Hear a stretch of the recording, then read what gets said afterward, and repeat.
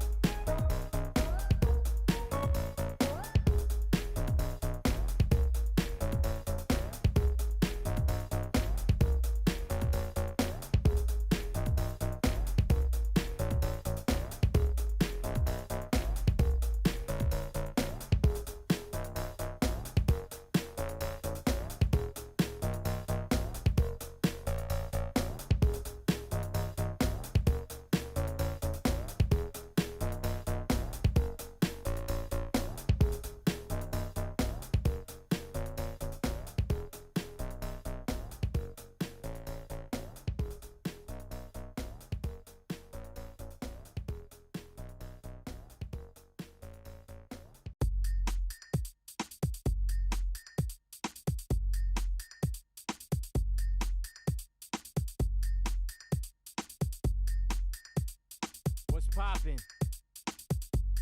Is what it is.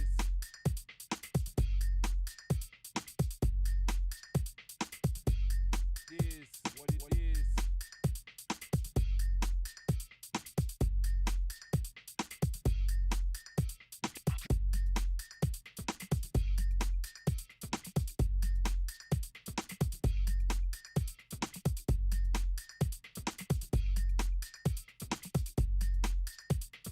Everybody wanna be a damn MC.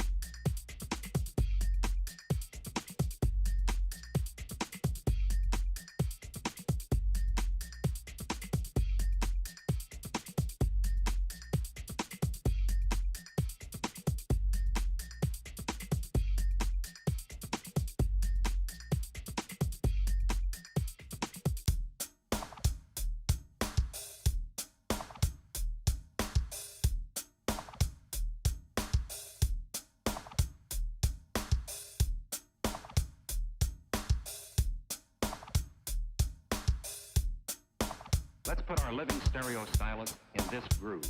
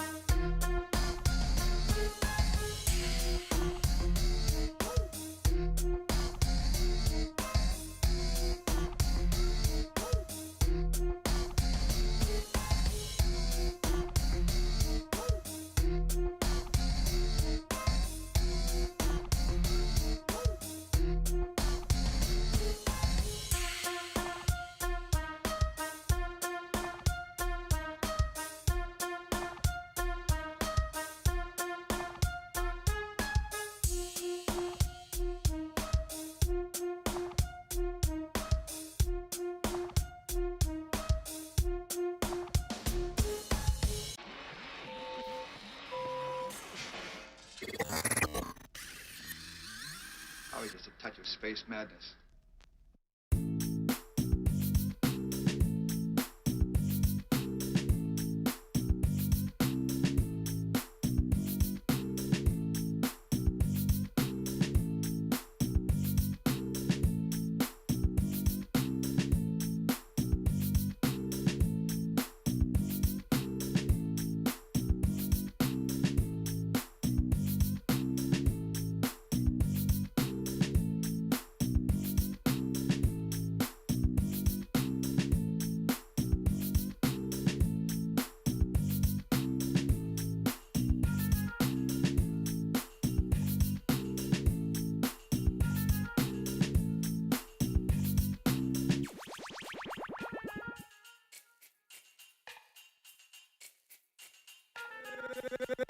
Gangsta Boogie.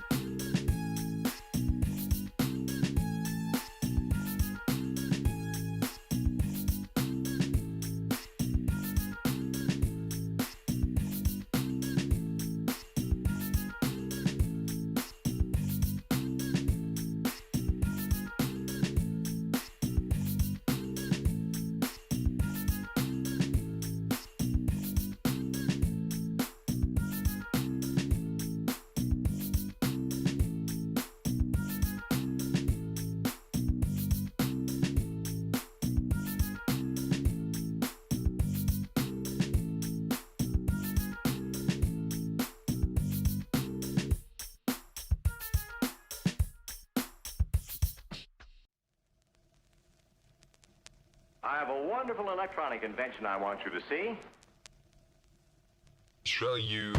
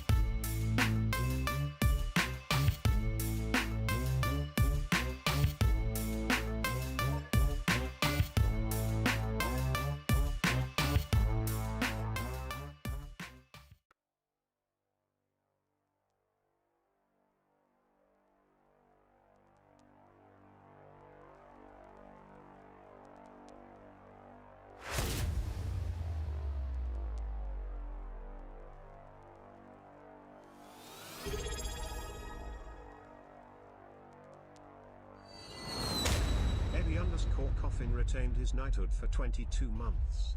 I just had some food delivered. Can't eat it now. Hot dogs.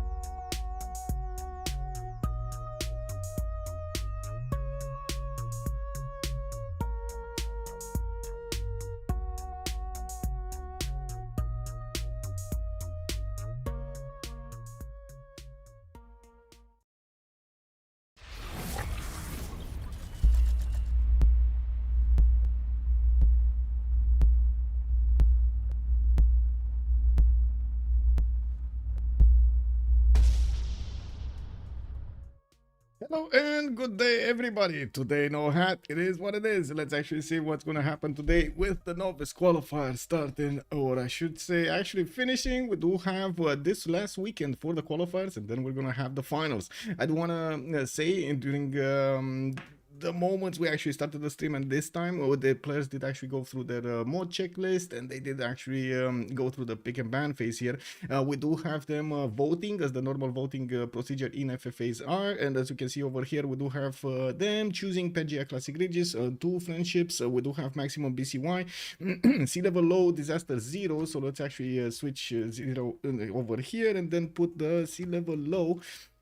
From what I understand, they did also do a few extra votes. So first of all, we got 0 CSs going through, 0 CSs, 8 pluses for 0 CSs, and no Diplo victory. That means the third vote from the Congress will not be available for them. And I do also want to say hello to everybody over here. Oh, Eddie Coffin, hello there, sir. Yeah, you did. I mean, I don't know, I felt a little bit, you know, of a change over here. So I said, okay, let's do it. One stream, what can it do, right? What can it do? One stream. Let's actually see also, Eddie Coffin, thank you so much, by the way, for the sub. I do see Raymundo15 did join us. Hello, sir, and thank you so much for the follow. We do have also Faithless Looting. Good evening, sir, and welcome. Pillow, hello there, sir, and welcome. I do see Rafifi, bonjour monsieur et bienvenue. Saps, hello there sir and good evening. Also Fruta Belly, good morning sir and welcome. Wait a second, isn't this your Fortnite session kind of time and stuff like that? Hopefully we're actually gonna get this going soon because the players did actually take their time today. We do have them starting to choose their civilizations in the game soon, and hopefully, yeah, there we go. We got the drafts already pumped out by the bot. They will be given 2, 4, 6, 7 civs each for them to choose from, and as you can see, the players will have also the opportunity to trade, and now they're starting to trade. Magriel00 does want to trade with CoolCong, Peakz does want to trade with Buldosik, and Feltwind does want to trade with Som. Hopefully they're gonna get their civilizations that they do feel comfortable playing with, and of course we're gonna see an awesome game. Let's actually also say hello to YouTube. Hello there, sirs, and welcome on YouTube. I do hope today we're gonna have a game worthy of your like. Let's go. Also, too early for that. It's only 1 a.m. Wait, 1 a.m.? Oh no! Necrotic, hello there, ma'am, and welcome. No hat, bye-bye points. No! Forced to wear the hat. Mr. Breaking News, also hello there, sir. Why take out the Science CSS? Because it does unbalance quite a bit the game. The Science CSS do give you an extreme amount of bonuses when it comes down to the science in the mid game and also in the early game, and a lot of the times the players don't actually get to see all of the maps, so some players will have science CSS, some players won't have science CSS, and so on. It usually does influence the game quite a bit. We did try actually slowly ticking down the number of science CSS that are available for the players in the game. If I remember correctly, in the previous FFA final we did have them with 1. Yesterday, for example, we started to put 0 in the Rooster Cup, and the majority of the players didn't say anything because they do know how much it affects the game. Also, thanks for some 3 free channel points. Woohoo! Let's go! I missed the no head start, but some beautiful points. Hello there, Hemilik. Good evening, sir. Good day, sir. Also, Kenzie Lol, hello there, sir, and welcome. But normal other CS, yes, normal other CS. I guess this is going to be an ongoing challenge to see exactly what kind of bonuses the CSS do give. Too many, I should say, too many bonuses to the players. And I'm pretty sure since we did have quite a bit of a look at the city states in general with BBG did have a look at the city states in general, we will probably see a bit of an update in the next version. I do see the players starting to pick up their civilizations here. We got Buldosik on Wilfred Laurier, Canada. He's gonna be somewhere top of the map or bottom of the map over here, just handling that tundra. We do have Peakz going for Wilfred Laurier, Helicopterkicker on Abraham Lincoln, Lakluk 1779 is gonna go for Elizabeth I. We do have Som on Eleanor of Aquitaine, England, Mikriel 00 on Sunduk. We do have CoolCong on Ambiorix, Feltwinder on Tamar, and then we do have Zappg on Hojo, Tokimune, Japan. FoolishDragon is on the top slot here, and he's not yet clicking on a civ. He doesn't know. He's the moment a bit. Let me see. What is his draft? He's trying to, oh, I see, he's trying to trade. He's trying to trade multiple other players here. What is his draft? Gorgo, Mapuche, Netherlands, Nubia, Pericles, Suleiman Kanuni, and Uzetian. Why would you actually want to trade this up, man? Oh, man. I mean, yes, Netherlands over there definitely sounds good for an all-around player. We do have Gorgo and Pericles, which are a bit different to play, and usually they do require you to actually have quite a bit of knowledge of the game. Mapuche, kind of straightforward. You do want to get commercials and encampments and so on, and most of the time you do want to use your Malon Raiders against somebody. And of course, we've seen Suleiman Kanuni and Uzetian showing up in the games quite a bit, but mostly in the 4v4 scene. We haven't seen them that much in the FFAs, even though I'm sure they are getting played. We didn't get to see them. Now, we're gonna need to see if he's gonna pick something. He did manage to switch with somebody, and he's gonna pick Saladin. Vizier, this is the one that gets the worship building for cheap, for nothing. Now let's see when the players are actually gonna get this going. We do have the host, so it shouldn't be a problem with 0 MS from our side. And I do notice the players did say, well, triple check that 0 MS, because yeah, it might cause problems. What happened to the hat? Is the cat in the hat? The hat is right here. The hat is right here. Let me actually just you know, it's there.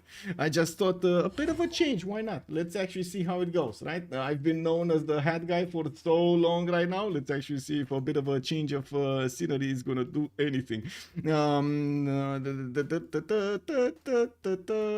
There we go. We got this. Just putting my chats in order so I get to see. I think Athena must have eaten it. Yeah. I mean, you're not wrong. She would have eaten it. Yeah. I need to protect it every time, you know. Put it in its own box over there so Athena doesn't get it. Suleiman is good, but you have no early tempo for hitting golden ages, and you do have a problem with the gold, though. A very big problem with the gold. You don't get incentivized to do commercials or harbors at all, and going holy sites into campuses is a bit tricky. Well, we're going to need to see how he's going to try to fix those problems. Oh, he switched again. He's going for Sundok. We do have Buldosik on Pedro II, Das Peakz on Wilfred Laurier, Helicopterkicker Abraham Lincoln, Lakluk Julius, Caesar Rome, Eleanor of Aquitaine. I don't know who's playing it. It must be Som. We do have Mekriel on Amanitore, CoolCong on Ambiorix, Gaul, Feltwind is going to go for Tamar, and then Zappg is going to go for Hojo. Tokimune, Japan. Okay, big Hojo. And wait a second, did we see another switch over here? So we just were here and he was the Saladin, and then he switched to Sundok, and now he's Yongle. Okay, I mean, I'm not complaining. Yongle, if he wants to go for Yongle, let's go Yongle. I'm very curious what actually the Civ, the list of the Civs will be here. And let me actually do something here. Let me close up my screen and also switch around this text. We do have this Pangea Classic Regis. Close this up, and I do need to put this, not this, the logo for the Novice Premier. There we go. For the Novice tournament. Fortuna Pelli, thank you so much for the sub. Thank you so much, sir. Much appreciated. Thank you. Also, Hemelik was saying, I'm sure as the wonders get built and archaeologists start exploring, the hat will be back where it belongs very soon. Well, I mean, I don't know, man. It might have been transformed in the belly of Athena over there in the quite a few, little bits and pieces. Also, Baptist, hello there, sir, and welcome. Foolish trolling. Wait, what did happen over here? Anonymous gifted actually gifted a 1 month sub to Fortuna Belly, and how did it not actually? Oh my god. And also we do have five gifted subs. Thank you so much. I was just watching this, incredible. Thank you, sir. Anonymous, thank you, much appreciated, sir. We do need to have the last player joining us here, because it looks like Eleanor of Aquitaine took a break somewhere, and hopefully we're gonna get this going. We do have Bulizan joining us, Ciliandre, we got System Fader, we do have also Commander Keen, and Sad VPM. Welcome, sirs, to the subs. I do hope you're gonna use those emotes. Let's actually see. Okay, so Helicopterkicker is back. Som is back. Okay, Som is back, and he probably needed to fix some of the mods over there. I did understand there were some visibility problems in the game, I do have to say, and you've seen it actually on my screen quite a few times. Wait, Barbs, how many friendships? 2 friendships. Barbs, I don't know. Let me actually see. Barbs on. It should be Barbs on. But I do want to double check with Busy Snail. Baptist also, how many? I'm pretty sure it's 2 friendships, because I did double check this looking at their choices here, and they did vote for 2 official friends and allies, and of course BYC, which is the better yields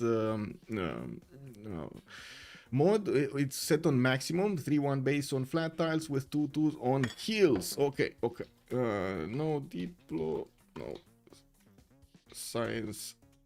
CS.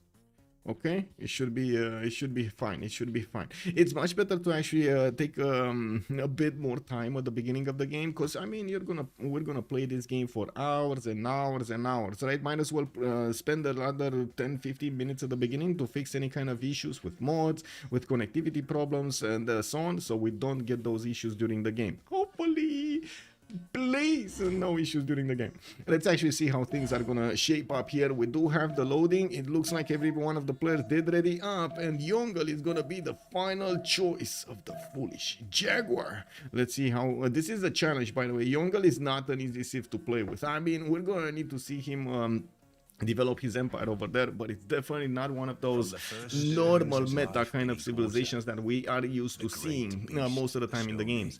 We do have, of course, also to talk about quite a few civilizations here with different approaches to the game, like Canada, for example, or Lincoln, not to mention Gaul is going to be quite similar to Lincoln over there, a bit similar to Lincoln, not full. Nubia, again, showing up on our radar. We definitely need to see the sim options. And now, going into the game, we do need to ask, are we going left? Are we gonna take a look at Hojo, Tokimune, or are we gonna take a look at Yongle on FoolishDragon? What is the choice?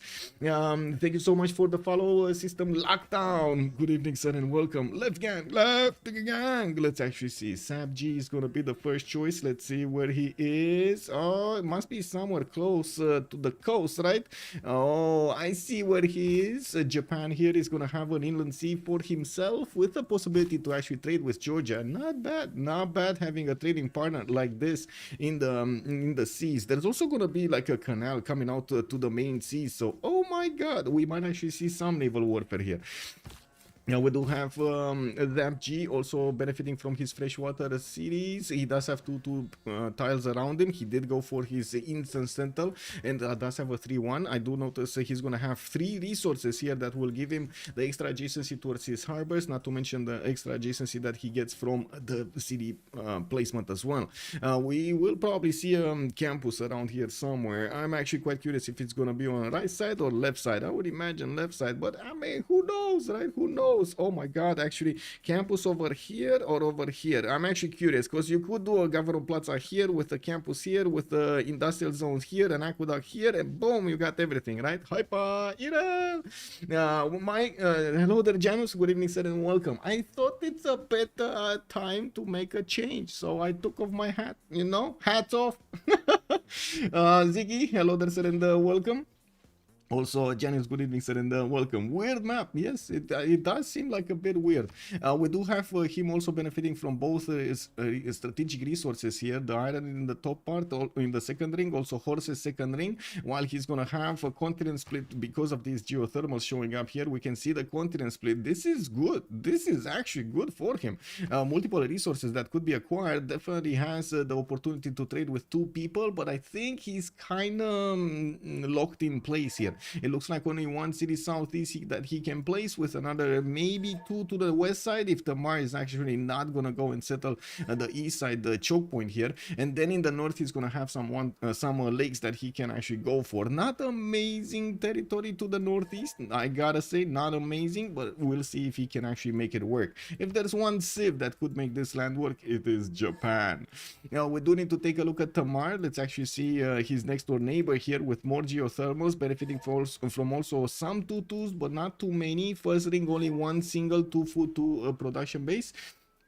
And of course, they are double checking the frequency of the huts. It is set on 1.5 with 0 science CS, 0 diplomatic victory.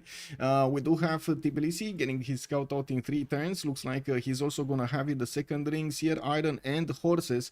Not to mention, I do notice he would have had a very, very good holy site or campus, but the diamonds are saying no. No, this land is too shiny. This land is for something else. Not holy sites, not campuses. No heresy over here. Now, we do have him also with a decent amount of territory to the north that he could go and settle. South, as you can see, he's going to have southwest Brazil, which is probably going to take a big chunk of this territory right here until he hits the thingy. And we do also have in the north here quite a bit of floodplains. Not really ideal for Tamar's gameplay, and I'm a bit concerned about his spawn over here. It should be fine, it just is gonna be awkward. Anyway, actually I'm saying it's fine, but these are a lot of coastal cities that he's going to need to be placing. 1, 2, 3, and then coast, right? And then he's going to need to go coast. 1, maybe 2, and yeah, I see a problem on the horizon here. And we do have Ambiorix on the other part of the planet. Content for the content creator. Woohoo! Thank thank you so much. We do have, and of course, I do believe, I do hope my comments on the game and so on and so forth will definitely help improve the community and the players that are in the game, and also everybody else at home. I do hope we're actually gonna have better skilled players all over the place, and of course that will result in, guess what, a better tournaments overall. We do have the scouts coming around from Gaul, and yes, I do notice in the north, and we're gonna have one of these huts being popped off. Oh my god, he went straight for it. CoolCong doesn't mess around, man. We do have him also with one of these horses in the first ring. I do notice the iron tile is gonna be second ring. Since this is Gaul, he's gonna need to put his Opidums next to these quarry, stone tiles, or strategic resources. He would have had a +6. He didn't know about it on that wheat tile. It is what it is. We do have him also with a +4 over here between the stone tile and that horse. It shouldn't be a problem to get enough adjacency for his Opidums. Citrus settled to the north, looks good. He also has gypsum to improve there. No other resource for a very good Opidum, but I guess it is what it is. To the south also, Zangi Dangxia is appearing here next to the mountains. We do need to see if he's actually gonna see it, because this is kind of, you know, you see it, it only shows you a bit, just a bit over there from the left side of the mountain. Not easy to discover that one. And looking at his other series, I do have to say it is the same problem that we see in the capital. He doesn't have that much adjacency towards Opidums. He's going to need to work a bit for the +4 Opidums or more to get them worked out. Amanitore here is going to be, whoa, just benefiting from a free scout from that hut. I do see he's on 3 scouts at the moment. And yes, I do notice he's also going to be to the northeast of Japan. Mero is going for his settler. We do have him with, what was this? Sahara El Beida to the east side, with more settles to the northwest. Geothermal possible settle or cotton settle. Oh my god, he can take a pick of the litter over here. So many possible choices for his settles. Southeast also gonna have the fresh water from the rivers, and not to mention some lakes, and this is enough territory for him to keep developing his cities. East side, south, no problem to keep developing his cities. North, yes, I do see the tundra. It's not gonna be that good to actually go there, and of course we do need to see how Nubia is gonna want to benefit from everything. How many city states can you conquer? One. You can take out as many as possible, but as many as they are, but you can only keep one. That's the rule. Also +4 by the river, other side 2, +4 by the river, other side 2. We were talking about Gaul, +4 on the river, other side 2. Where? Oh, this one. Yes, this would be a +4 also, but I think this will be probably from second or third city over here. I'm actually curious how he's gonna try to put his settles. Is this gonna be Citrus probably opener in the north, or is this gonna be something else? He's scouting the east and did not see that much territory here. Okay, there we go. He doesn't know his south, so at the moment the possible choices are 1, 2, and maybe, I gotta say, maybe sometimes the players are taking a chance and going into the fog if they don't see any good spawn in the directions they already covered. It's a chance, it's a gamble, right? It's a gamble. We do have to take a look also on Eleanor, being on the eastern coast. He does have his warrior seeing one of the barbs there, and I do notice he's already engaging the barb camp in the south. He's getting invaded here. We do have, or wait a second, who's doing the invading? Were there the barbs first, or was there London first? Who's doing the invading on this one? We do have London getting a settler in 4, and yes, I do notice he's gonna have his reefs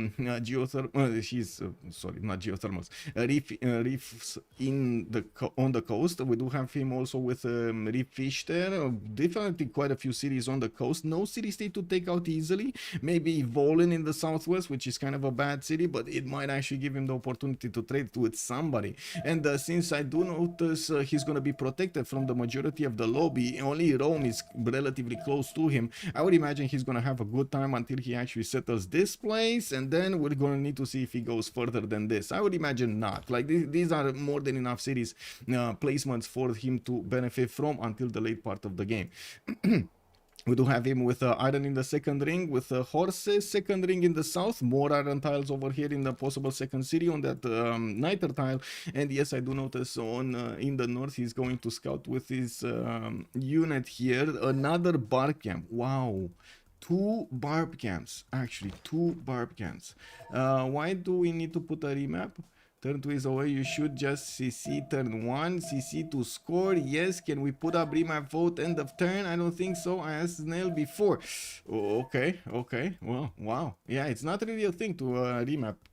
Yeah, we do have Julius Caesar. Let's actually take a look at Rome here. We do have him with the settler coming up now. He does have this silk tile settled to the northwest, which is pretty poggy-woggy. Not to mention bananas in the southwest. The biggest issue here is that warrior coming in through the fog of war and the fact that he didn't actually see the banana in the south. So it looks like it's going to be that northwestern settle on the silk tile first to benefit from the extra culture. And of course, he also has a goody hut. He didn't see the goody hut. You see this? It's in the fog of war. His scout just, you know, casually passed it. Didn't see the smoke coming up of the fires over there of that goody hut. We do have Rome also benefiting from horses in the second ring, iron tile in the second ring, while he's going to pump out the settler in 7. We do need to see all of his placements here. I would imagine this and this would be his cities, with another one here somewhere to benefit from the banana, but he needs to clear this area out. Not to mention he's going to have some coastal setters that he could go for with bananas. Look at this, 2 bananas, not bad. And of course might be having an opportunity later to talk with England, negotiate some passageway for their traders. Now, I do need to take a look at Abraham Lincoln also. Where is Lincoln and what is he doing? This is not Lincoln. This is Lincoln. This is Lincoln. We got Helicopterkicker here going for the western settle. He does have quite a few gypsum tiles there, and he does want to settle the 2-2-1 base. I do have to mention in this placement, he only has a single 2-2 next to him, and he's going to need to buy out these other tiles, the 2-2, the 1-3. Probably will, of course, need to buy the 1-3 first so he can couple it with the banana. And we're going to need to see him also explore his east side here. He does have Pamukkale, which is quite a good wonder to actually have when you have mountains next to it also. Oh my god, this is the awesomest campus ever. 3 mountain tiles and Pamukkale second tiles, the biggest tiles on them all. Oh my god, this is going to be insane, insane campus. We'll have him also bringing back his warrior. He did spot, or I think he actually spotted the tribal village here. Let me actually double check his vision. Wait, that's Rome. That's actually Rome. Yeah, he did. Okay, he did say it. America did go for 1 single scout. Wait, what? I see a scout. I don't see the other scouts. I see a single scout. I don't see even his warrior. Did his warrior die? Oh, I see his warrior. Okay, he's not dead. Okay. I see the warrior south of Yongle. Yeah, okay. I mean, usually, like 90% of the time, you see the players going for 2 scouts because they do want to figure out as much as possible about the land and surrounding area. Not to mention benefit from wonders, benefit from mana score of the meeting civilizations, maybe some huts, and also, well, get the bonuses from those huts. Looking at his strategics, he has both of them in the capital with an iron tile over here and the horse tile. And I gotta say, looking at this, I'm pretty sure the gypsum tile on the east side would have been a lot cheaper to have. Although I do believe, of course, he should settle a bit closer to Pamukkale. Not a problem though. He could settle north and then grab the mountain tile from across. Shouldn't be an issue.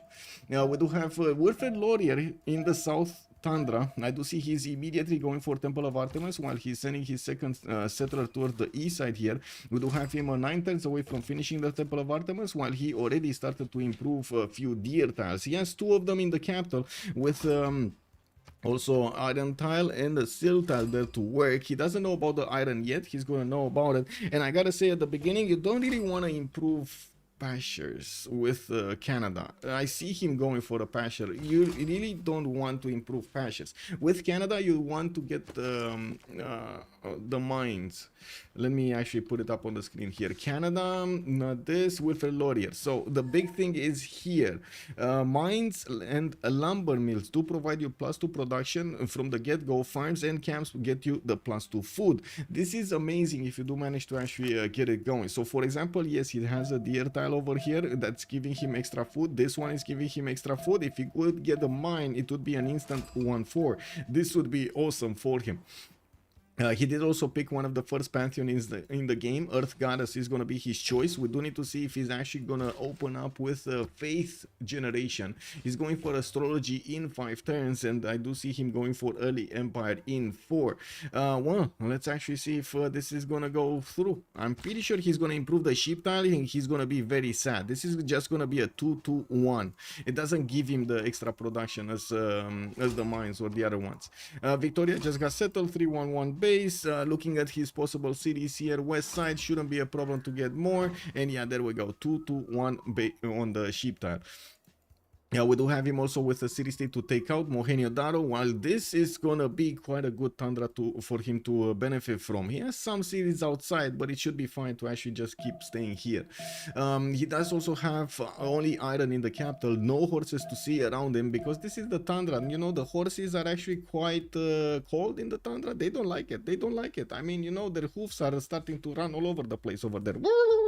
Can you imagine skating horses? I can't imagine skating horses. A little Jesuit education for Canada is never lost. Yes, indeed. Welcome back, Rafifi. You forgot a thing. Wilfred Laurier cannot declare war on the sea. Oh my God, yes, you can. Yes, I did forget that. You know, it's because of the hat. It's because of the hat. Kick W. You know, you can actually do declare on city states if you do coordinate with an opponent, with another civilization over there. Just let him take the city state and then boom, declare war on him. Yes, you can declare war on him. Kenzie Lord, hello there, sir, and welcome. We do have Pedro II. Let's actually see what Pedro is doing here on the western side. Looks like he's getting closer to join. Wait a second. This is a non-freshwater city on Rustavi that... second city, non-freshwater. That is, I gotta say, quite advanced knowledge over there. Yeah, you need to have advanced knowledge to do that.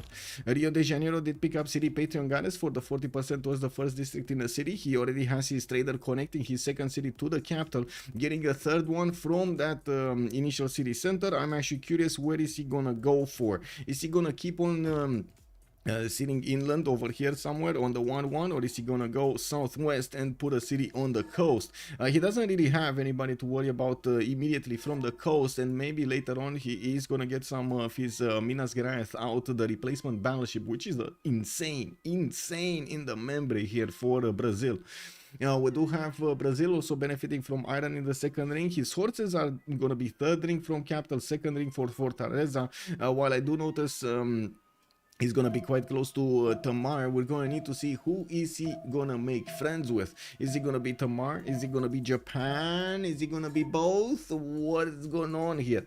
Hugo Supreme found a hat. It is on the right. Yes, it is. Yes, it is. It's there. It's there.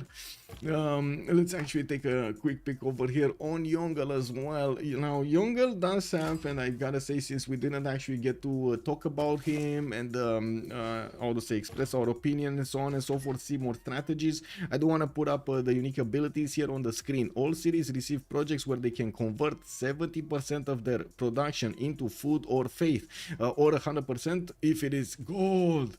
Cities with 10 or more population do receive 1 gold, 0.7 science, and 0.5 culture per turn for each population in the city. So basically, the game tells you, go high, sky high.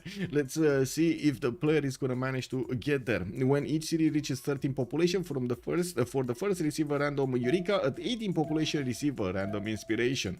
So you just get more incentives to actually go as high as population as possible. In the beginning, we do have Nubia and Japan scouting around his territory. It does look like there's a very big problem in the north developing.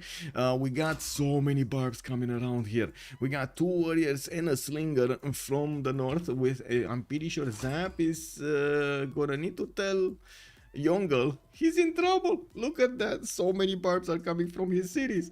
Yongle third city is Great Tempo. Third city Xi'an, you mean? On the right side over here. Well, the 2-1-1. You say Great Tempo. I feel like you say something else there.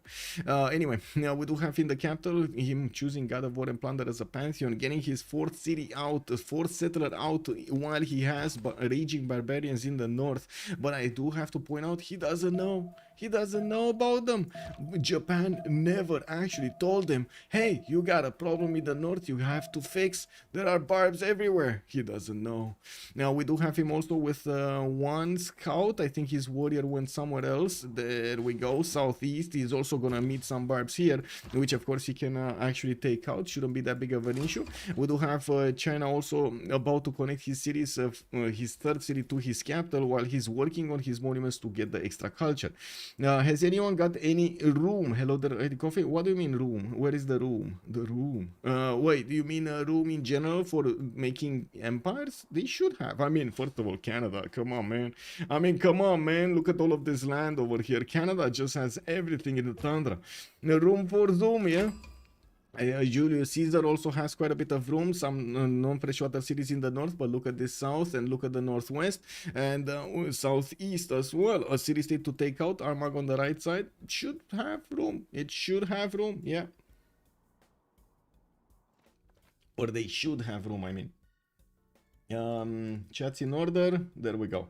There we go.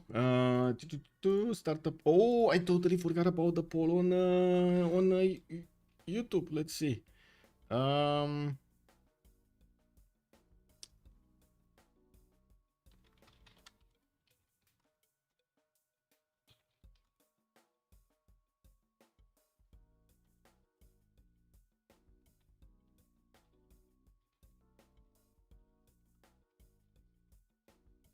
Okay, there we go. No, I was trying to think of something funny. Rambling Man 420 feels like Yongle is in for the dongle position. Well, yeah, he's in the middle. He's in the middle of everything here. And he's saying men at arms rush in the capital. We might see this immediately. When he saw the slingers coming in for his capital, he's starting to make a warrior, and he's gonna want turn it. We do have Foolish Jaguar going for his currency, so he's gonna open up commercials here, and of course he does need to defend his districts along with his city centers. Well, looking at the moment, he does have 24 production, which is kind of normal at this point in the game, with 7 science and 5 culture. Does have a coastal that he can connect with Japan. Japan is starting to get his holy side prayers out, and I do notice he did not go for the Government Plaza western side. He's gonna go for his God of the Sea here. I do notice the extra production on his coastal resources. Already improved the amber and 2 fish tiles, while he's getting a galley out from his eastern side. He's very mad. He's very mad. Hi Pyrel, fear not, but I have +3. He does have +3 on the coast, and of course Yongle did expose one of his cities. I'm not sure if he actually made a friends with him or Tamar. This would be quite interesting, and I gotta say, samurais here in this position are amazing to actually go against Yongle. Now we're gonna need to see if he's gonna go south, and I think he will. I kind of think he will, because I see him friends with Tamar and with Amanitore, not friends with Yongle. My biggest concern here is that Galley might be a bit too early here, and it might be too little.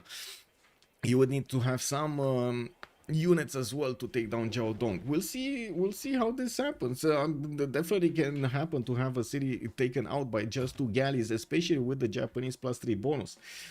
Big Julie is winning this. Oh, Big Julie.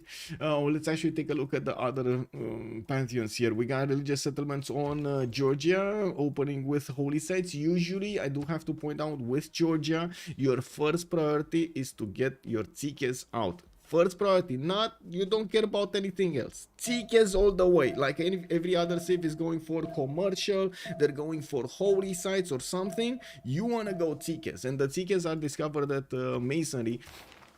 This technology, you need mining, you need masonry, and looking at what his texts are at the moment, he's going writing. He's going a different way than I am actually used to seeing Tamar being played out. This is gonna be a bit different than we actually have seen other Tamars. I do want to explain why you want the tzikes. First of all, let's put it up on the screen here so you can take a look for yourself. Tzikes are a unique improvement for Georgia. They replace the ancient walls, and they do give you more bonuses. They do give you 100 strength instead of the 75 that you normally get on ancient walls. You also get +4 faith and +1 culture.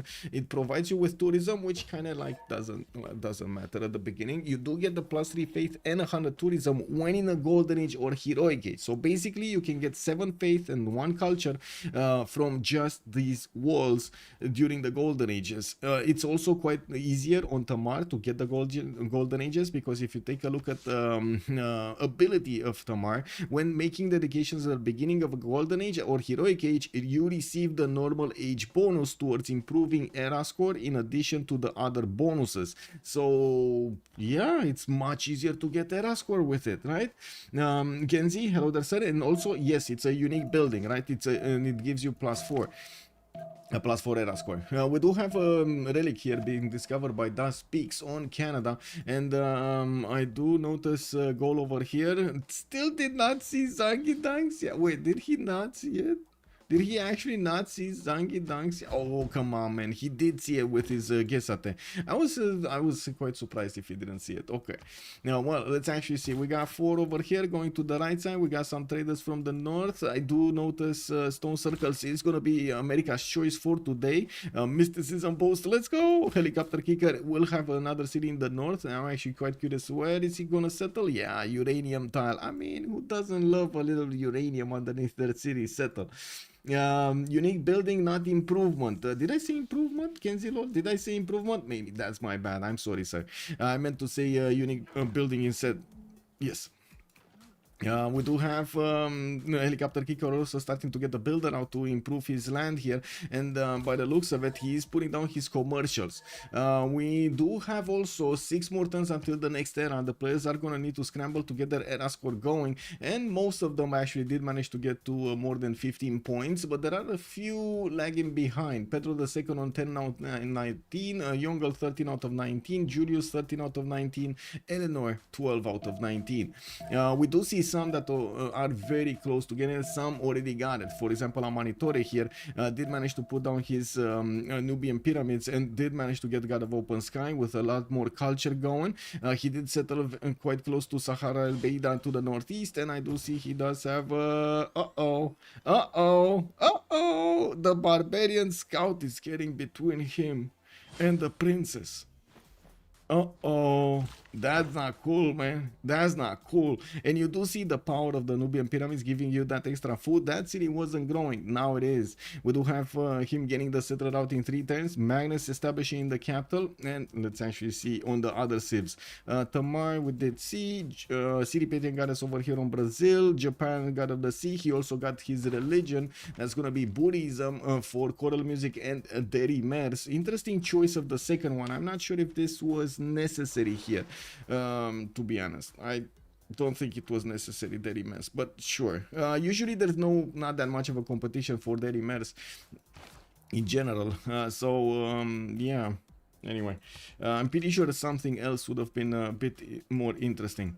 I'm very surprised about his choice to put his government plaza in the second city, especially if he's going to consider going internals here. I guess that's not going to work. And I do notice finally Georgia is getting his tickets out, building them quickly, and going for his currency next. Craftsmanship also coming up in 3, and we don't have him opening up the other districts here. I do have to mention, because he did discover, so this is a very important point I want to make here. Looking at the civic tree, you would have needed to go for state workforce, right? Early empire and state workforce to discover the government plaza. You did see him opening up writing, but the problem is he already opened up astrology. So he's gonna have 1, 2, 3 plus the government plaza districts, and he already built 1, 2, 3, not even 3, 2 of these holy sites, not even a third one. So he's not getting the discount right here because because and foremost of the opening up of the campus so early on. He could have waited a little bit more, try to get archer in the meantime, go for irrigation, maybe get some sailing if he's gonna be next to some coast over here, so he can get some era score from that, delaying as much as he could, discovering that before he can place his government plaza down or another district. You do want to keep on chaining those district discounts, and this is always gonna happen. The beginning is more important than during the later part of the game, so you do need to pay attention a lot more. There are not that many districts built, there are not that many many districts discovered, and you kind of have the choice of juggling with them. Juggling, is that the word? Is that juggling word? You know, the guy that actually throws balls in the air and then catches them, and then he does tricks like this and so on, and you're like, whoa! Yeah, juggling, that's juggling. Descram, bună ziua, domnule, și bine ai venit. I actually don't recognize any names. I mean, it's a novice tournament. Why would you? There are new players over here joining us in the community. We should welcome them with warm arms. Save the princess, Rafif is saying. Is that princess taken out? No, the princess is alive. We do have actually the scout, the barbarian scout moving west. And I do see he's gonna go on that sheep tile and take away the culture. And we do have Nubia getting a slinger out. And I gotta say, Nubia has a very good unique unit. That the Pitati Archer is one of the most insane units at the beginning of the game. So good, so good.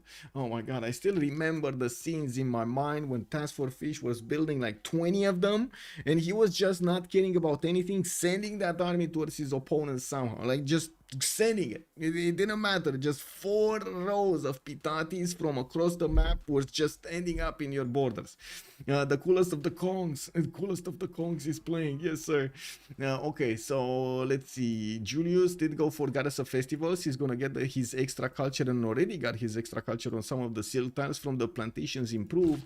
Has more builders opening up with commercials here. I do see 1, 2, 3 pre-placed, getting a 4th city and a 5th city out. We do have him also discovering the coast to the south and did finish that barb camp. That's how you do it. You take out the barbs. On the right side, we do have Goddess of Tides chosen for the Som. He's gonna get the extra culture on his coastal resources. And I do notice he also took care of the barbs. Look at that, man. Pro players right here taking care of the barbs. 4th city coming out from London. Looking at era score, Eleanor is not there. He's not there. He's 17 out of 19. Did he get a boat? He got a boat. He has a hut here that he's not getting to. He also had another barb camp that he's at the moment not gonna have the opportunity to go against. It's just too much time. Like, even if he buys a warrior right now, it would take him 1, 2, 3, 4 turns to arrive next to the barb camp, and then even with the +10, he's gonna need to do 2 hits against that barb camp to take it out. That would mean 6 turns to take out the barb. We're only turn 29. At 31, it's gonna roll over. So he needs to get something here very quickly to get the golden age. Otherwise, Som might not get his golden age. Maybe he's gonna get lucky with Sus somewhere. He does have a few cities in the north. I don't know how many envoys he can get, and I don't know how many, what kind of missions he has. But usually the players do try to use sometimes the city-states Sus at the beginning. It's a sacrifice that you must do for the golden age. It is all for the golden age. You do want to have that bonus.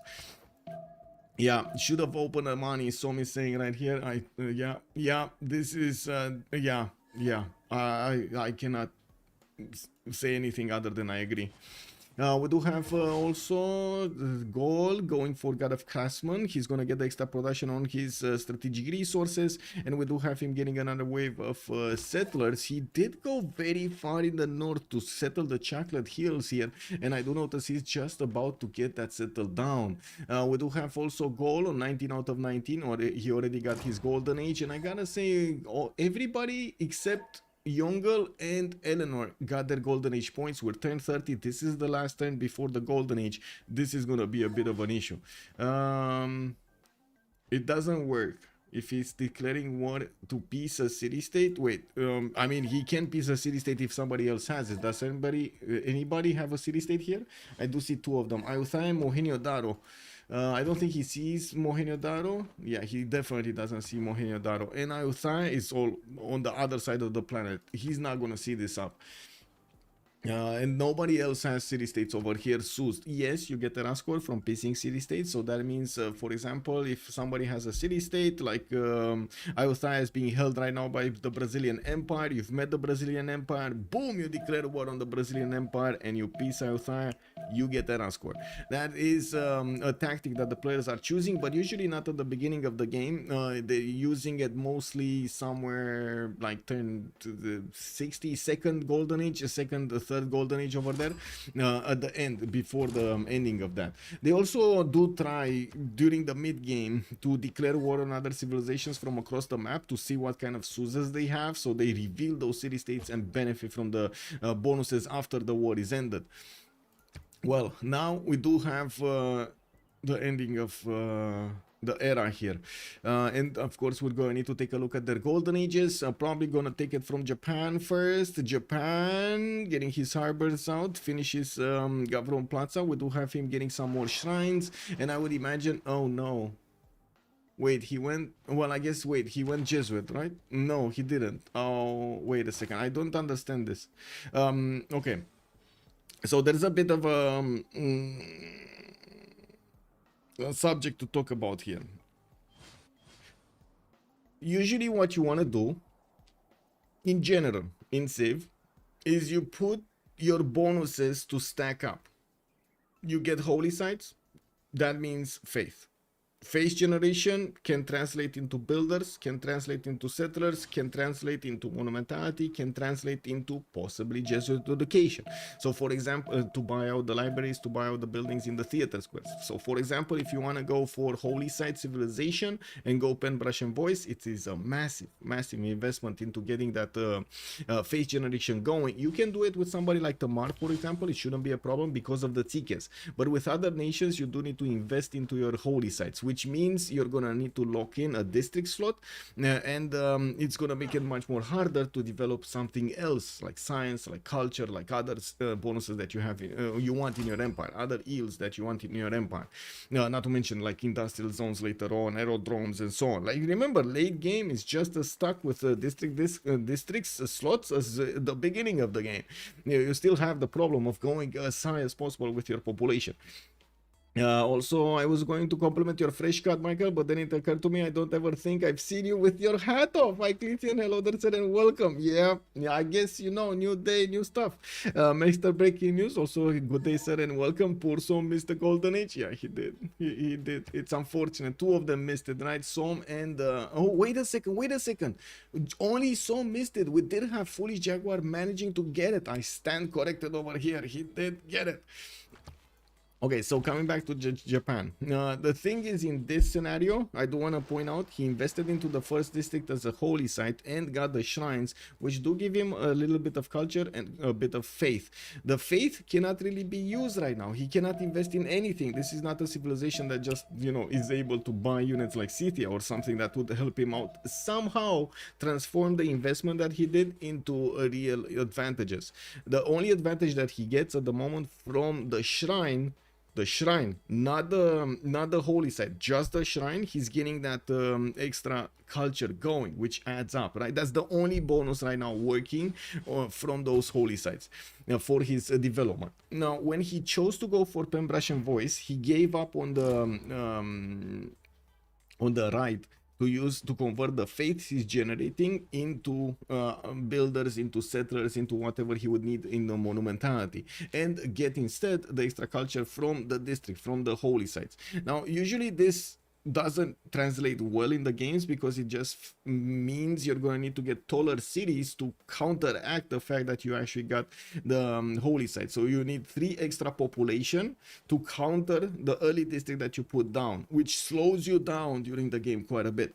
In another scenario, I can actually give a bit of a different scenario here. If you would have gone for Crusade, if you would have gone for Jesuit education and Crusade, for example, and only one holy site, it would have been a lot different, a lot better to go against a neighbor. For example, China. You could get Crusade against China, or you could get Defender to defend against China. You would use afterwards the Faith Generator to buy some missionaries and deploy that crusade into your opponent's cities, not to mention also giving you the opportunity to use the Jesuit education bonus to buy out some theater squares or campus buildings and so on. This is gonna, and we're gonna see it live, we're gonna see it actually here during the game, this is gonna slow him down a lot. and it is quite unfortunate that this will happen. 10 science and 29 culture at the moment. Hojo is getting how much faith? On 38 faith a turn, only 13 gold. He did manage to put the, 2 of these harbors out, and I do see he has a few builders, a 4th settler moving towards the north, a 5th settler coming out from his capital, and also an audience chamber in the east, the southeastern city. Now again, if he would have wanted to go against his opponent here, Crusade, Warlord's Throne, Penbrush and Voice with Jesuit would have been quite a banger here going against China. Getting the samurais in with Crusade would be probably unstoppable by the Chinese Empire. Now we do have also to take a look at Tamar, western side, still didn't get his religion. He should be close to recruiting it though. He is 29.4 points out of 30, so he will get that going. We do have him with religious settlements, pumping out settlers quickly from his capital, improve his sources, got his government plaza down, did not finish his building. He chose audience chamber, but did not follow through. We also have him with traders connecting here. Rustavi did manage to improve some of the tiles of Tsingy and benefiting from a bit of extra science and culture from those tiles. It's gonna be nice. Now he's gonna go for the doubling of his empire as quickly as possible here with religious settlements. We do have also Ambiorix, so let's actually take a look on the right side. Did settle Durecortoron next to Chocolate Hills, and of course benefiting already from 3 food, 3 production, 1 point of science tiles. He's gaining also swordsman out from the north settle. Maybe he does want to actually take Hong Kong down. With 2 or 3 swordsmen, you should be able to take that one down quite easily. Getting a government plaza from the capital. Opidums here from the southern city, a +3 that's being placed next to an iron tile, and of course he gets the extra bonus from the mine, and he did place this right now +2, but he's gonna get the extra the stone tile to improve that, and he's gonna get the +4 from a quarry. We do have also another Opidum here towards the north, which is going to be an easy +4 because of the extra horse in Hong Kong, and of course his gypsum in the capital. We're going to need to see if he's going to actually get more swordsmen here. I would imagine 1 more or 2 more swordsmen would actually do the trick here against Hong Kong. Government plaza is selected to go. Moksha opener, internal trade routes. Of course, no commercials yet from him. It's going to take a while to build up his gold generation. He's 11 science with 26 culture, only 4 gold a turn. Also, how did he get 5 points in 1 turn? You're talking about Yongle? I'm not sure. It might have been the commercial, the splendid bonus on the commercial. +3 from that, maybe he got a boat. That's 5 points. Splendid from the commercial and the galley. That's 5 points. We do have him also with actually we're gonna come back here. We do need to take a look at Amanitore. 5 city opener, markets coming around, audience chamber chosen in the government plaza, took care of the barbs, and of course we'll have the extra trade routes coming in soon. We do have Moksha in the capital city, giving him the bonuses. Audience chamber is gonna help him grow taller, and of course with the extra food that he's getting from all of these pyramids, he's gonna get quite a few bonuses there. I do notice he's gonna have to improve his resources, his strategics. He does not have yet horses in his empire, which is going to be a problem if anybody actually thinks of attacking him. Let's actually take a quick pick on the next one. On oh wait. Amanitore did go for Penbrush and Voice, just to not forget this. And also he's gonna have 47 gold per turn, which is quite a lot at this point. Only Lakluk is on a bit more with 48 right now. Okay. I do also see the 60 points of production here on Ambioris. That is a good start for him.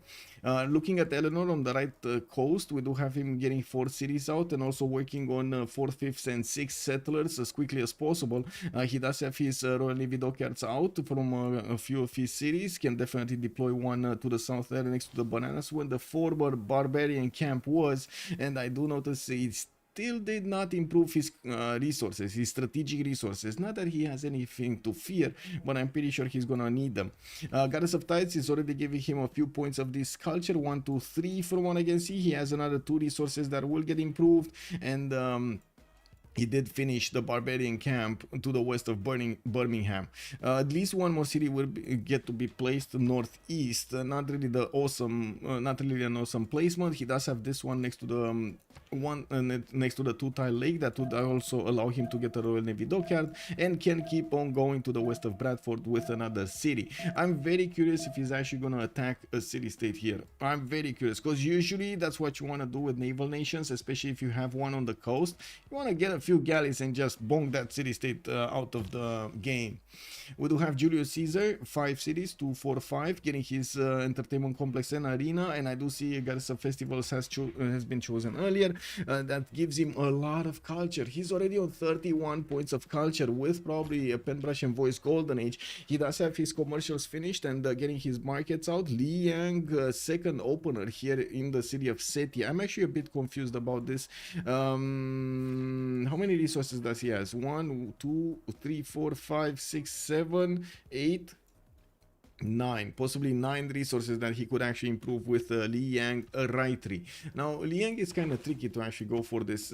Yes, he does have the extra charge on the builders, which is not bad, but not extremely good either. Like if you compare it to Moksha bonuses or Pingala bonuses and so on, and even Reina bonuses would give you more than that. Just one builder charge. What usually happens is players do need to choose between left tree and right tree of Li Yang. They either have a lot of resources and they have a need for extra food or extra production on those, and he could easily go right tree. Agriculture for 1 food on each, and of course zoning commissioner for 1 production on each. On the other side, the reinforced materials and Peakz was also quite a commonly known strategy in the previous version of BBG, because of the extra amenities that you get on the Peakz. Not really because of the science and the culture and the housing, but the amenity was extremely important. Now I think it was 2 amenities in previous versions, got toned down to 1 amenity, and the players are like, wait a second, bro, it might not be that great anymore. Even though a lot of the times the top players are still using Li Yang to puddle jump it around their cities if they can, if they have the time, the pressure, and the attention span to actually do that for that extra bonus of amenity. It's very good to actually have +6 amenity empires. Enashni, thank you so much for the follow, sir, and welcome. Also Servus, good evening, sir, and welcome. Where is my hat? It's here. It's here. No hat Michael today. We got no hat Michael. It is what it is, you know, premiere here. And Sasu, bonjour monsieur, bienvenue. On a Saturday, yes, on a Saturday, man. It is what it is, man. It is what it is. We do have Ancestral Hall here in Rome, and I do notice he is going to try to go for, as quickly as possible, his Colosseum, which is going to be a good investment. I do have to point out, if he actually wants Colosseum, the best procedure is to use Magnus and chop it. And Magnus right now is in the capital, not the second city. So honestly, I would have suggested here, try to go for Moksha first, get the traders, and then if you really want to get Magnus to get the chops, you would have the opportunity on the 4th governor title to put it in Ostia. It would be right on time for you to chop that Colosseum with it. Usually also you need to pay attention to how many chops you have in that city center, so you can get that going, because if you only have like 2 chops, that's not gonna work. You need like 4 chops in total for it if you want it quickly. Yes, I mean, you can hard build it, don't get me wrong, you can hard build anything, right, if you really want to spend the time and you don't care about competition and so on and so forth. But if you do care about those, and you do know there's gonna be a hard competitive environment for Colosseum, like a lot of players will probably want to get it, you do want to chop it. I do also notice 13 science with 32 culture here for Julius, 54 gold, 54 production, finishing more commercials, and Li Yang at the moment doesn't actually seem to be giving him any bonus actually. Choosing Ancestral Hall is also something that doesn't actually help the extra governor Li Yang here in Setia, which would have gotten the extra food or amenity and housing from audience chamber. Now it doesn't actually get anything.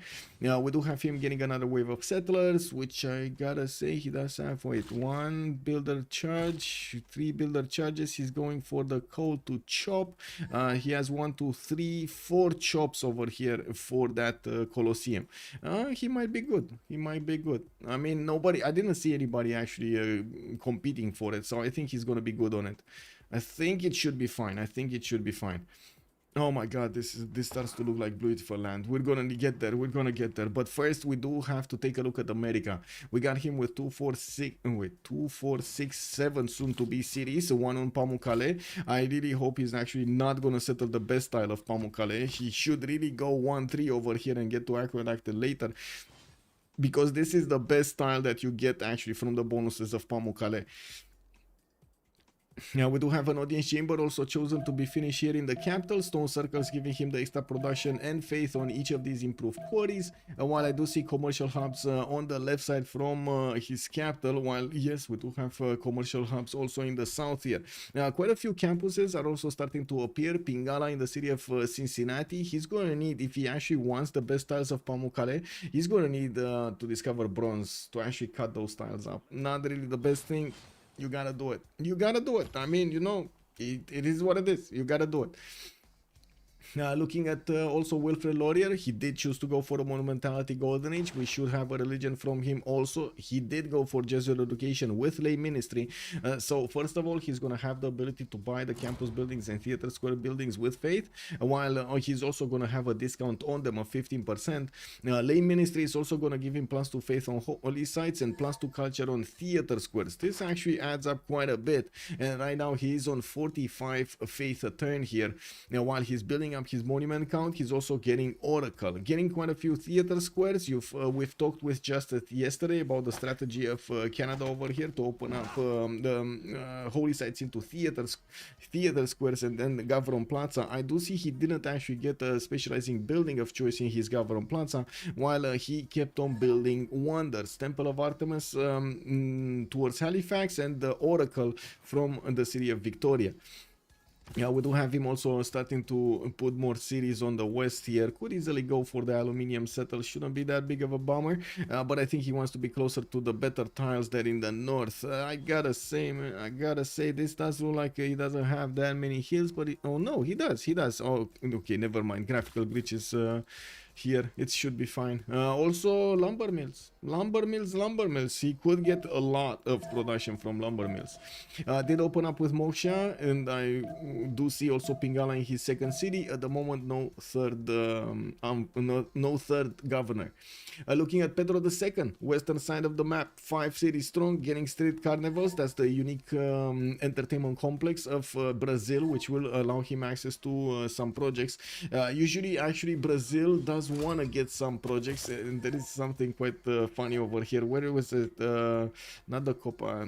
Oh my god, man, what's this called? Street Carnival and the projects. I totally forgot how the project is called, but let me actually put it up on the screen and we'll see it. Also another thing, it doesn't cost us district population. This is extremely strong because it does provide the amenities and you can get them for free. Now all cities, you know, no district slot being taken. What was the project though? What was the project? The carnival. So again, okay, so this is what I want to say. A variety of great people points once completed. This is amazing with the Carnival project. You can get quite a few of those points, and of course you do want to recruit those great people. He put his government plaza in such a way that he's going to get better bonuses, better adjacency on his commercials. Remember, Brazil does get adjacency also from the rainforest, so that's why these commercials are like +6 over here and another plus what is this, a +6 also, +6 over here.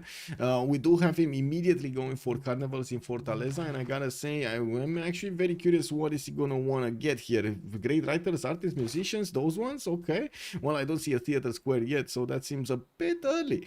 We do have him also in Porto Alegre with a banana that he didn't buy, and I gotta say this is a good investment. Who doesn't like bananas? Anybody here doesn't like bananas? Like, really? How hard is culture victory with 10 players? I mean, quite hard. Hat during the night? No hat during the day. Totally modular. Good evening, sir. Good day, sir. Yes, indeed. Rambling Man, hello there, sir, and welcome. Or is also Carnival, project of Theater Square plus half project of commercial, half project of industrial zone. You do get a lot of bonus. Yes, you do get those many great people. Or is it? I don't think it got changed. I don't think the Carnival got changed, or at least I don't remember it from the BBG. We do need to take a look at Yongle as well, because we kind of took a look at Buldosik, Pen Brush, and Voice Golden Age. Let's see Yongle. 4 cities strong, still doesn't have to fear from the North Japan. We do have him getting a 5th one on the coast. This is actually quite interesting. He's going to have a single tile over there that he could settle on, the dice tile. And I do notice he could have had actually an inland. He could have gone the iron tile next to the volcano. Wait, is it he's more concerned about the volcano to the south of his capital than he is of Japan? Okay, I mean, yeah, sure. Now, he did manage to get his government plaza in between 2 of these commercials. We do have Xi'an starting to put down some campuses, only a +2 because of the geothermal. And of course, we will need to see how much he's going to actually expand here in the south and in the north. He did actually put a city, Chengdu, towards the northeast on the river. And I don't think he actually has a problem to put another city on the honey tile and another city to the east side here next to that stone tile. Now we do have him with an archer hunting down one of the barbarians that got left open from the north, and he still did not take care of that barb camp. He took care of the barbs coming for him, invading his territory, but he did not take care of the barb actually.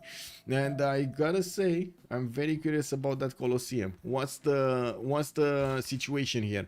So we did have the 2 chops. Ostia is gonna build it in 5, and he does have in 2 turns another chop, so he will have a very, very decent, strong chance of actually getting Colosseum. Yeah, we do have him also starting to get a few more settlers here. But back to Yongle. He did choose to go for a Pen Brush and Voice Golden Age, 17 science, 42 culture, 37 gold a ton with 57 points of production at the moment. And he also has 71 food.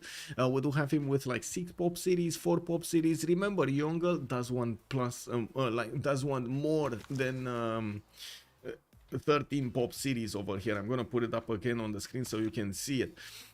He does want when 10 at least for the extra science and the extra culture, and he will also want the 13 bonus over here for the Eureka's and 18 for the inspirations. That is adding up so much science and culture on your cities in total in your empire. I mean, not your cities, in total in your empire.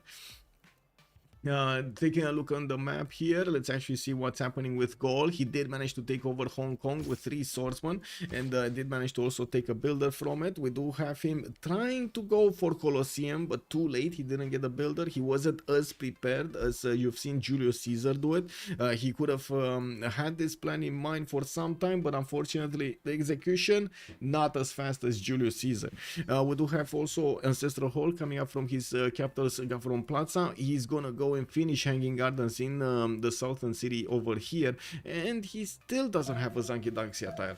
Usually you do want the Zangidanxia tiles as quickly as possible because you have a very high chance of recruiting one of the merchants and or one of the generals. Look at that, 15 turns of a 1 tile of a Zangidanxia.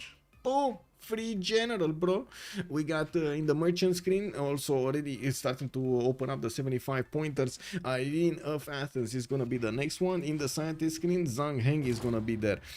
China did manage to recruit Marco Polo. I do see Brazil got Zhang Qian with that carnival project, and I don't see actually Hypatia, so that means nobody actually started to recruit these scientists. Yeah, I don't see any scientists here. Imhotep, oh my god, is he gonna do it? Oh my god, is he gonna do it? Oh my god, is he gonna do it? There's a Roman warrior sitting right on top of that entertainment complex. He could one turn it. Is he gonna do it though? 2 friends, yes. Tamar is friend with Pedro in Japan. I don't know, but let me actually double check. Let me see. I'm clicking on Tamar. We're gonna need to see what does he have as friendships. Japan and Brazil. Yes, Japan and Brazil, they're friends. It remains really powerful when you start to do it. I checked, it's half of the project of the theater square. It is very powerful. Oh, it's not. Oh my god. Skill diff, bro. Skill diff. What can I say? Next turn, Arena is gonna finish. You see this Imhotep guy? Oh my god, he's just gonna take it away. 3 chops. He invested 3 chops. 3 chops, but without Magnus. That's the difference. If you would have had Magnus, that Colosseum was already finished. That's the problem. That is a big issue over here.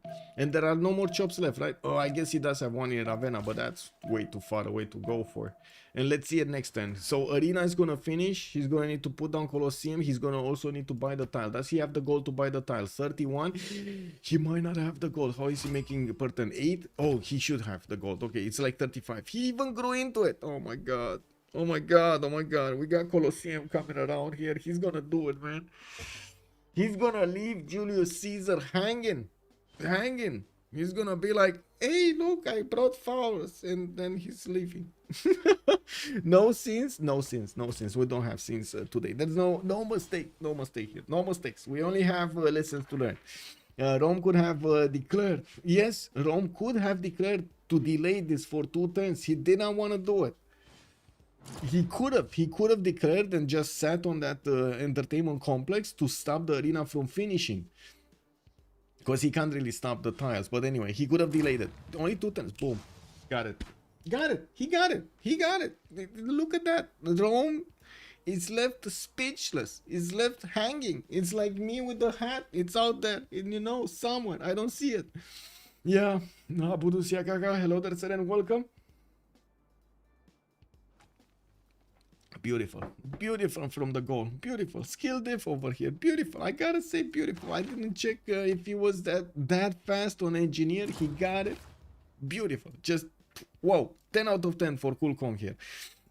We did have him also finish his hanging gardens in the south, giving him, and I gotta say this is very important for Gaul, that 15% growth in his empire, not to mention some housing in the southern city and some housing in the surrounding cities.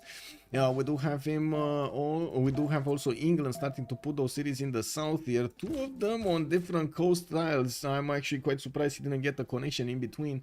I would have expected to have one there over in between, but anyway, maybe London is gonna get it because it does have a settler coming up in 2. Also 7 pop here. I gotta say, I don't see a 3rd district from London. He did finish his ancestor hall in his Government Plaza, and that is from his capital. So yeah, he does have a 3rd district here. He might want a campus, and he doesn't want to put the campus because of that stone tile. Is this what's happening here? He doesn't have he doesn't want to chop that stone tile, and he doesn't have masonry or something. Eleanor, horseback riding, feudalism. I don't see if he actually has masonry or not. I do see he doesn't have a builder, so that's simple. DB, good evening, sir, and DAPHE, hello there, sir, and welcome. I should say, Gaul probably asked Rome to move his warrior, just salt in the wound. Oh my god, imagine that, man. Like, imagine being so forthcoming, saying, Rome, can you move that warrior from there? Like, there's a spot I want to put the Colosseum down and work on it. Can you move away? And then Rome, right? What do you mean you're building Colosseum? I'm getting Colosseum. You're not getting Colosseum. What is this? Okay. Gaul wanted the remap. Still hard to believe. Yes. Yeah, true. Rome without Colosseum is like Michael without a hat. Yes. Yeah, you caught me, sir. Dalun also, hello there, sir, and welcome. The road of shame, the circle of shame. Yeah, I mean, there's no circle here. It's just a road, a pathway to oblivion. There's nothing here. Those guys don't have, from the entertainment complex, don't have where to go. We do have him switching production towards Machu Picchu, which is definitely not going to have the same effect of that one, of Colosseum. And we do also see a few more settlers coming around here from Rome to keep on getting those cities out. We do have him with baths coming around from multiple cities, and I do notice we're coming up close very, very quick to the second era. We do have also to take a look at Nubia here with more cities coming around. I do notice he's starting to get to his 8 pop. He got a builder stolen. There is a Nubian warrior that is just looking at that builder. No, Bruno, no, come back. We got over here that one going across the river. The warrior is kind of damaged over here, but yeah, it's running away. The Pitati archer of Nubia will need to choose, and he will probably need to cross the river on the 1-1 so he can catch up to that warrior.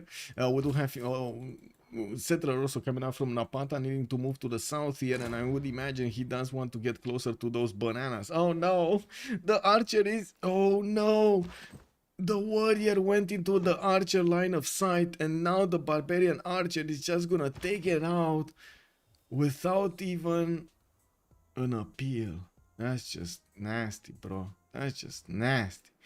Did Gaul have vision of Rome Colo? He was standing on it. Oh, wait, Gaul, give me a second.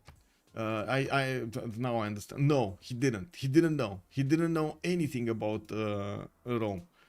No, nothing. I don't think he even knew he has an entertainment complex because it doesn't show up here. Most of the districts you can actually see here, right? So in the scientist screen, if you see America is making 1.1 point, I mean, that's one district. He has one district. You see Brazil making 1 point, that's one district. Plus, I gotta say, the Classical Republic, so they're getting more points from that one. You see in the harbor, for example, England, 6.9 admirals. I mean, that's 3 harbors plus lighthouses. Boom, you get 6 points. Let's see. 1, 2, 3, 4. Okay, he got one more and that it didn't add up. So let's see. Now it's 8. You see how immediately this adds up? Because he finished this one. There was no extra harbor somewhere and he just finished it. He's also getting the ones in the south. So usually if you have, like, you know, quick math to and a bit of time to take a look at these, you can extrapolate from these how many great people points are being generated to how many districts approximately he has. It's not going to be exact because sometimes you do have extra points from somewhere else in the great people, and somebody's making projects or something like that, and you can't really see it. But most of the time you do get you get that option, and at least to make an idea. Does Rome have mountains to use for Machu Picchu? Or am I thinking about the wrong wonder? You're thinking about the good wonder. He has some mountains, but not that many. There's not going to be like +5 bonuses here for him. At least it's a wonder, I guess. It is what it is. I would imagine something else would have been interesting, but I don't think he had that many other choices. Like Hanging Gardens got taken out. That would have been a good one for him. Oracle got taken out. Temple of Artemis got taken out. Not that he has a camp, but that would have been an option. Maybe one on the coast, but I gotta say he didn't build harbor, so he doesn't have access to them. You just cannot build Colossus or the other one without that. What is Colossus? This. You need to build it adjacent to land and the harbor district, and the other one, the Great Lighthouse, is the same. You have to have a harbor. That's the problem. You have to have a harbor, and of course open slots for them. But anyway, we do have markets coming around here from Rome, and I do see he's going for the expansion phase. Moksha in establishing in the city of Ostia, while he's starting to put down his campuses. Looking at Yongle, we do have him also getting those markets. Still did not do anything about Japan. Although Japan did manage to get one single samurai. Now, is he gonna do something with it? We're going to need to wait. He's trying to get mausoleum. This was a wonder that has been building for the last 7 turns. It does seem like he spent a lot of time and effort to get that going. He has Reina in the South City, and I do see he's also gonna have some more libraries coming around. This easy plus 3 plus the culture is gonna be nice. Whoa, he has Namadoodle. He has Namadoodle here. I saw the culture bonus and immediately was like, oh, Namadoodle is in the game. Also, Pyramid in Ravenna for Julius Caesar. Let's actually see Ravenna. Yeah, Pyramid in Ravenna. That's a good one. That's a very good one. And I didn't see anybody actually getting pyramids here. Maybe Gaul? No, he's not that close. He needs to get a city in the southeast if he actually wants to have the chance of getting one of those pyramids. Well, the pyramids, I mean. We also have America trying to build Machu Picchu. That's not going to work. We already see it somewhere else. Verified gold spawn, KW. We do have America with quite an army of builders with feudalism, so he can get stuff going here. Taking a look at the score, it looks like top 1 is going to be Hojo Tokimune, followed up next by the Gallic Empire of CoolCong. Lakluk is also leading the Julius Caesar Empire, very close to the top slots here, while Zappg is coming up right behind them with the Canadian Empire. Are there any obvious wars brewing? Not really. I don't actually see. I mean, to me, an obvious war would have been Japan against China. China exposed himself massively here on the western coast. Although I don't see Japan preparing for it. Like, if you would want to see Japan preparing for it, you would have needed to see like at least 1 encampment, a general project, a few builders ready to chop pre-builds for the samurais, or maybe even hard chop it, hard build it. Usually it's good to have 3 encampments to try to get those barracks in and have a lot of production to go for the samurai samurai so you can keep reinforcing the front line. And he would have had a very, very, very good opportunity to take out the series of Foolish Jaguar here. It is insane how Japan can actually go through this. Not to mention he would have had the boats on the coast that are stronger than China and would have had the opportunity to take those cities down. I think China asked for friendship in the chat, but Japan has to wait until another friendship ends. Let's see. Accept my deal, Georgia, Nubia plus, Magriel lol, KW, Nubia borders looking for a friend. Peakz is looking for a friend, actually. Wilfred Laurier here in the south. I think that would be probably China and America, right? That need to be his friends, or could be his friends. And Zappg that would be the only one with Nubia. I could swap to you then if you'd like. My next friendship would expire in 14 turns. Oh, I see. Yes. We'll see if he actually will trade. But it is good for Japan to have the trade routes towards the south, towards China, but also towards Georgia. Reina could definitely be deployed here in Mchketa. I'm a bit surprised that Georgia is left to do this. It's allowed. He's allowed to do this. Get cities right in the face of Japan here. That seems a bit awkward. Anyway, we do have Nubia getting his campuses out. This is gonna be, oh, look at that discount. Beautiful. Magriel did it. We do have also great libraries in Kerma. 4 turns to finish while he's gonna get that city in the north there. Ooh, another 110 campus. I mean, the man got the discounts going. Beautiful. Magriel doing it. He has 2, 4, 6, 8, soon to be 9 cities. This seems like a very good time. This seems like a very good time for him. 37 science and 66 culture with 100 gold a turn. And there we go. We got the 7th city, 2, 4, 6, 7, 8th city over here coming up to the south of London, and multiple builders also on the way. I don't know what this fishing boat is doing here. I don't like it, but I guess if he really likes the food, go for it. He still has a lot of tiles that need to be improved, especially these iron tiles and the horses, while I'm pretty sure he really doesn't like discovering bronze working. I mean, that doesn't mean you don't need to chop and improve your tiles with mines. And I gotta say, we're 1051, and you do see how many of these tiles have been left unchopped here. This cannot happen, man. This cannot happen. You need to chop everything. Same thing can be usually at feudalism timing, right? You know, we do have Gaul having the same issue, even though he's starting to expand, and he did manage to get Colosseum, which is amazing. Looking at his stats here, 33 and 58 does look good. 123 points of production makes him the top producer over here of the game. We do have him still on the 3rd spot, but he's very close, only 3 points out, so tied with Canada and only 3 points away from the top slot. We do have Canada also starting to put some more settlers in the build queues, getting his writers out, and I do notice his Gavron Plaza did build the Wallo's Throne. That's Wallo's Throne. That is Wallo's Throne, sirs. Yeah, I'm also looking for a friend. Yeah, me too. Me too. It is what it is.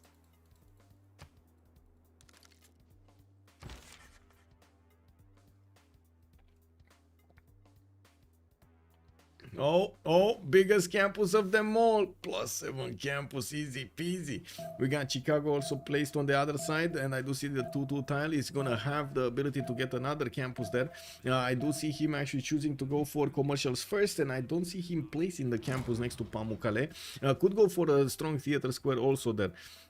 We do have him getting some more trade routes, of course, after he finishes markets in the commercials, while Magnus is establishing on the west side. He has a lot of chops there. So, for example, if he wants to get a surprise attack on China, boom, get those builders with feudalism over here, chop as many of these heavy chariots as possible, boom, you upgrade them into knights, and then Yongle is not gonna know what he did.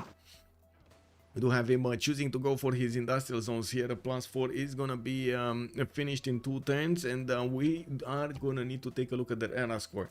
We're 4 turns away from getting the golden age swap, and I do see Hojo Tokimune is 3 points out. He's still on 5 cities. This is extremely concerning. 5 cities. And this is, I gotta say, this is kind of on him, because he didn't get immediately as much territory as he could. He didn't really go here to keep the cities away from Nubia, like around, to put a city around here.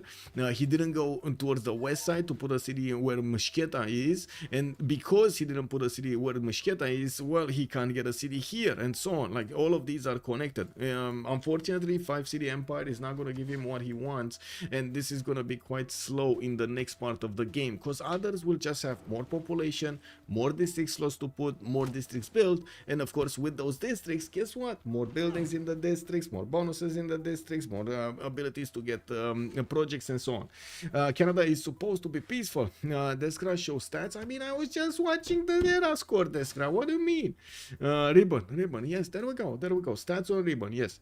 Oh yeah, yields, you want yields, right? Or what other stats? Because they're like two different stats. Yields, right?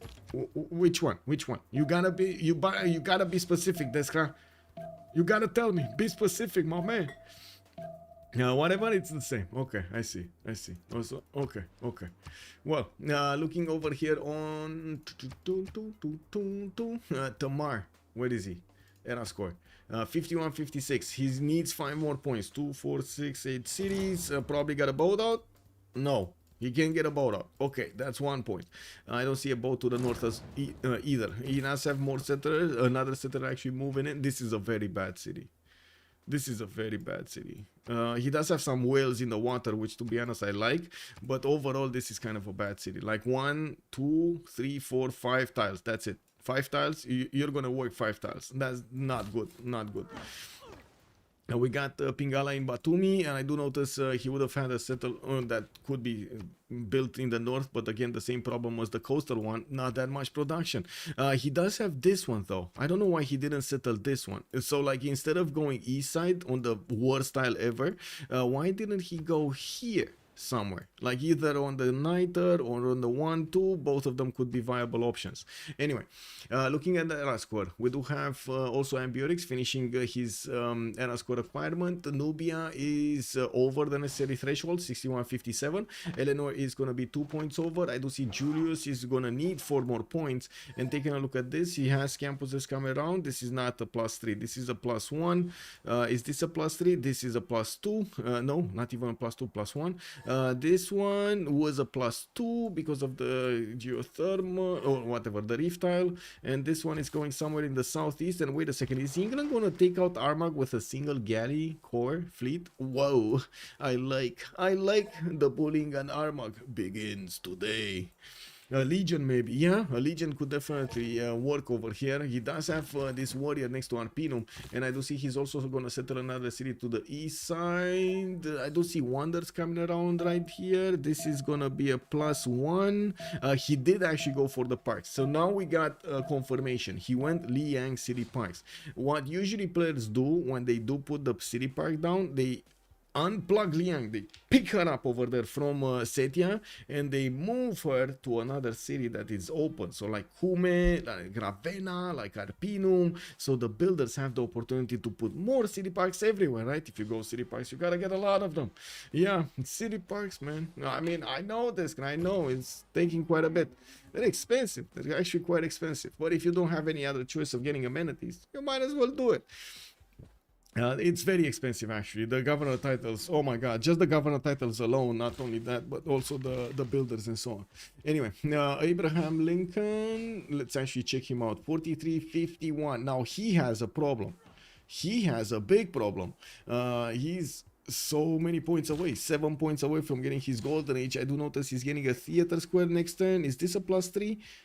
Or a +2? It should be a +3. Oh yeah, there we go. He just got it. So he got the 3 points from that one. He only needs 4 more points. Okay. He can get, so he has horses. He can get a swordsman from somewhere. That's another point. Okay, a boat because he has the coast. So if he has the lakes.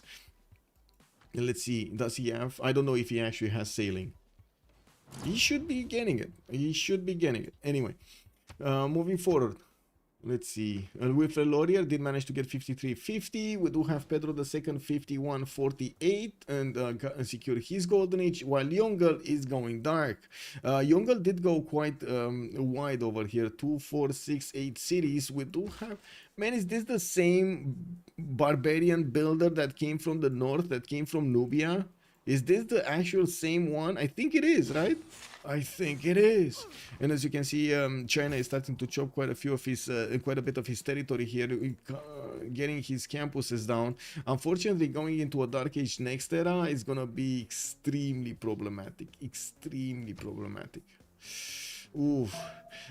He's on 45 science and 63 culture. That's pretty good. He does have a pen brush and voice, and he's gonna lose quite a bit of that extra culture from it, while he is banking up as much as possible on his science acquirement at the moment. G Shadow, hello there, sir, and welcome. Also, you'd go City Park first, otherwise have to move Moksha in cap. True. Yeah. Whoa. If you want Angor what, you should actually get the production first, because this is quite an expensive wonder to get. 13 turns to actually spend on a wonder. I don't think that is that worth it. If you do manage to tone it down to like maybe 7 turns, 8 turns, that is definitely worth. He does have quite a few chops, and I gotta say, again, I'm asking you to take a look at the land here and tell me what you see. Tell me what you see. Come on, chat. I've been talking about it for so long. Come on, chat. What do you see here? What do you see here? Desgra, also, you see shit? Wow. Janus, really? You see a lot of shit here? Wow. I don't smell shit. Is it shit? Oh my god, I might have actually blocked my nose. I don't smell it. Chops everywhere, exactly. He has chops everywhere. He could have been so much more higher, getting all of that production going. It's just sitting there, untapped, unsourced, raw production in his cities, and he's not benefiting from it. He needs to do it. 6 shops in the magnet. Exactly. I mean, he could definitely get Angor Wat with a single builder over here. 3 stone chops with 4 stone chops in the capital. 1, 2, 3, 4 stone chops with another forest. Yeah.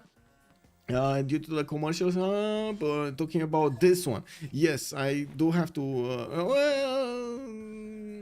This guy, yes and no, because I gotta point out his government plaza is gonna beef up this one, the 1-1, and this is gonna be a 1, 2, 3, 4 anyway, and you do have this one also coming up there for another point, so the 5 and 5 are gonna be here quite easily. He also has the stone tile to improve in the north if he's not gonna chop it, and well, I guess I'm pretty sure we're gonna have some more districts being placed here. It's not gonna be +8, but it's still good. You know, it's still there. It's still something. Yeah. Oh, we got a war. Foolish Jaguar declared war on somebody. Whoa, Feltwind. He declared war on. Wait, what? What's he doing? We ain't got time for wars here. What is he doing? I just can't coastal trade to you. Okay, I leave you the builder if we are fine. Magriel is saying. Magriel being, where is Magriel? Nubia. Okay. Oh, they're talking about this builder. Okay. And Hojo Tokimune is saying that he doesn't want to Irel war. Yeah, I can imagine that, but I don't think there's any other opportunity here for him. A lot of the times in this game, and I gotta say, you know, some people like to do it, some people don't like to do it. If you do want to go for the top 3 slots, you either have to be lucky with your land and the opportunities you have around your neighborhood, or you need to take out somebody next to you. It is what it is. That's how the game is played. You can't really get another chance. In FFAs especially. In Tamar, totally different, and that's why we like it. But in FFA, if you do want those top 3 slots, a lot of the times you actually need to war.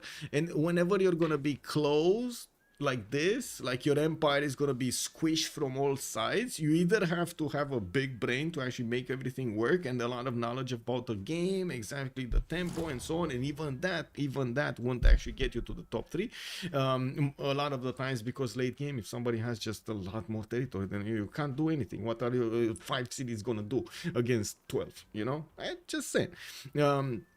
So you need to judge the correct decision that you need to make in the game, and the correct move over here is probably gonna be to take out your neighbor. I don't know if China, I don't know if it's probably gonna be easier China than Georgia, because you don't want to go against 100 fortification strength cities, although the samurais with a battle ram would actually smash through them quite quickly.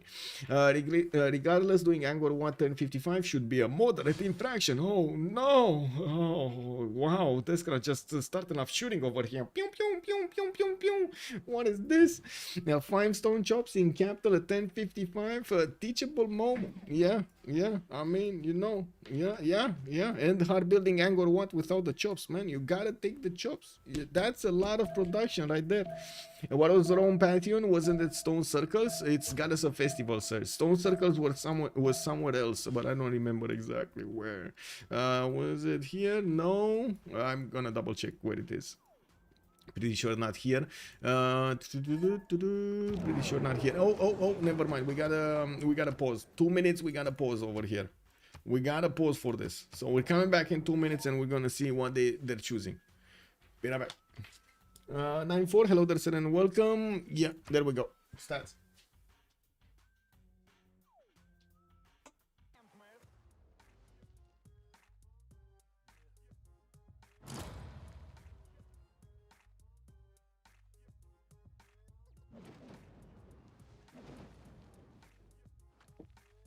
I really needed to get the pressure off. Oh man. Also Brazil and Canada on 5 cities. Why? That's a good question. That's a good question. Brazil did manage to get 6, right? 2, 4, 6 right now. Oh, never mind. He actually got one and raised one. Okay, that's an interesting use of three horseways right there. Anyway, now looking at Japan, free inquiry golden age second era, 75 science, 78 culture. Me likey. Could have been a lot more, but he's on 3 cities. What can I say? He does have his universities and campuses coming around. Should have been a lot heavier here, I gotta say, but at least, you know, it's working.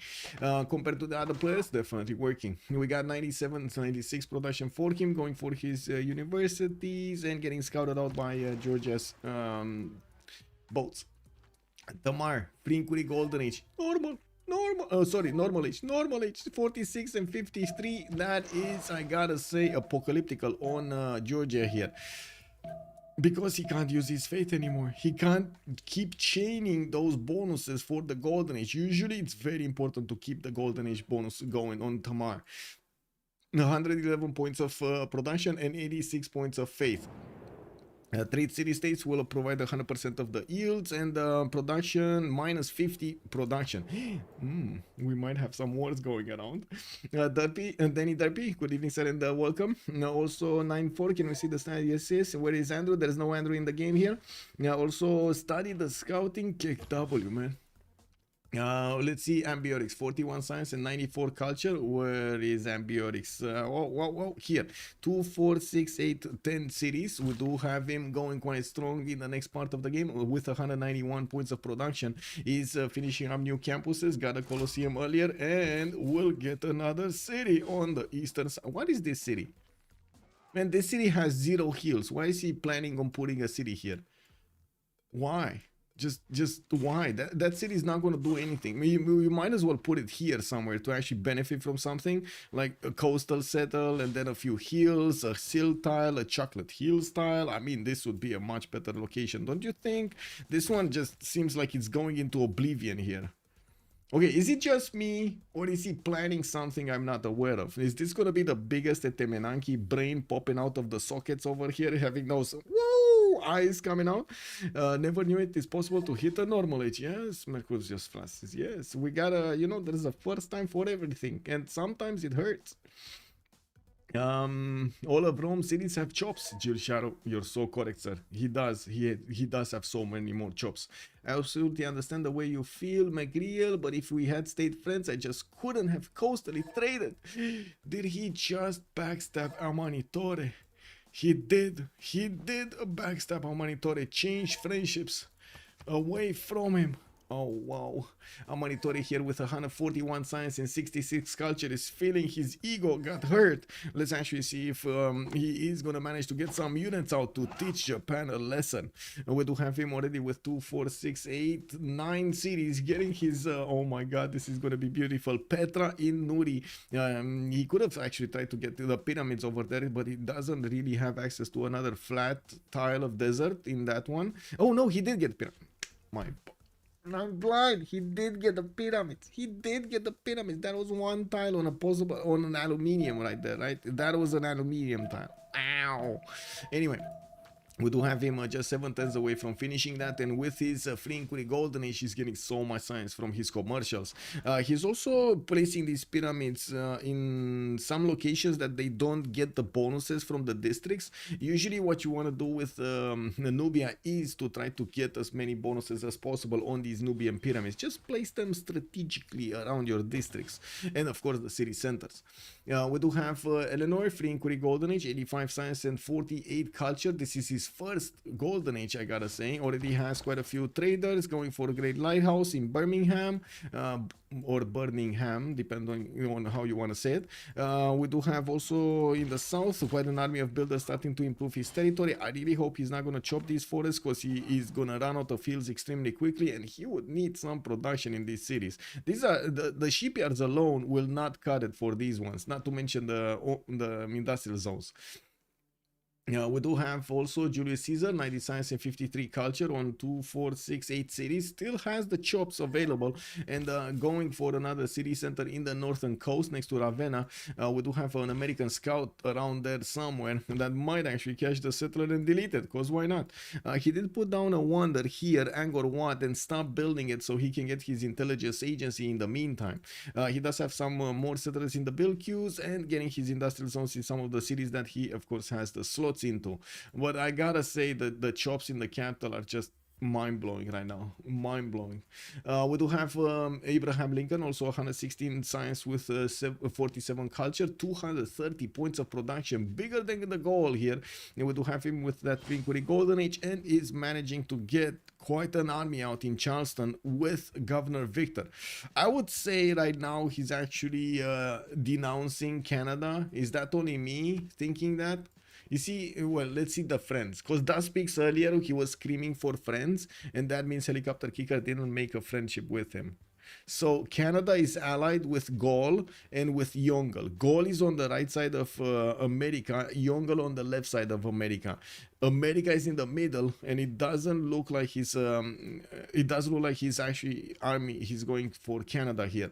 Oh no, walls. Walls, no, please don't build walls. Units, you need units, a lot of units. You need units, not walls, units. What is this? Are these like some random people that don't have a tag here? Is this how the Matrix looks like? Whoa, they don't have tags. Look at that warrior, man. I think this is how the Matrix looks like, right? Wow. Whoa, okay. Yeah. Warrior, hello there, sir, and welcome. Also, the lack of builders on Rome is criminal. Yes, Necroti. Yes, it is. While I wasn't visiting the stream for some time, when did Michael lose a hat? Never saw him without it. It's well, it is what it is, sir. It is what it is. Okay, next up, let's actually see Canada. 41 science, 120 culture, 94 points of production. Definitely doesn't have the same production capabilities as America, and will have a problem to resupply his army if America is actually going to choose to go to war here, which kind of seems like it is going to be the choice. We have all of these men-at-arms coming out from his industrial zones going towards the southwest, and he already has 2, 4, 6, possibly 7, 8 of them. While I don't see an encampment down, so he can't really get a general, it still would be a lot of damage that he can do against Canada quickly. Looking at the tech side, I do see castles for Canada coming up in 3 turns. That means his horse is going to get the ability to upgrade into a courser, but it's only one. This is a problem. He only has a single horse. We do also have an extra +5 on the units of America here. If we take a look at the damage, there we go, +5 combat strength, Abraham Lincoln kind of bonus. Looking at Pedro, fitting with the golden age on the left side of the map, 127 science, 77 culture, with industrial zones coming around, some aqueducts, and yes, I do notice he is starting to get his setup going next to Rio de Janeiro with industrial zones, and Salvador de Bahia is going to try to get one also. We don't have the aqueducts being placed in such a way to give him the biggest bonuses. So for example, he could have actually placed down one aqueduct here, and get that industrial zone, just the same as getting the industrial zone here. You've seen yesterday what happens with floodplains, and sometimes it just smashes through your territory. You don't have anything to do, you know, you can't do anything about it. Fortaleza did get a Temenanki, which is kind of weird in this place, not that he has that many floodplains to use, and the floodplains he has, he's actually covering with tiles. So yeah, it is what it is. A Temenanki for the ERA score in this location. We do have also the Foolish Jaguar in the normal age. Fortunately for him, well, it is what it is. Doesn't really have a neighbor to actually hit him right now. Oh my god, this would have been just gold for Japan. Where is Japan going? He's sailing on the 7 seas with a settler. He's looking for new land. This is probably how the people of Europe felt, right? They were going into oblivion here in the oceans. They didn't know where they are going. They knew they have to follow the seas and the waves, and then they hit the American continent. Well, let's see if the Japanese will have the same opportunity here. There still are a lot of cities to settle, but would you split your empire like this without a navy to protect it, like without the battleships and stuff like that you can actually deploy, or higher strength cities or units that you can actually send with? Whoa. Where is he going? Where is he going west? Where is he? Whoa, wait a second. Do you actually want to make us believe that you're going to go all the way around through the lands of Georgia, that you need to ask open borders from to actually get into the southwest? That settler has another thing happening.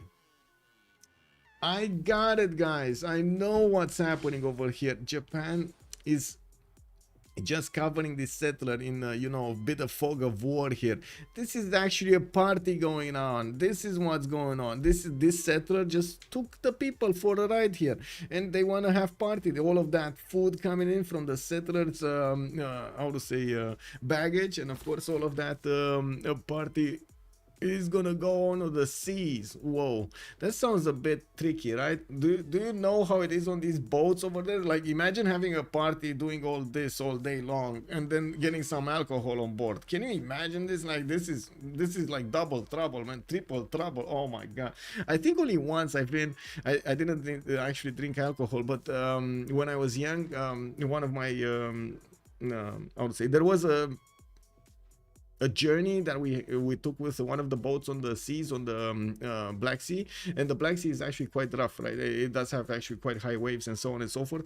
And we couldn't stay on the top. We couldn't stay. It was raining outside. The boat was doing like this inside. Oh my god, man! I was sitting with like a lemon right on my nose over here. I was like, oh yeah, lemon, yes, take this away from me, bring me back to reality. Oh my god. Yeah, have you did this ever happen to you, by the way? On these like little ships, on the big ships is not that big of a problem. Like on a ferry boat or something, you don't even feel the waves, it just plows through them. But on the little ships, oh my god, it's terrible. Brazil can place a dam for the bigger IZ. It could. There is a city on the marble in the east. City on the marble in the east. What city on the marble in the east? Oh, this one. Yeah, he could get this one. Yeah, that's an extra city. I mean, he could have definitely gotten an easy aqueductable city also. Did I say hello there, Battle Cookie TV? Good evening, sir, and welcome. Let's actually take a look, keep taking a look here. So we looked at everybody. I think we looked at everybody's bonuses, right? What is China doing? Not much. What is America doing? He does have James of St. George to build the walls in Charleston, still has his army deployed to the southwest. He's actually not getting his courage to go against Canada here, and I still don't see an encampment being placed down from his city. So actually word bonuses here, except that extra +5 doesn't look like it's gonna be, they're gonna be that big. He will get a battering ram to follow this up and couple it with his maritime when he's going against Winnipeg, which is going to give him the direct damage from the meta times dealt to the walls, which is going to be so powerful here. We do have Winnipeg also going for shrines. Still no units. We only have like a few units here. 2 warriors, an archer, and a horse going into Winnipeg's bar. Although Canada did get a general. This is big because he can counteract that extra +5 that America has, while America doesn't have his own general. Now on the right side, Gaul is going for industrial zone logistic projects from multiple cities, and I do notice the next engineer is going to give him the amenity in the cities. I'm pretty sure he wants the extra production once, and he did manage to get Leonardo da Vinci. Couldn't actually get Mausoleum because it got built somewhere else. I'm pretty sure I saw somebody building it for like the last 30 turns or something. Mausoleum was built in Japan's territory for a few tile bonuses here. Okay, not bad. It would have been amazing here for Gaul to get the extra charge on Leonardo da Vinci. We do have him also in the north settling another city. Will also connect his economy with England, which is going to be massive. They didn't really do anything to Volin. That city does have some warriors, quite a few warriors, and wall strength city, but it's not that big. It's only 28 strength, no classical unit. Looking at the score screen though, we do have Magriel on Manitore first on 360 points. CoolCong is going to come up next with 340, and Lakluk is going to be 321, Feltwind 327. You do see how every one of these players are like 20 points each behind each other. This is amazing. And then in the middle part, we do have Helicopterkicker with Zappg and Som about the same points here, just the same as FoolishDragon and Peakz. Look at that, they're like 20 points difference in between the last like 5 of them. Kick. How much faith turn is Canada? Because he's going GMC, he shouldn't have that much. He's on 79 faith a turn. It's not that much. He's getting some knights out, and the knights are definitely going to be stronger. We do have Americans men at arms also going towards the city of Hamilton through the desert and the marsh here to get to that city center. Canada, I think Canada's going to defend this, to be honest. With no general from America, it kind of feels like he's going to defend us.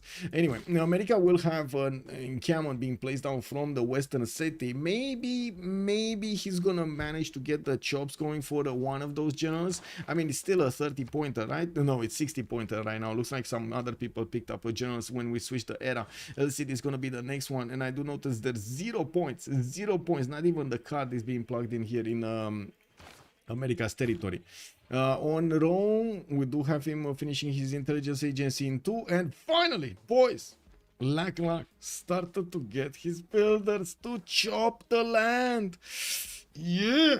Real Takashio, Michael 4 points. Yes, sir. Good evening, sir, and welcome. Commander King, also, I did answer that. Let me actually take a look also on. I didn't actually have. I'm sorry for this. I didn't actually have the YouTube chat. Hello there, papas, and good day, sir. Also, Johnny Cashless. Hello there, sir. You see her? Yes, sir, indeed. Birmingham. Yeah, I mean, you know, you spell it how you want it. Rome has a unit that can chop too. Yes, the Legion.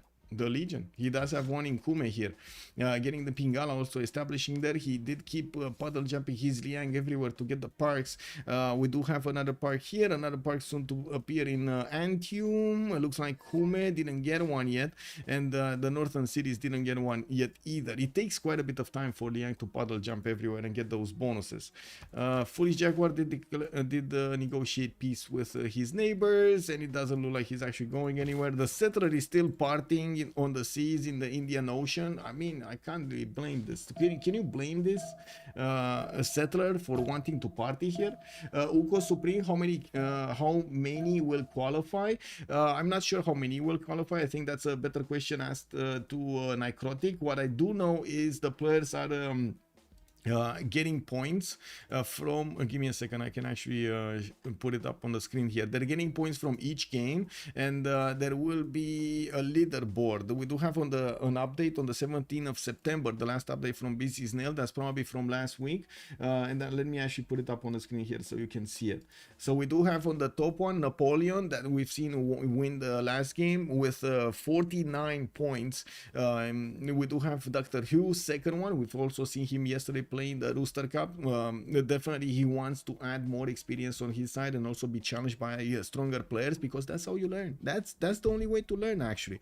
Lonely Ambition on 48 points, just tied with Dr. Huder. Slug Geeks is gonna have 48 points as well. Noda on 47, Rosio on 47, we got Camel Key on 46, JB Mori on 45, Rapid on 45, and so on and so forth. You see them going down the screen here. There are 21 displayed right here, and we do need to see how many of these are actually going to be qualified in the actual final game. I'm not sure if it's top 20 or what it is, but we might have top 20, like two semi-finals, top 5 from those going to a final, and so on. It might be that setup. I'm not sure yet. I think Busy Snail should actually answer that question. She's the tournament director along with Flip. Under is a legend. Hello there, sir, and welcome. Is Under Civ playing? He's as far as I know, he's not playing, but we don't know. And we don't know. I don't think he's playing. No, I don't think he's playing. He would have had his name somewhere showing up there. Wait, is this a very courageous barbarian? Why did they never take out this barb camp? They never took out the barb camp. Incredible. And there is a barbarian swordsman going towards the capital city of Nubia over here. This Nubia empire is sitting on 16 strength cities. This is not that great at this point in time. You should at least get a classical unit out. Just saying, you know, just saying. Helicopter is the greatest of all times. Hello there, sir, and welcome. Brett, man is God. Good evening, sir. Hey, a reminder of goats. Man, I just saw the stupidest news story today. There was a picture showing a goat breaking a glass door into a private apartment building. And the guys, how to say, the owners that were in the house, they were like, hey, we need to call the police because, you know, the goat actually broke the glass over here and smashed through our doors. You can clearly see only the goat did that, like no other human was around it and so on. The goat probably just saw glass and he was like, smash, you know? And oh my God, man, they wanted to actually fine the goat. What do you want to do with the goat, man? What did the goat do? I don't know. Like, you know, like put a fence or something. Why is the goat's fault? Wow, incredible. Anyway, it is what it is, man. These days, man. We got some industrial zones coming up in the north. I do see Petra did finish, and now we do see some extra production coming up on the Sahara El Beida here at Tiles. Also putting that food to work. It's going to be awesome here for Nubia. Isaac Newton has also been recruited by Nubia. He's going to get a free library and university in one of his cities, and I really want to suggest he should actually get it in a newly built campus, so he gets the biggest bonus. We do have him also getting that campus in Mero, so I would imagine this should be the destination of Newton. Shouldn't be here. Here he only gets like the +2 on extra on universities in his empire. Doesn't get the free buildings, right? He doesn't get the free buildings. There's also Isodor of Miletus available for him to finish another wonder. We're going to need to see what is he going to want to improve with it. And let's actually take a look. Is the war starting? It kind of looks like it's brewing for some time. Okay, I gotta mention another thing here. Usually when you want to war your opponent, in general, when you want to war your opponent, you don't want to give him heads up at all. Because if you give him heads up, you basically give him the chance of defending. You want it to be a surprise. If he actually figures it out from your army size or position or general points or something, that's different. But having an army deployed towards your opponent without actually using it, it's a clear red flag that you're going to attack him. So it's normal that he's going to start to build up a defense. Should Nubia place Preserve Grove next to Nuri? I mean, why not, right? Why not get a grove going next to that Sahara El Beida? Give me a second, cat problems over here. Let me see what the cats are up to. Give me a second.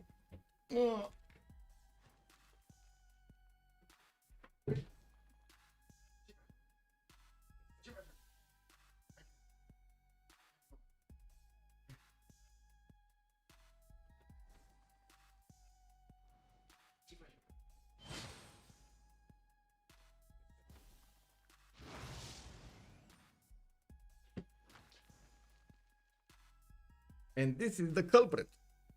Yeah, yeah, yeah, yeah, yeah. You wanna bite? What do you wanna bite? Anyway, the culprit is here, and it looks like she wants to have some fun. She started meowing behind me. She was like, "Yeah, come get me, come get me." Okay, it's fine, it's fine. We got her, we got her. Okay, let's see what's going on here in the lands. On the east side, I do see Som didn't actually keep on expanding. He does have 2, 4, 6, 8 cities and could get at least 2 more. We do also have him improving most of his land, and I gotta say I'm very happy to actually see this happening. We have a lot of mines, we have a lot of pastures, we do have his plantations improved, and yeah, his cities are starting to look nice. 109 size with 60 culture. He only has free inquiry gold. He does have free inquiry golden each year. Also, let's see, is this war starting to brew or not? Helicopterkicker still did not declare war on Canada. But I mean, we don't know exactly the denouncing timing of these two civilizations. Oh, there we go. There we go. We just saw it. Siege tower coming in, horses going in. We do have Helicopterkicker also moving forward towards the city of Hamilton. His men-at-arms are not benefiting yet from regional bonuses, so they don't have that much movement, nor do they have that much strength. But it looks like the horses are gonna take a few hits and they're gonna bow down. These knights of Canada will need to go into the front line, and I do see they have enough strength to actually smash through the men-at-arms and do enough damage. Because he does have Defender of the Faith and his general is in Winnipeg, so he will be able to defend quite nicely this attack here from America. And I gotta say, this is all about preparation. This is not about the power spike of America. It's more about preparation, how he actually considered to prepare against Canada here with an attack. The destroyer is here somewhere. Yes, she is. She's extremely energetic, which is kind of weird because we actually let her play with the big cat, like with the male, and she's just all over the place when that happens. So I thought she's actually gonna be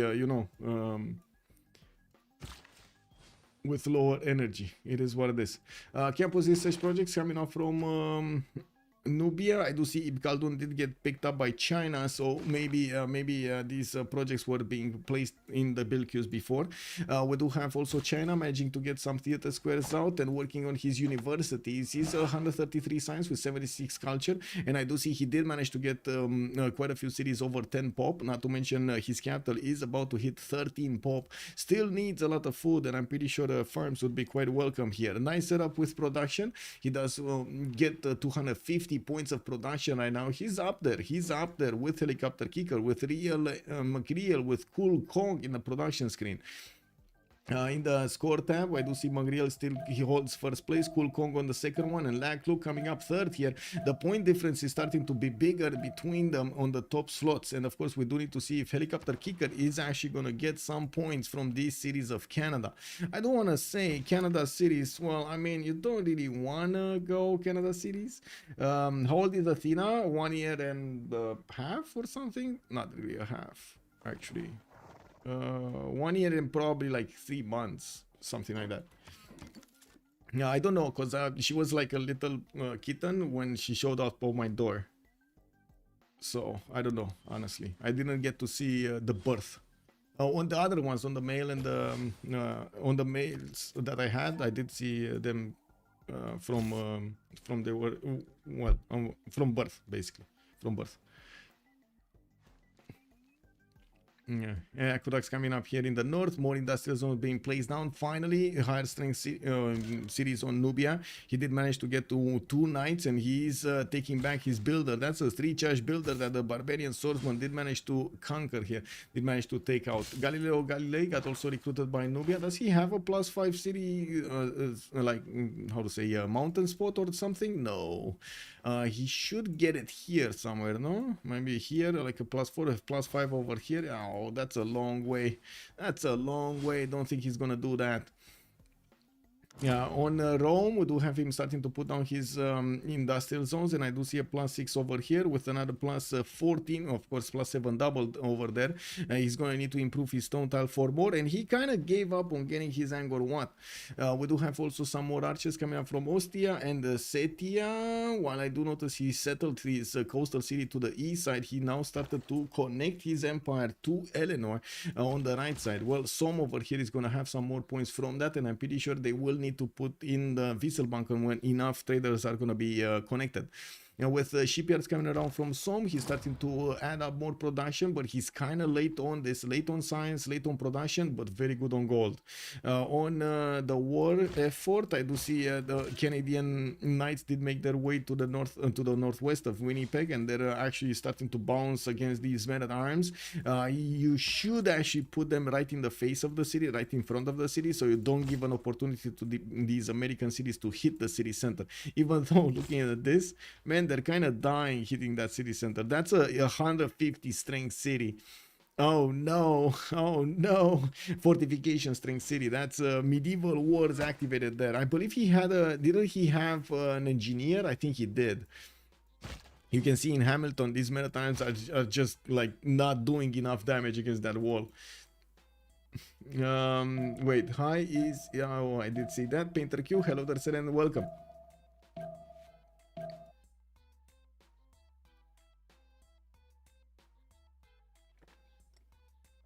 That's a nice land spot. It is, but he didn't keep on expanding here.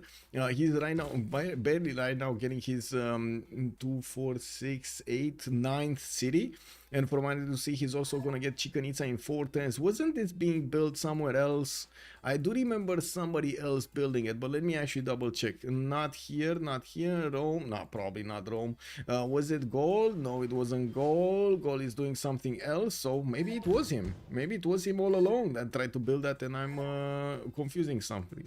Anyway. And there is a dam here that is being placed, a very nice catch, by the way, with the dam in Rio de Janeiro being placed between these two industrial zones, giving them more adjacency and also protection, but not protection from some dam destroyers here. Yeah, we do have Buldosik also with the ability to connect his empire's economy with Georgia through the north. He's having some coastal trade routes and some inners, and in the south he just barely settled Natal, Brasilia. He's gonna get a 3rd city here, and I do see he did levy some cities from Ayutthaya, some units from Ayutthaya. Looking at the city-states, we do have Cahokia being contested. Macreal is keeping Muscat.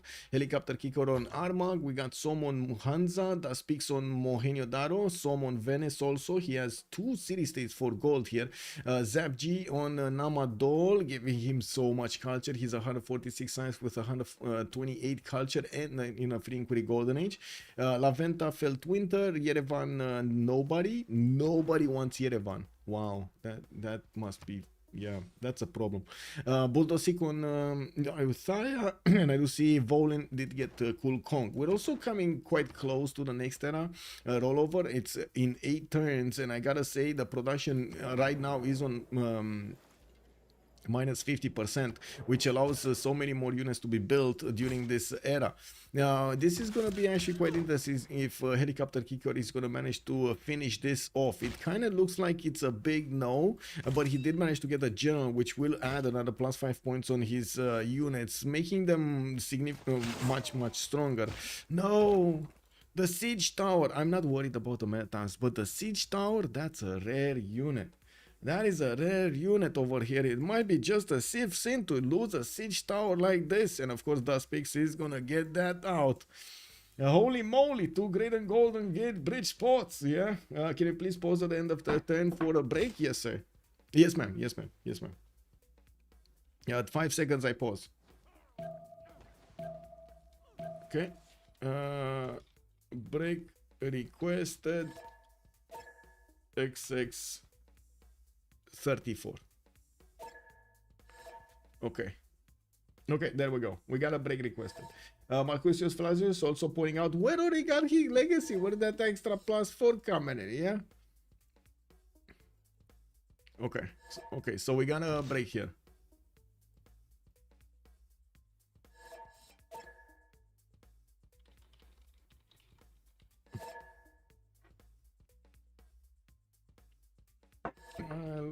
put the link. Novice. Okay. Well, I guess let's put the countdown timer for the break. Let's actually see where is it. Where is it? The countdown timer is over here somewhere. Athena, what are you doing? What are you doing, girl? She's putting her nose into it. Let the tea be. Oh my god, man. She just put her paw in the tea. Ah. This cat, man. This cat. Good evening, Lancer. Good evening, Lancer. Hello there, sir. Okay, coming back. Let me eat a sandwich. Be right back.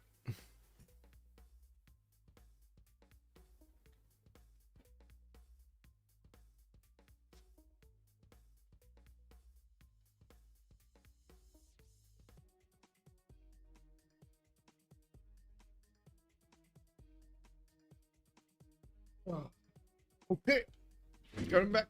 Oh, thank you for the follow, Sterling 986. Thank you for the follow, sir, and welcome. We're just about to start up here. We got 5 pluses, and of course we do need another 5 pluses soon. 1, 2, 3, 4, 6, 7, 8, 9, 10. Boom.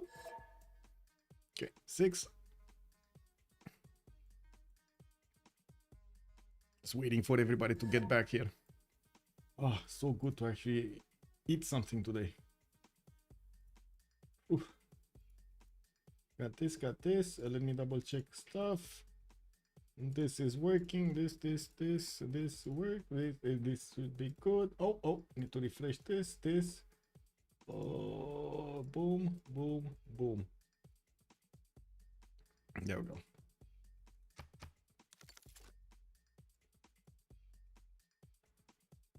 Why can't I play like a normal spy? Anyway, I still am bad at farming CS. Okay, it is what it is. Why is City not happy? Well, not enough amenities. 2, 4, 6, 8, 9. We just need one. We just need one to put the plus here. Who is it? Magriel? Magriel is missing. There we go. Let me double check actually. 2, 4, 6, 8, 10. Okay. There we go. So we start this up again. We're your kids hero. Hello there, sir, and welcome. We do have 9 more turns. Well, 8 more turns. We're just rolling into the next one to see if they do manage to get the run score for the next 10. I do want to say Nubia and Gaul are the highest production ones right now, with close up third actually.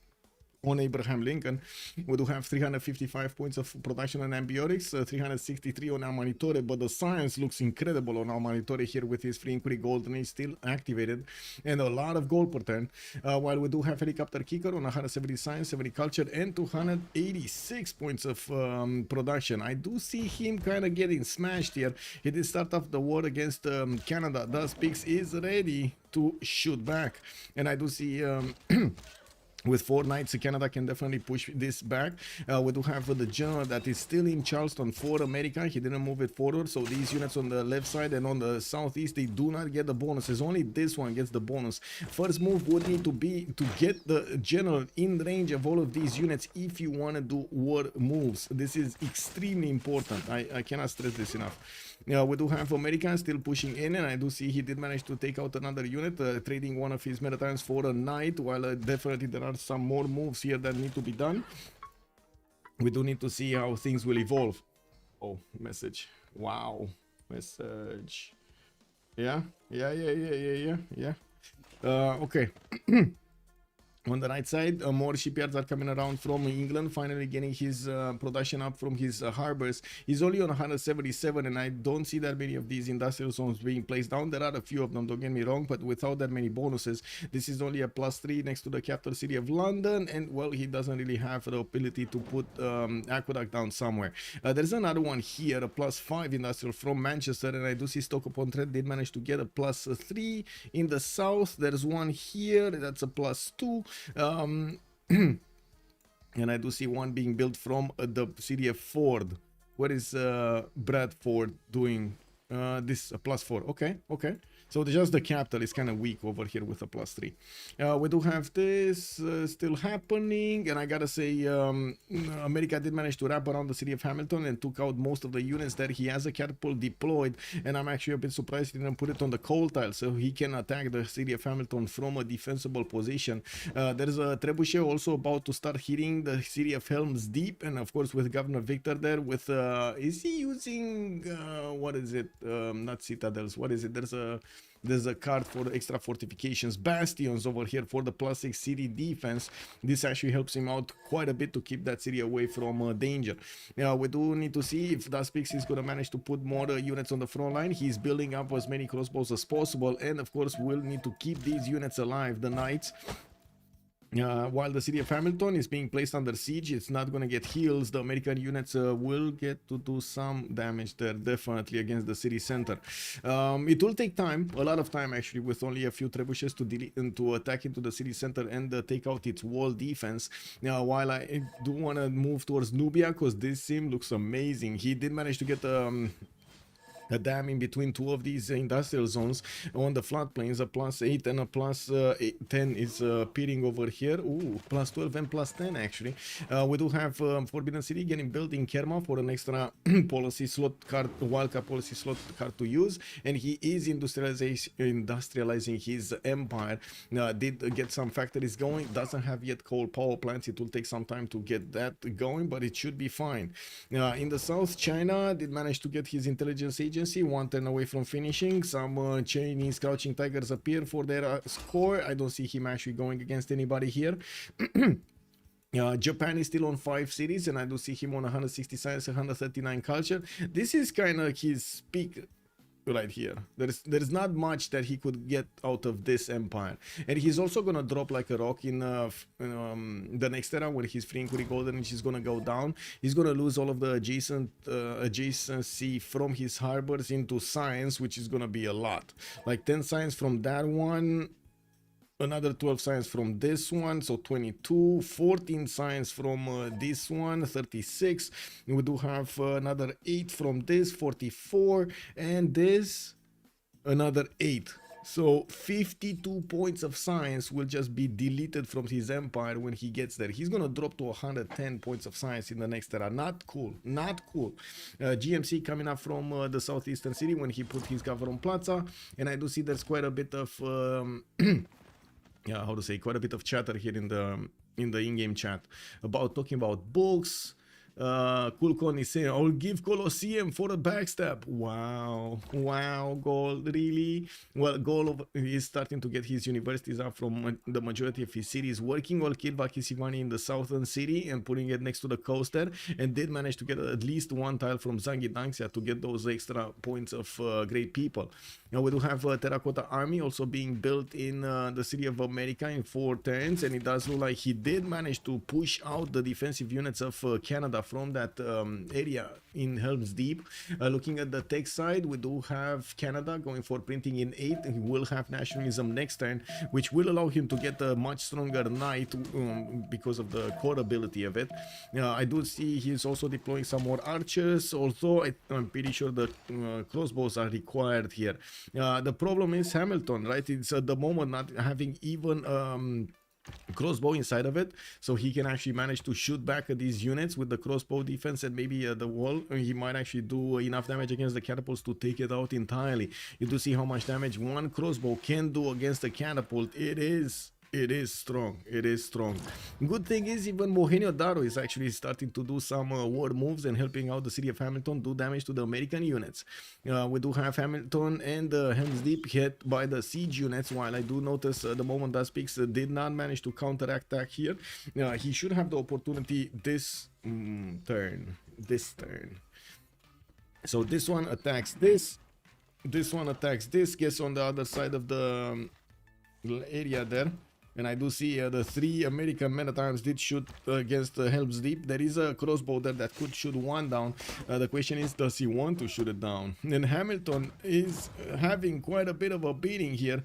He's getting quite a bit of a beating. The American units are going full strength against the city's walls and doing as much as they can without dying. Building monument while city is still under siege. Yes, Lier Takashi, I've noticed that too. I was thinking maybe he should definitely get a crossbow there, but he's not. Yeah. Does he have the faith though? Because I'm pretty sure he built GMC. So let's see his faith. He's on 254 faith. He could have definitely bought something like a knight inside of that city center.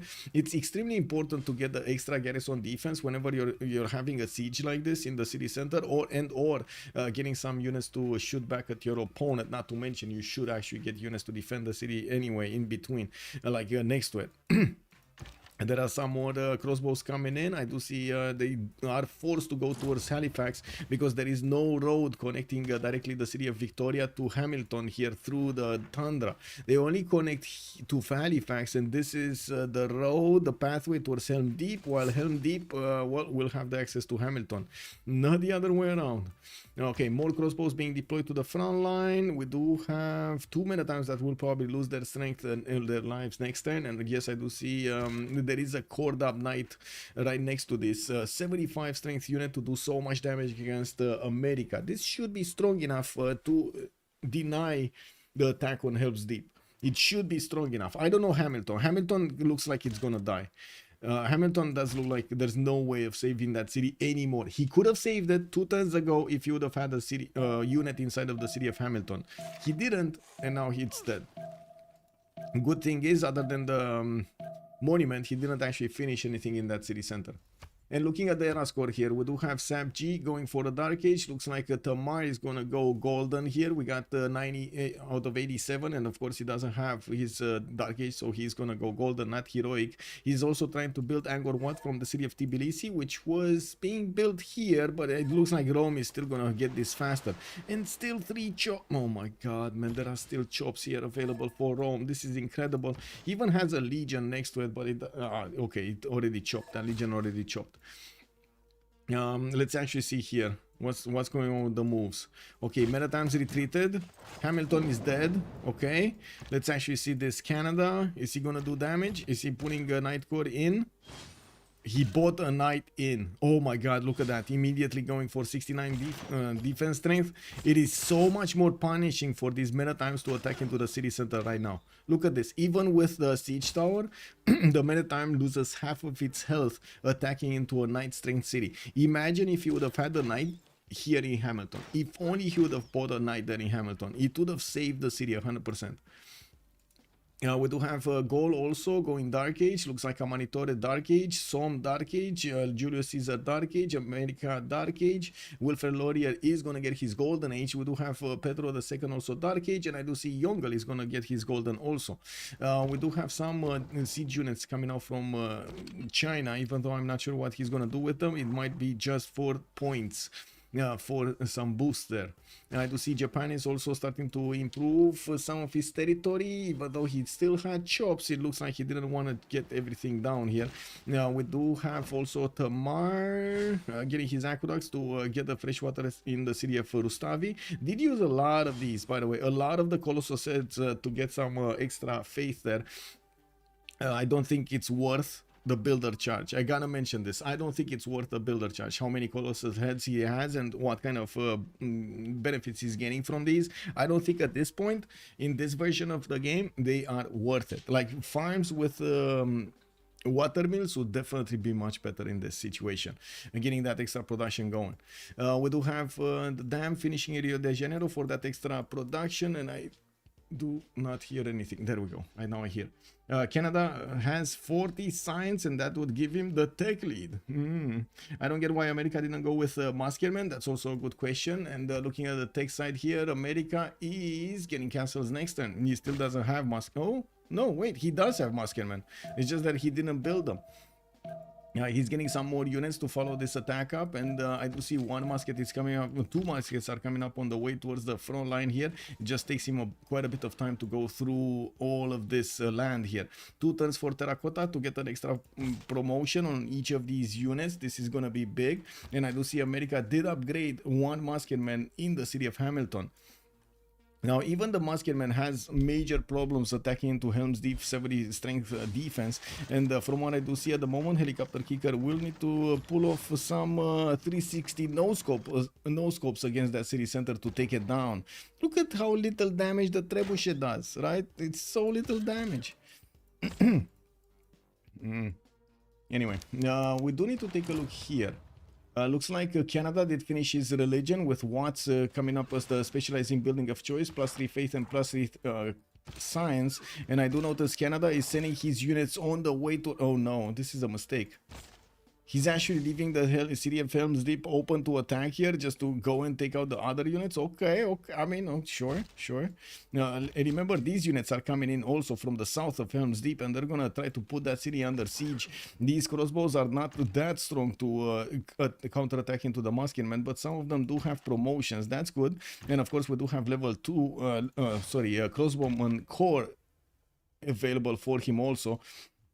The advantages of having so much culture from Canada's bonuses. We do have universities coming around from England, and I do notice he's getting his workshops in his industrial zones, finishing up his shipyards, and finally he did manage to jump up to over 200 production. Unfortunately for him, Amanitore, Ambiorix, Helicopterkicker, and the FoolishDragon are gonna have so much more production to work with. You do see the 400 plus production here on CoolCong and Amanitore. I think only Amanitore does have industrialization. Let me double check here. Wait a second. I do see some... Where are the mines? No, he doesn't have industrialization. 231 mines. Oh well, they're not 2-4s. We do need to take a look at Nubia. What is he doing? Getting his coal power plants up and finishing up Forbidden City in 3 turns from Kerma. We do have some of these pyramids being placed next to these campuses. Some of the campuses don't even have extra adjacency next to them. Okay. I'm not that convinced this is good though. He could place a pyramid also here from El Kuru. On the 1-1, he would get the extra production from both of those and the extra gold. This is gonna be quite nice. This is gonna be a powerful tile. Like what, 1-5-2-2? It's gonna be a 1-5-2-2 if he puts it there. Actually, no, not the 1-5. Sorry, the extra food from the Nubian pyramid is also gonna activate. No, it's gonna be a 2-5-2-2. That's insane. That's a very good time. Anyway, Thundorius, hello there, and welcome. Naked scalp. Woo! Yeah, but the haircut looks fine, sir. Thank you so much, sir. Thank you. I'm well. How are you? How are you doing on this fine Saturday morning? Morning, kick W. Evening. I wanted to say evening.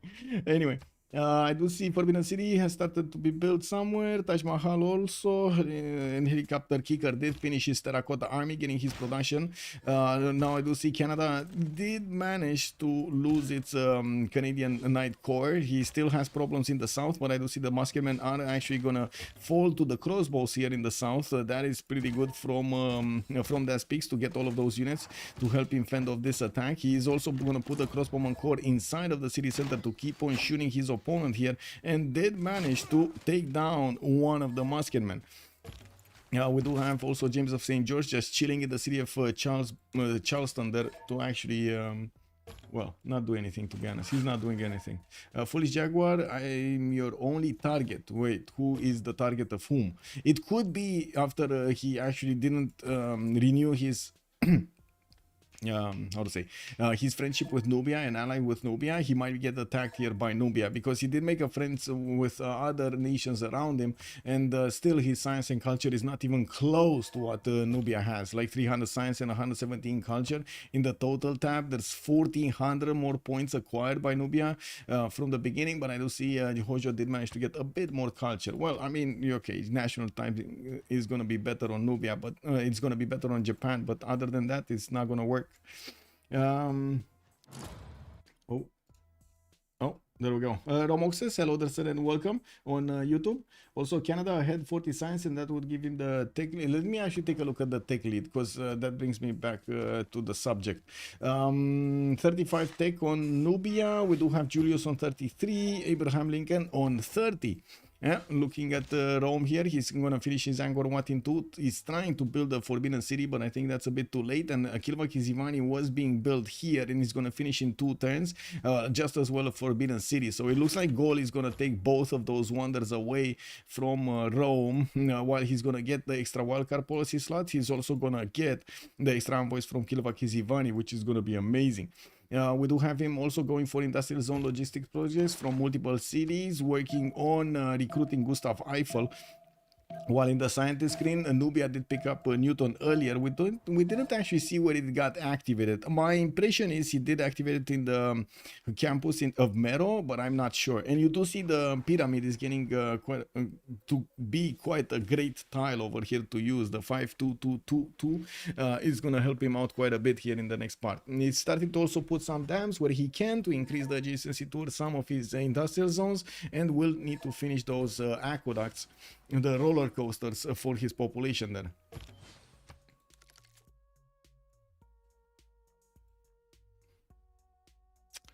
Does anybody know if there was any bobsledding going on in the aqueducts? Does anybody know if anybody actually tried bobsledding in the aqueducts? I'm pretty sure somebody tried it, right? If I'm thinking of it, it might have been somebody trying it. And well, it's the Fantasy Baseball Playoffs final this weekend. Woo! I see. I don't know much about baseball, but yeah, I can imagine that's gonna be great. I did see a movie, a great movie actually. My God, what was it? I don't know, remember the name, but it was an incredible movie about baseball and the math behind it and stuff like that. Keithia, hello there, sir. Blindside? I don't think it was Blindside. I think I can check it out. Give me a second, because I'm pretty sure I saw it so many times. No, not that one. Give me a second just to open up Netflix really quickly.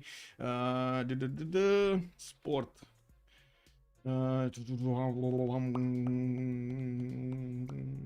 don't see it. I'm pretty sure I'm gonna find it out quickly. Well, I'm hoping I'm gonna find it out quickly, but no, I'm not finding it out. Moneyball. Moneyball, that's what I was thinking. Moneyball. Yeah, Saps know it. Moneyball, amazing movie, by the way. Yes, exactly. Be right back. Good evening, sir. Yes, I watched Moneyball. Indeed, that's a good one. That's a pretty good movie over there. We do have factories coming in from London and Bradford, and I do see Birmingham is going to finish his universities on the series of Somme with 180 sciences, 70 culture. English Empire is still in a free inquiry golden age. Remember, that's for one more turn. That's it. This free inquiry golden age, all of that juicy science going to be shaved off. Feltwind is going to finish his golden age. I do see him 9187. Amanitori is going to get golden age. Somme is getting, oh no, Amanitori is normal age because he needs 103 points. Som is going to need 77 and he's on 66, and I do notice Canada will finish his golden age. Pedro is too far away, then Yongle will get it. Birmingham, yeah, Birmingham. Whoa, we do have Canada still attacked by America, of course, with the extra production that America is benefiting from. He could resupply much faster his front line, and now he can actually do so much more damage against Helm's Deep because of the lack of a knight inside of it. Now we do have him defending with a crossbow here, and in the south we do have the American Muskemen starting to wrap in, trying to put that city under siege. There are quite a few crossbow and core deployed by that Peakz here to do the damage, and that musket should actually die this turn with alongside two of these men-at-arms. Let's actually see the moves here from that Peakz and America.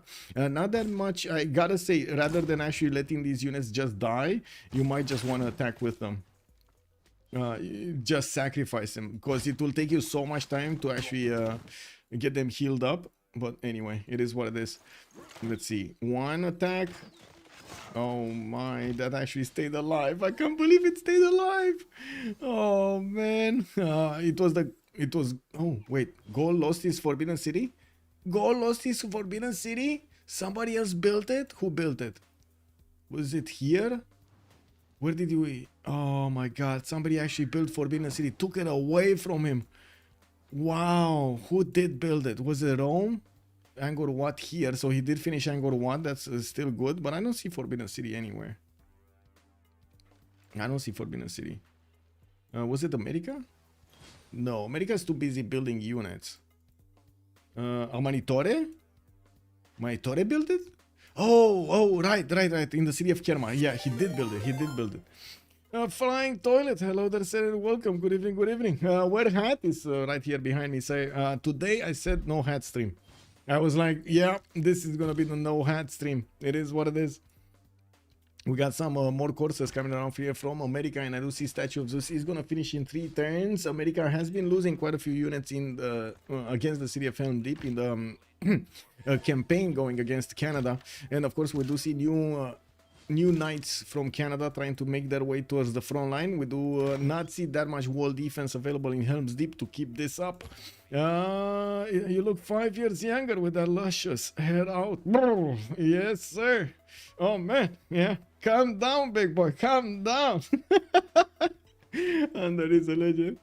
He's a legend, man. Clearly. We got factories coming up from Cincinnati, and let's actually see what will happen with the war against Canada. It does look like slowly but surely Canada is kind of running out of steam here. We do have Yongle getting his engineers. I do see knights coming around for a bit of a push, a bit of a bang then. And with Alhambra also finishing up in 3 turns, we're gonna have a quick 2-minute break so they can actually go through the Congress. We'll turn 76, and let me actually take a look at the score screen. Amanitore first, Ambiorix third, second, I mean, and Yongle third, with Som coming up fourth. I gotta say, Som did not have his first golden and he's fourth right now. That is amazing. Very good job for him to come back into this. Very good job for him to come back into this. So give me 2 minutes and we're coming back.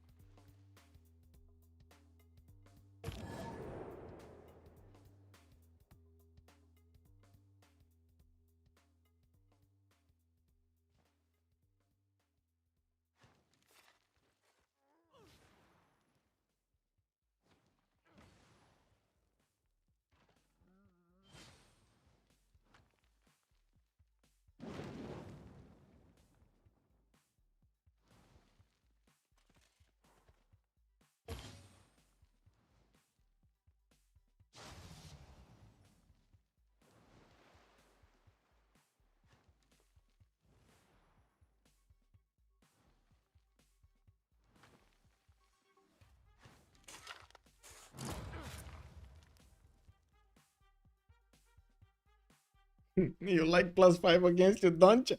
Let's actually see what did happen during the Congress over here. Let's see. We got Citrus granting more amenities and Julius Caesar getting the +4 to sender.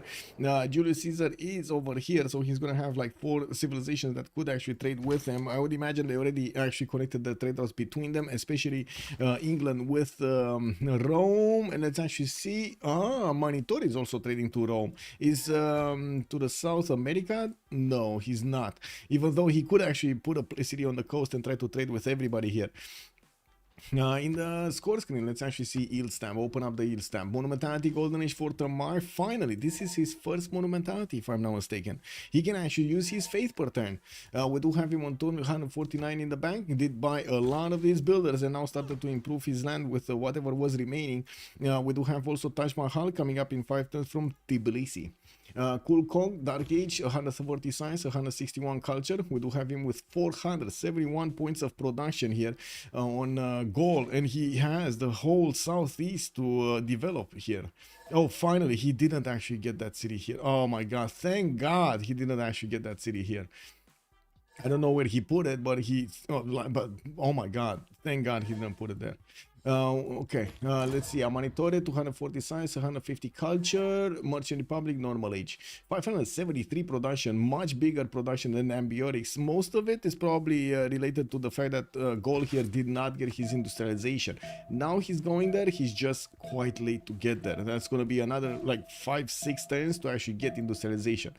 Magriel, sanitation next turn, is gonna start getting his sewers in his cities, going for Casa de Constatación in Mero, and he does have a few cities that could give him the bonus alongside that governor title bonus. So we do have Kerma here with Li Yang, Kava with Governor Victor, Abu Simbel doesn't have one, and Kasar Ibrim is actually on his capital's continent, doesn't matter.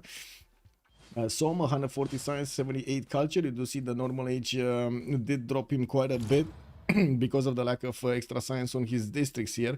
We do have Lakluk, 228 science, 167 culture in a dark age, and I do see him following up his sim with art museums from multiple cities and getting Liang in Brudisium to keep on getting those city parks. He did get them from quite a few cities. I do see at least 3 of them got placed, 4 of them got placed actually. That's gonna be 5 over here, 6 soon in Brudisium. Now we do have Abraham Lincoln, also 127 science, 88 culture. Did manage to conquer the city of Helms Deep, put the walls in with James of St. George, and we do have him with line infantry. Now these units do not seem to be strong enough to attack into the Canadian line of defense, and of course with more crossbows and knights getting caught up here next to Halifax, Governor Victor is establishing in that city center.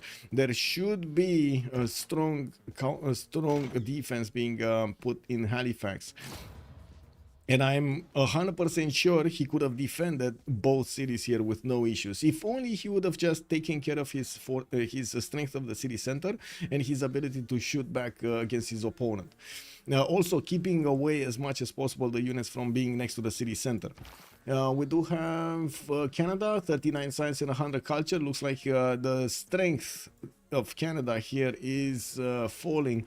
Only 81 points of production with 67 faith. It doesn't seem like he's gonna have a strong resupply line to actually help out the defense. Even if it does have a strong defense and strong units in Adoras, it's just a matter of time until Helicopterkicker is gonna get a significantly stronger unit than Canada to just punch through whatever he needs to be punching through.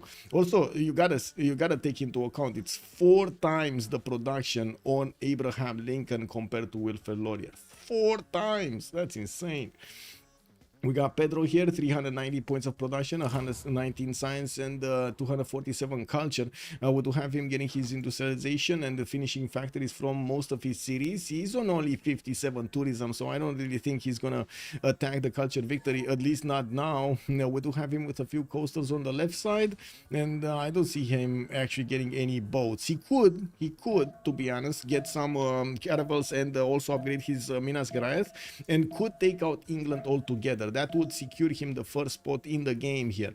There doesn't look to be a big fleet available for some to be using here against his opponent, and the production capabilities of Buldosik are just so good right now.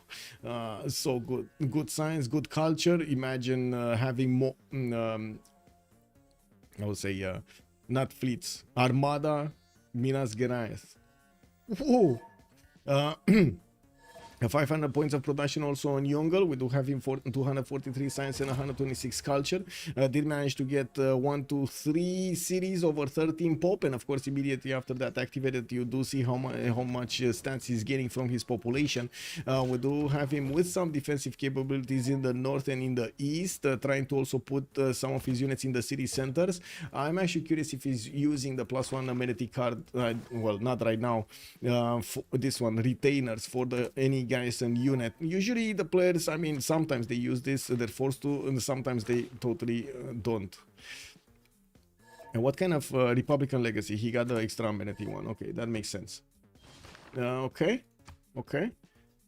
He's also going metal casting here and not going for well, he already got industrialization. I see the factories and the coal power plants already built in quite a few of his industrial zones, and of course that's one of the reasons he has 400 points of production. One thing that I do want to double check is Pedro II aware of his opponent here? He doesn't know. He never actually scouted how close England is to his territory. This is incredible. He never sent a single unit out on the field. Okay. Well, he just put down Oxford University from the city of Fortaleza, getting it in 8 turns. Still has quite a few chops in his cities. I gotta say, it's incredible to still have to see forest tiles available for him and quite a few unimproved hills over here, especially at this turn. Like at this turn, all of the land should be already improved. With 1079, what is this? You know what I mean? You know what I mean? Okay, let's see. More coal power plants coming in. Looks like America is having a bit of a problem keeping that Helm's Diff. It should be fine. We do have a counterattack here. Looks like Canada is managing to build up a defense while America is trying to get to his field cannons. We do have Abraham Lincoln going astronomy, nationalism coming up next turn. He's gonna also get his core ability. Mohenjo-daro he kind of ignored, and he's sending one of his scavs inside of the main territory of Canada to try to pillage the mines, which is going to be quite fruitful. We're going to see him get a decent amount of gold out of that, bringing in more of these light infantries from his cities and resupplying his front line quickly. He's getting his military academies in some of his encampment cities to actually be able to get cores immediately out. Japan, wow, he actually did get this one. He actually did get a city so far in the south. This city actually sailed and partied for the last 20 turns. This settler right here, he sailed and partied for the last 20 turns, but at least he did find a way to put more cities down. We do have him second to last here with only 460 points. That is probably because of his empire score. We do have him on 227, while you do see the top scorer is 337 over here, more than 100 points above on McGreal. And if you take a look just quickly over here on the era score tab, right? We got Zappg on 61 population. McGreal is 93 population. You can see how immediately this actually gives you an idea of the era score, the empire score, how big of a difference there is. 30 more points over there is definitely giving McGreal the edge. Shipyards coming in also for Georgia, even though he doesn't really have very strong harbors, but at least he's going to get some more production and gold out of those. Trying to build a Colossus for an extra trade route, not bad, and also getting some theater squares. Well, right now it kind of looks like the players are slowly getting to try to squeeze as many points as they can of era score, from wonders, from building up more cities, from getting their cities population higher, and so on. Okay, looks like America still not moving. He's going to need quite a bit of gold here. Does he have gold per turn? He's on 43 gold per turn, so I would say no. Hard building is probably the way. He did finish Statue of Zeus, so that gives him a lot of archers that will turn into field cannons. This is going to be good if he actually clicks on field cannons. I don't know why he actually is going to go for astronomy here, but I guess it is what it is. Let me actually take a look. Why is he going astronomy? Maybe I'm not seeing something in the fog. Oh, he has no reason to go astronomy on this part of the tree. Where is he going? Trying to go for chemistry, which is so far away, or replaceable parts? No, ballistics is the way.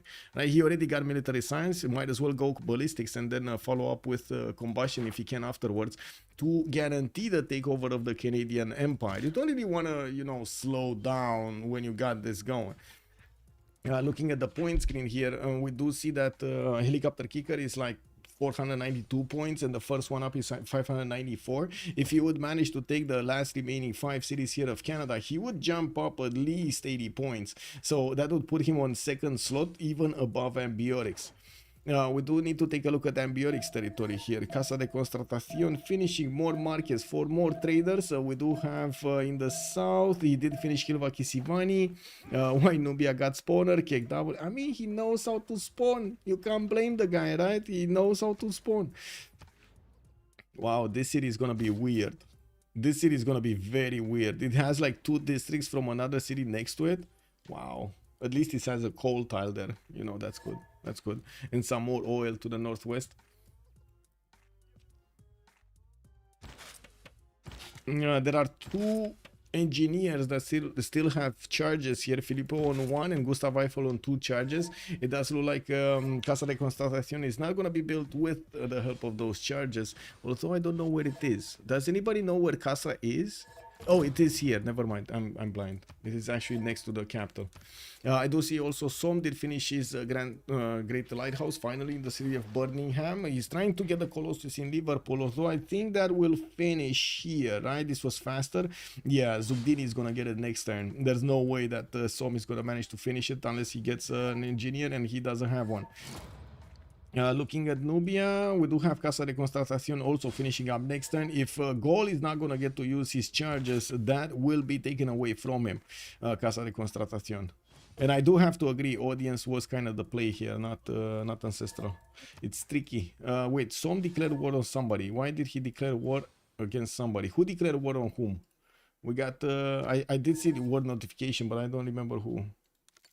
This declared war on Som. That is Buldosik declaring war on Som. So he's at war with Tamar and Japan and Pedro. So wait a second, he's at war with Pedro. Oh, I see why he's at war with Pedro. England got an ironclad in the cities of his opponent, and he's staying on his Colossus. He's actually keeping away Colossus from being built. Ah! Hello there, Camogello. Good evening, sir, and welcome. In every game, Canada is always getting bullied. I mean, in the last 2 games, yes. They're having a lot of fun with it. 5-head plays, yes. I mean, he did it, you know. Yeah. So my spawn bad. I'm sorry, man. 1 trade route. It is what it is. Yeah. I mean, he's right. What do you want the man to do, right? What do you want the man to do? He can't build districts next to city center anyways. Exactly, Thundorius, right? So that city just mixes perfectly over here. Is he gonna get it? He should get it, right? Let's actually see. He should get it. Wow. Taking his good old time to actually put the settler where it needs to be. We do have some religious spread here. Is that? So Georgia, yes. Canada, this. Japan is choral music. Okay, so this is Shinto. Yeah, this is Shinto. He's converting Gaul from far away. Anyway, the Cav of America did go onto the high hockey ring, and unfortunately for him, the hooks of the Cavs actually started skiing over there. So yeah, that doesn't work. We do have Canada's Night Corps not strong enough to actually attack into the Cav, and I'm pretty sure this Cav is just gonna keep on wanting to get more pillages. We do have also quite an army being built from China. I do see courses are being deployed towards the north, towards Chengdu. I'm actually curious if he is going to keep on building an army to go against somebody, or is just for the show.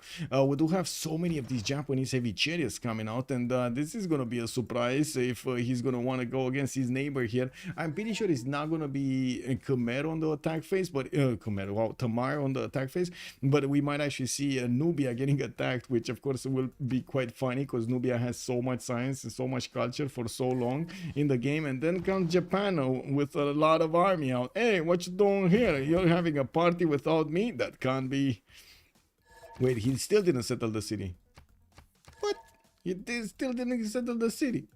Anyway, we do have a Georgian privateer here shooting that ironclad, trying to push him out of the way. I do have to mention Georgia should have GMC, so he should have the ability to buy siege units in the city of Zugdini. Taking a look at the score tab here, we do have Georgia on 775 faith, so he could definitely buy at least one, if not. Oh wait, he actually has trebuchets. He actually has trebuchets. If he does manage to get the trebuchets out, like at least 2 of them, upgrade them into bombards, this ironclad is dead. He needs a few turns. Come on, man. You can do it. Just buy 2 of them. Buy one from Zugdini, one from Rustavi. Oh, he already shot with the crossbow, so that's not going to work anymore. You can't buy the unit if there's already a unit inside of the city center. Rustavi and Romalo, though, don't have units there. It's just gonna take them time to get onto the front line, and that is problem. It's a problem. I mean, hello Deluxe, hello there, sir, and welcome. When can I play my qualifier? Does he know he needs trebuchet? That's a good question. I don't know if he knows if he needs trebuchets. So I guess we can talk a bit about this. Crossbows do have a -17 penalty effective against the naval units, while siege units do not have that. They do full damage against these naval units. They're very good, and I do see one being bought in Rustavi and Romal. Okay, there we go. He is doing it. He's doing it. Just a bit slow. It's fine. It's fine. We got here universities coming in. Arena in London to get that extra happiness going. That city should be like +3. Oh no, it's -3. What's going on here? Why is he -3 everywhere? -6 in some of his cities. He hasn't been fighting. What is this? Anyway, Colossus. Oh my god, man.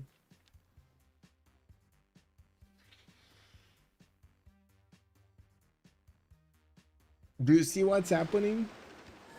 Do you see what's happening? We got Colossus being built by a third party faster than the ones warring each other to build it.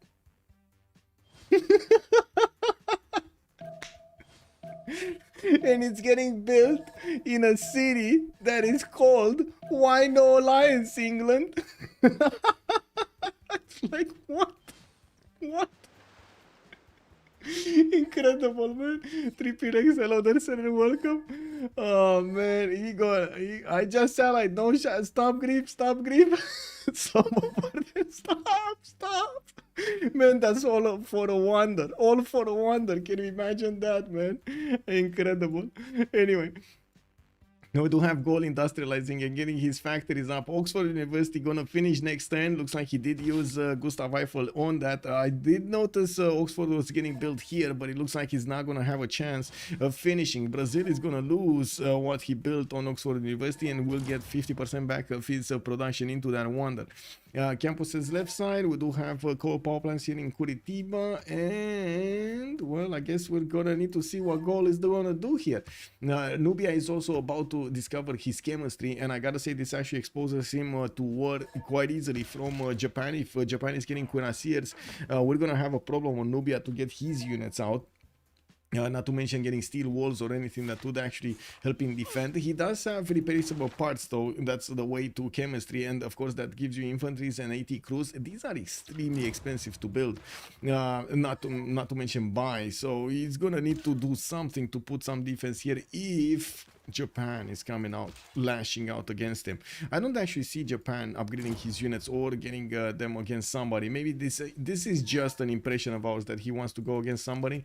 Yeah, we do have rule value also coming up in 4 turns. Coastal trade here. Japan is sending the message to everybody that he can trade with them in that capital city. And I do notice finally America has started moving towards the city of Edoras, which is 80 strength. I mean, remember, Helm's Deep was hard to take with like 59 strength. This city is 88 strength on the defense. The musketmen just cannot do anything. The line infantries shouldn't be able to do anything. They're doing something, but they're losing a lot of health in the meantime. While Canada will get to shoot back with the crossbows and still eat that defense. Now let's take a look here. What's happening? We got the trebuchets on the way towards Zugdini. That ironclad is still keeping the Colossus in check over there. And oh my god, man, this is gonna be a 1-turn difference. This is gonna be a 1-turn. Som is not gonna be happy. He's not gonna be happy. Yeah, Feltwind on wait, that's not Gaul. Who is Feltwind? That's Tamar. I'm 1 turn. Oh, CoolCong did just say, he said it. Look at some bro, Gaul, please don't do it. Don't do it. I'm building straight here. Come on, don't do it. Oh my god, that's unfortunate. I gotta say, this is quite unfortunate. Oh my god, man. Anyway, it is what it is. It is what it is. Yeah, we do have to see what will happen over here after the demise, if there will be a demise of Canada, and if America is going to manage to somehow get back on track. I do have to say he's dropping down quite a bit because of the war against that Peakz. The fact is, usually if somebody doesn't war, if you're not at war, you want to get simming up. So you want to get more population, you want to get more districts, you want to get more cities, improve your tiles, get more empire score, get some great people going and stuff like that. When you start deviating that production into units, you slow down your requirement of score points at the same level as others, as the same tempo as others that are not investing their production into military units, and they're going for what I said in the beginning. This actually, as you can see, creates quite a bit of a problem in the game for you, for the one attacking or for the one warring, both of them. Yes, don't get me wrong, you can actually war and have a very quick result, and that usually is the way to go. If you want to war somebody, you don't want to war him for 30 turns. You want to war him for maybe like 10 turns, maximum 10 turns, right? And get the cities back and try to rebuild them, get the monuments and get the granaries rebuilt, get the districts out and benefit from all of that population, extra points, not to mention maybe extra amenities from another continent. In this situation, it took Abraham Lincoln at least 20 turns to get to this point, which at the moment you can see it's actually slowing him down more than it is helping him get those points that he desperately needed. He did the Colossus, yeah, he did it. Oh, he moved away. He actually moved away. Okay, that's my ally griefing me. Oh no, okay, is he gonna finish or not? Is he gonna finish it or not? Because Liverpool is still 110. Okay, he didn't finish it, man. He didn't finish. No, I mean respect, man, respect. Gaul, very kind man, very kind man.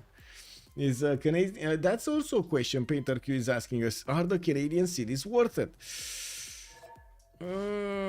Debatable, right? Debatable. At least he has some wonders, like Temple of Artemis, like Oracle, for example. Has some good spots for some interesting spots actually for campuses. Already build a few of them. You still get something, but you're not gonna have the same population that Canada would have had in this situation. You're not even gonna have those farms in his cities. How you gonna let England bully you like that? Yeah. When Mounties, not close, not close. Canada is very fun. Only 97 culture attempts. His civil engineering doesn't get that quickly to conservation. Civil engineering is here, conservation would be over here, top 3. He's not getting there. So I don't think we're gonna see a Mountie defense. Yesterday we did see an amazing Mountie defense from him, counter-attack against his opponent and managed to take over his city. This was just a third party that attacked him afterwards, which did not need to build the units earlier. Yeah, 5 cities Japan. Oh, 7 cities Japan. He actually is multiplying. We got Zappg also putting a few of these galleys in the choke point in the south, in the Atlantic Ocean, and getting 1, 2, 3, 4 of these warriors. I guess this is the levy from Namadol. Okay, I don't think he's actually gonna war anybody, but you know, it is what it is. Great Zimbabwe also gonna finish in Fortaleza with Zeus coming in from the carnivals in the south. I do see he's also getting his medieval walls, and I'm a bit surprised we don't see some quadrim pre-builds here. Even the city of Belém is starting to work on a canal there so he can get boats out on the west side, but I mean, he's gonna need a navy if he actually wants to get it. Colossus will finish probably in next turn, and I don't know why we actually have some waiting. Was this a desync somewhere? Why everybody wants to ward him? Wait, somebody ward him? Why are you trying to worry me? I have so much bad stuff. Oh no. Foolish Jaguar is definitely not liking this. Loaded Lux is wanting to farm some points, and it looks like a flying toilet is saying, yeah, I can help you. Kick double, man. Kick double. Okay, so finally we do have wait.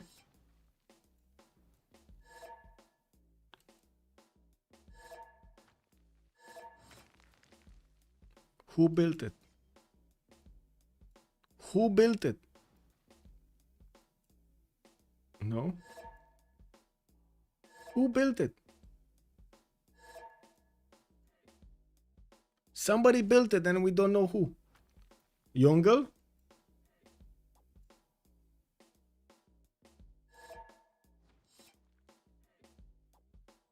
Bro.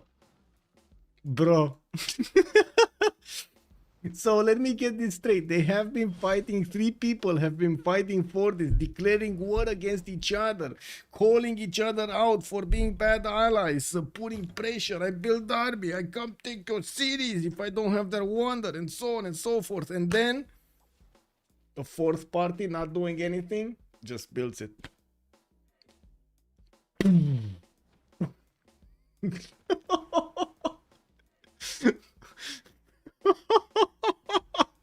Not even Som knows who built it. They don't know who built it. All this for nothing. Oh no. Mazurus, good evening, sir, and welcome. It happens, right? It's a 10-man game. You don't know where wonders are getting built all the time. Yongle is definitely looking out for a warrior. Oh man, this was beautiful. Poor Som just getting out. Oh my god. I gotta give it to the guy, man. He tried so hard, right? He tried diplomacy with one guy and he tried warring with another guy so he can get the cookie. And then the cookie got snatched by somebody else and he didn't see him. This is incredible. Wow. Do any of them have vision of it? I don't think so. I don't think. Let me double check. So let's see. Tamar. Yes, Tamar has vision of this. Som doesn't have vision of this, and Gaul does have vision of this, but it's kind of weird. It's kind of like one. Oh, it does have vision. I am saying it's weird because Changsha's label is above it. Right? If I zoom out, it's above it. But anyway, Gaul switching off with 1 turn left to just let Yongle. Yeah. Why do I have the impression Gaul is not happy? I have a strong impression Gaul is not happy with this. Now, we do have coal power plants here. I do see we're going to have some banks in Hong Kong being built for the extra gold port. And I do want to double check if anybody's desyncing, because there was a lot of overtime there. A lot of overtime. Okay, no, nobody was desyncing. Weird. Okay, the city of Fedoras, which could be called Fedoras also, is at the moment not under siege, and I do not see that many field cannons from America. He still has a bit of a problem with gold per turn, but he does have 543 in the bank, so I don't see actually a problem for him to get those field cannons. Much better units to actually attack into the city center, and of course you do see the American Line Infantry Corps able to do quite a bit of damage directly to the city center because of the siege tower positioning. We do have 1, 2, 3 of these crossbows bombards coming in, 2 of them from his main cities. He's also trying to get the Huito Kali in the city of Charge of the Roirim. I don't know how to pronounce that. Anyway, a few more Cav cores also coming in. Rule Valley in Cincinnati, which is probably not going to finish. I did notice Rule Valley was being built somewhere else. Here, right? There we go. Wasn't there somebody else that wanted to build a Rule Valley?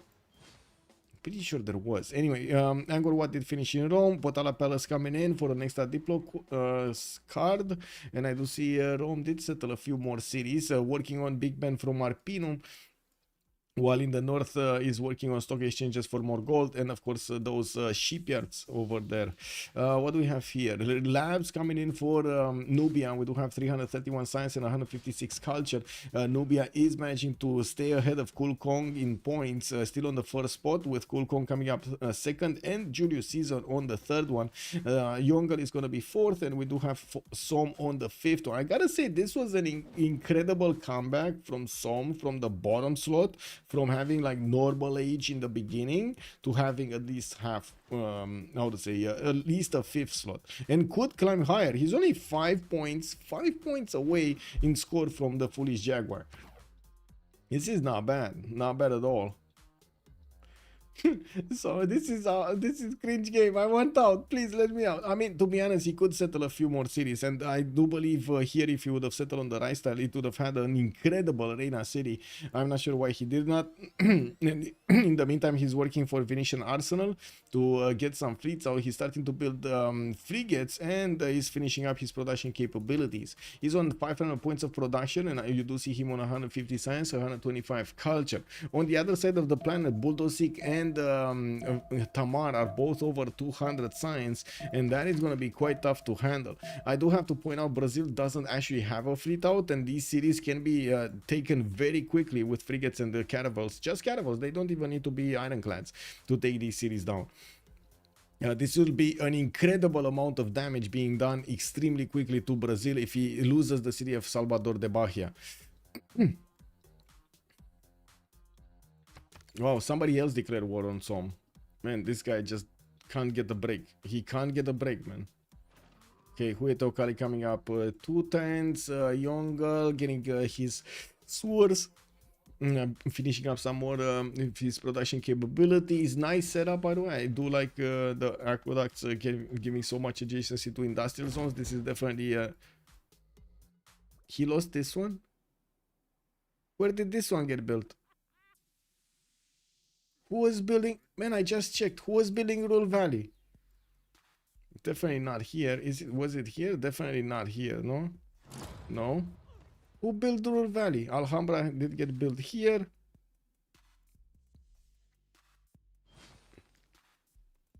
Japan trying to put Torre de Belém instead of that one. I do see Mont Saint Michel here. I don't see Rural Valley. Is it here? No. Man, there's so much pressure on Wonders this game. Was it here somewhere? I do see Potala is trying to be built there in 9 turns, but that's a long time. Can you not check the messages? Oh, I guess I can. Magriel. So, wait, Nubia built it. Okay. As a lot of the times I actually right click on the messages, and it's fun to actually check this out, but thank you for the pointer. Yes, thank you, thank you. Where is the Rural Valley? Here, in El Curu, which basically means the ass in Romania. Weird city name, I know, it is what it is. I can't use the lens. No, I can't use the lens. Saipong, hello there, sir. This monk in El Curu. Yes, indeed, sir. Thank you so much for the pointer. I cannot do map searches in spectator mode, unfortunately. If I click on the map search and I click like, let's see, Rural Valley. Search. Does it work? It's just searching and not doing anything. It doesn't show me, unfortunately. Clear. Click. Bad vision, bad vision. Okay, some more goal per turn. Potalapela is gonna finish in Rome next turn. That should be fine. Looks like the city of Edoras is also gonna fall next turn. America is moving in with his bombards and his line infantry corps. It looks like he kind of broke Canada's defenses here. With the new bombards coming in, he will have significantly more firepower to attack into the Canadian defenses and do damage there. We're going to need to see if he's going to manage to also take out the capital in good enough time. Sorry about this. I just saw some bumps and I didn't understand why. Anyway, now we do have China also deploying more armies towards the north and starting to get bombard corps. And I gotta point out, you don't get bombard corps if you're not actually going for the offense against somebody. And looking at his tech side, we do have Magriel going back to steel walls, while Yongle is gonna go Yongle is going chemistry here. That means, of course, China did not manage to get his steel walls up, nor does he have a good pathway to combustion, while Nubia will have a direct path to combustion. He already got the top 3. He only needs the bottom 3 right now. We do have him with a few more of these harbors coming in from the extra gold, and looking at his yields, he is 355 for science with 136 culture and does have 746 points of production. With a lot more of these research labs that need to finish, we're going to need to see what his science will look like after he does manage to finish all of them. Could build also Jebel. Yeah, could definitely build Jebel over here. Anyway, it is what it is. That's a one hill tile, desert hill tile that, you know, could definitely be worked. Why not? We got a lot of spies from Gaul into the cities of Nubia. I gotta point out, these are 4 spies, 1 level 2, 1 level 1, and 2 level 0s being deployed in Nubia to try to slow him down. We've seen it multiple times how the players, I would say in the Rooster Cup or in the other games, are actually trying to slow down their opponents so much with the spies.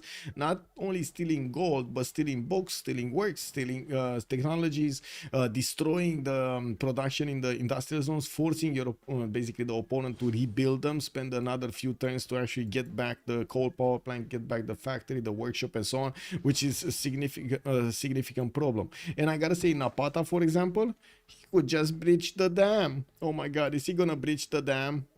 I think he's gonna breach the dam. Didn't America build Jebel? He did? Let me see.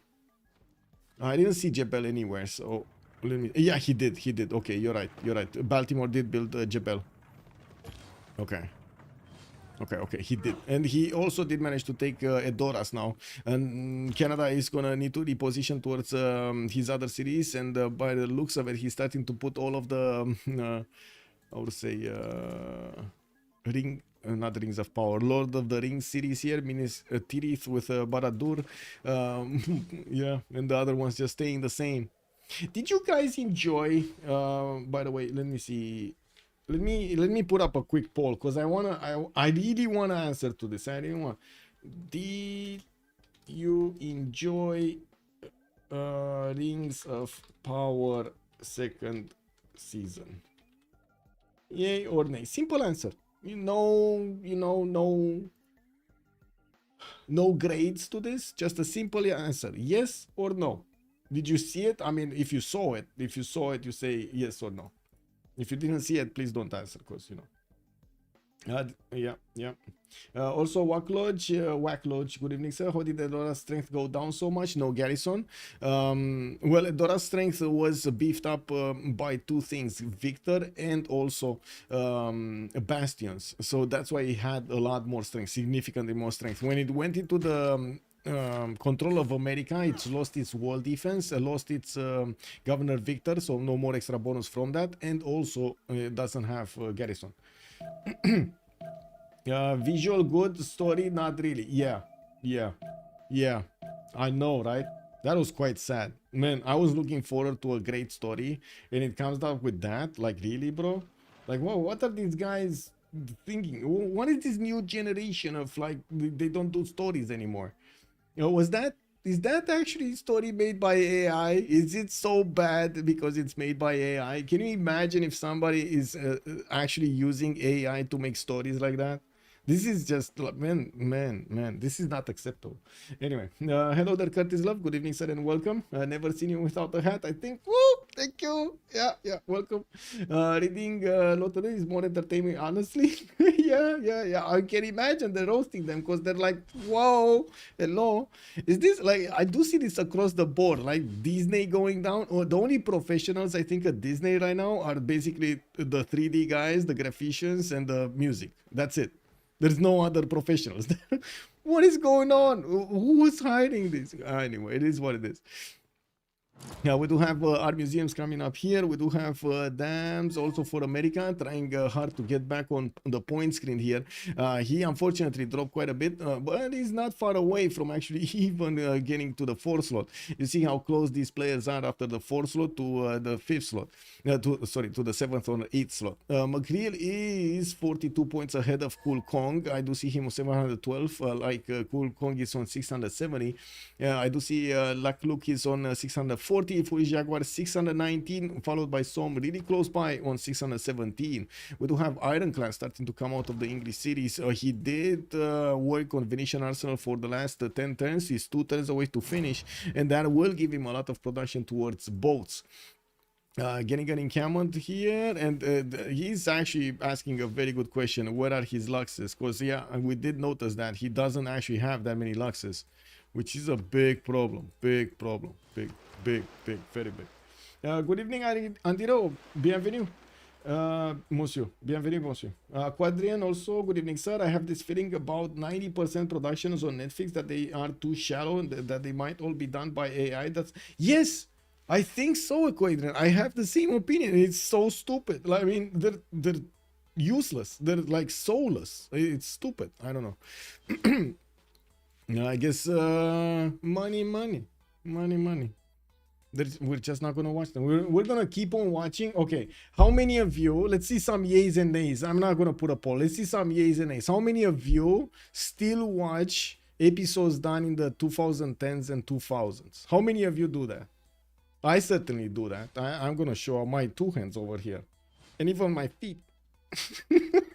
Yeah, I'm getting my feet up. Yeah, I'm doing it. Yeah. I can't show it on camera because, you know, then I'm going to get banned or something. You know, it is what it is. I'm pretty sure everybody's going to be like, oh, Michael is showing his feet. Really quick, clip that. Yeah, there we go. We got some yays. Yeah, we still watch. I mean, Stargate much better than whatever we have right now, right? Star Wars back then was very good. Right now is some of the episodes maybe, but not all of them. The storyline. Where's storyline? Anyway, we do have coal power plants in Birmingham, and I do see you know, we're gonna have some starting to get a city towards the northwest. Even though he's starting to get his fleet out, I'm actually quite curious who is he gonna go against. Brazil still didn't take notice of actually building some of his pre-builds. It would be extremely important to have those pre-builds for his Minas Gerais. Extremely strong unit, one of the most powerful battleship in the game. We did have him getting his zoos out, and you can see the extra science coming up here on his tires with the extra culture from Chichen Itza from the city of Rio de Janeiro. And looking at his stats, 280 science with 280 culture does seem like a good result right now. Andor, yes, Andor was awesome. I can definitely say that. And Idiocracy 1, man, that is a better movie than almost whatever was made this year. Yeah. Almost whatever was made this year. Idiocracy was better than them. Incredible. Like that is an incredible low benchmark, I gotta say. Incredible. Words for content, KW. Yeah, I mean, amazing, man, amazing. Anyway, we do have some campus research coming out. I do notice Gaul is getting a unit inside of the borders of Los Angeles.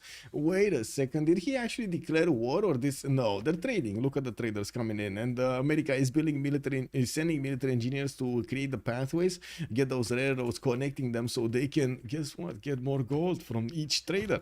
We did have America also getting all of his units towards Baradur, looking at his field cannon array, and of course the bombards. He should be doing enough damage against that city center in good enough time. Now, I think that, I guess the biggest question is he gonna manage to fruitfully get his points though? Because everybody else got so many more points right now.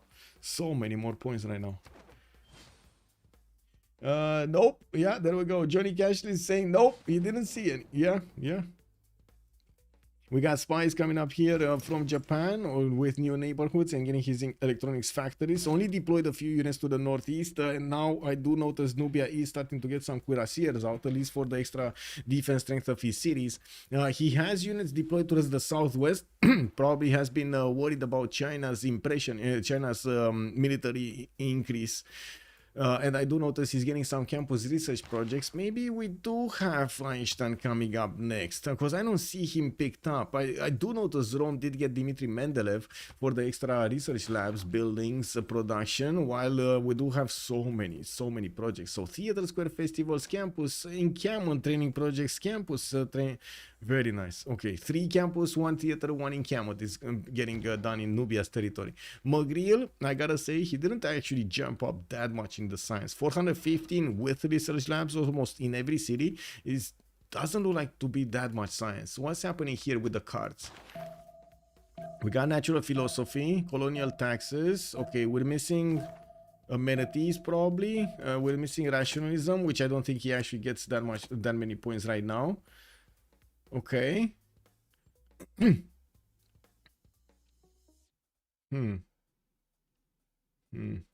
Yeah. How much happiness does he have? +6. Okay. Okay. There's not missing happiness. I stand corrected. He has +6 in quite a few cities, +3 over there. So it doesn't need to actually use the extra card. Okay. Why is he using? Oh, okay. There we go. He does actually have both of those plugged in. Could be using anyway. I guess it's fine. He's probably thinking, okay, he's already top dog over there in the science. He shouldn't be going that much further. He's 47 techs. We do have Yongle 46, Rome is 43, and then Pedro 39, Tamar 39, Abraham is 39, Gaul is also 38. This is incredible that Gaul is only 38 with 335 points of science. We do have him getting his replacement parts in 2 turns and mass media in 4, very far away from the science. Incredible. It's so far away. No hat, boss, no hat. Jargonat, good evening, sir, and welcome.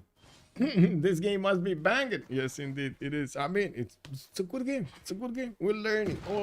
Everybody's learning here. Okay, let's see. Under siege, city of Baratur is being placed under siege. The American units will start banging on the doorstep and see who's actually call back.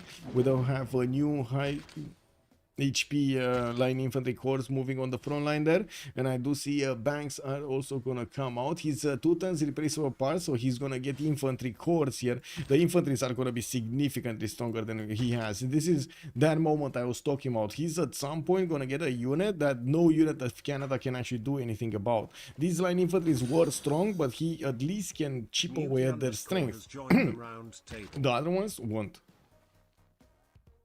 Oh, Muti, thank you so much for the follow, sir. Thank you.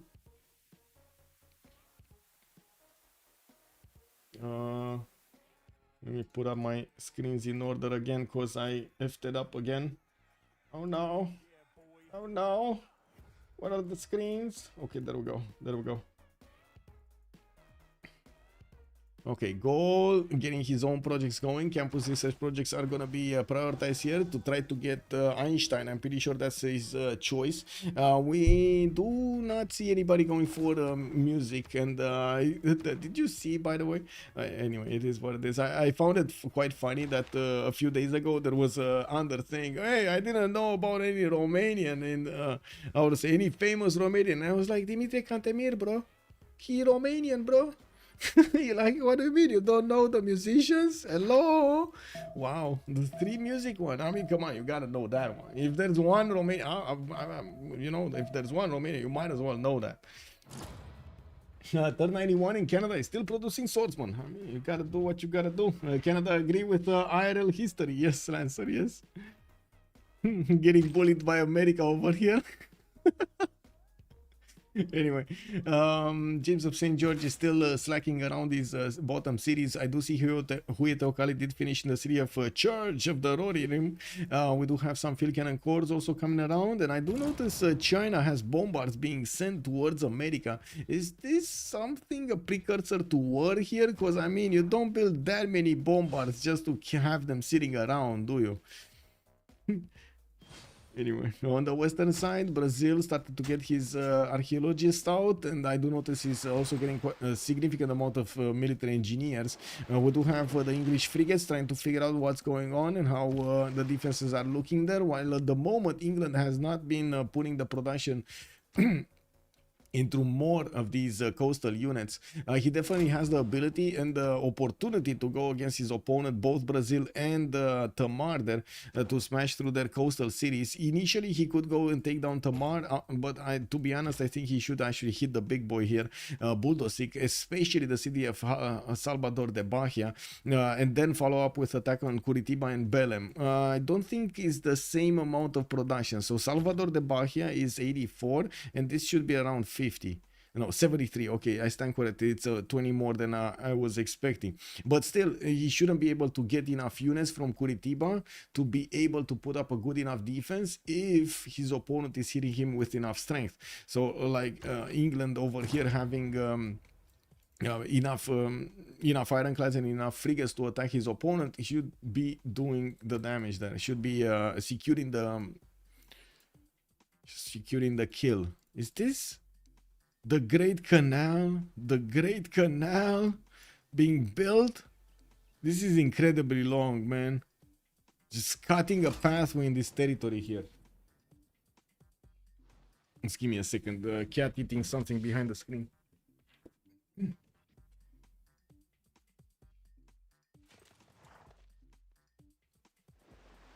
Okay, it's fine. It's fine. It's fine. We got this. Panama Canal getting in. Yeah.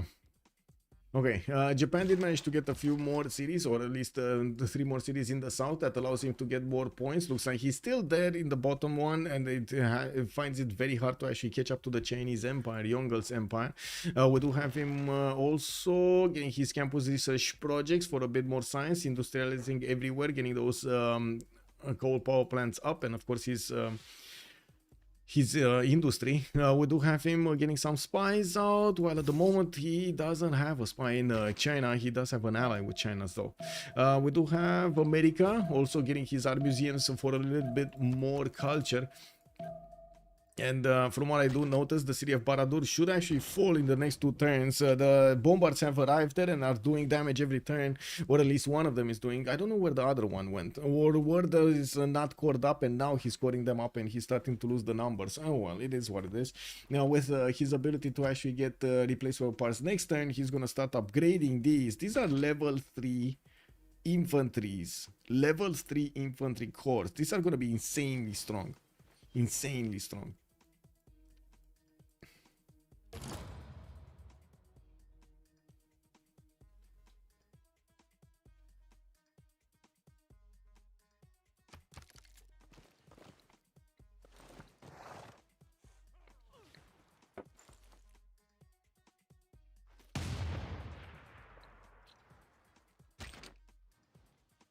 Yeah, too much damage being done. It's gonna 2-shot here.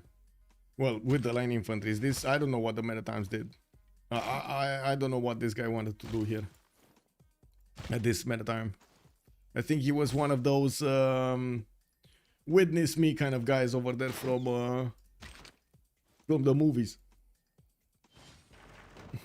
Anyway, we got the field cannons upgraded. I do notice Helicopterkicker did manage to get the great profit, and he will have the opportunity to get a religion. We're only 3 turns away from the next era, and I do see Japan is gonna get his heroic age. Tamar is gonna go heroic, golden age. I mean, Ambier is gonna go heroic. We do have golden age on Manitore. Som is going 3 points away from getting his golden age.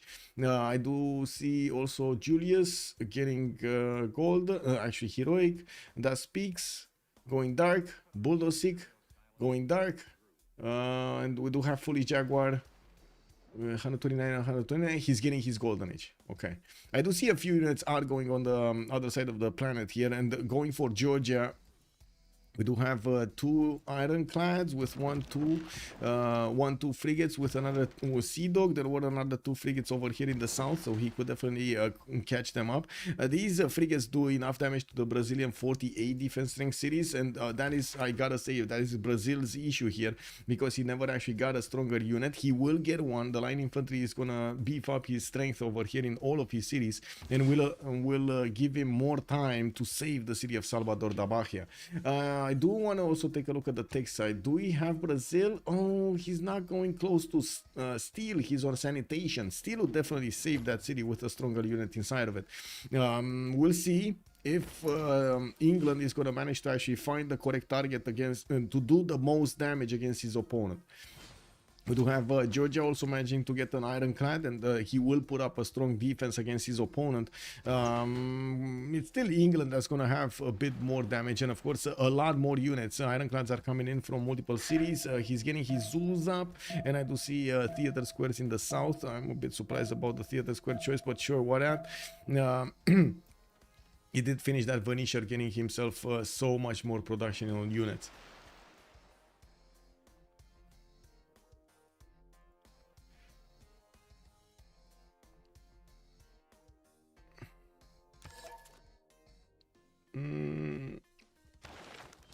Oh my god.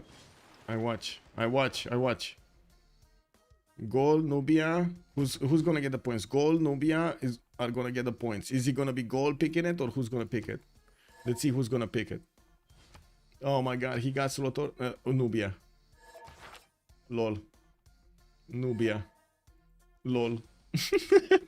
Well, he was making projects for a long time. Can't fault him for that. And looks like they did manage to recruit it in the correct amount of time. Nubia using his archaeologist to also add more culture to his cities. We do have CoolCong 422 science, while Nubia is 509. I do see CoolCong having a bit more production and a bit more culture. Shouldn't be that big of an issue. They have comparable gold, and I do see the how to say, Einstein just activated, and Magriel just jumped up to 622 science. We do have Magriel keeping the first place, CoolCong on the third one, Feltwind is still on 3, Lakluk is 700 points, 1 point behind Tamar, while Som is going to be on the 5th slot here with 681 points.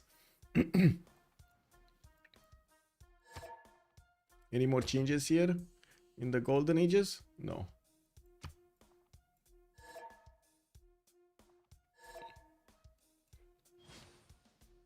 Oh, it looks like Nubia is thinking his next door neighbor here, China, Foolish Jaguar, is going to want to attack him.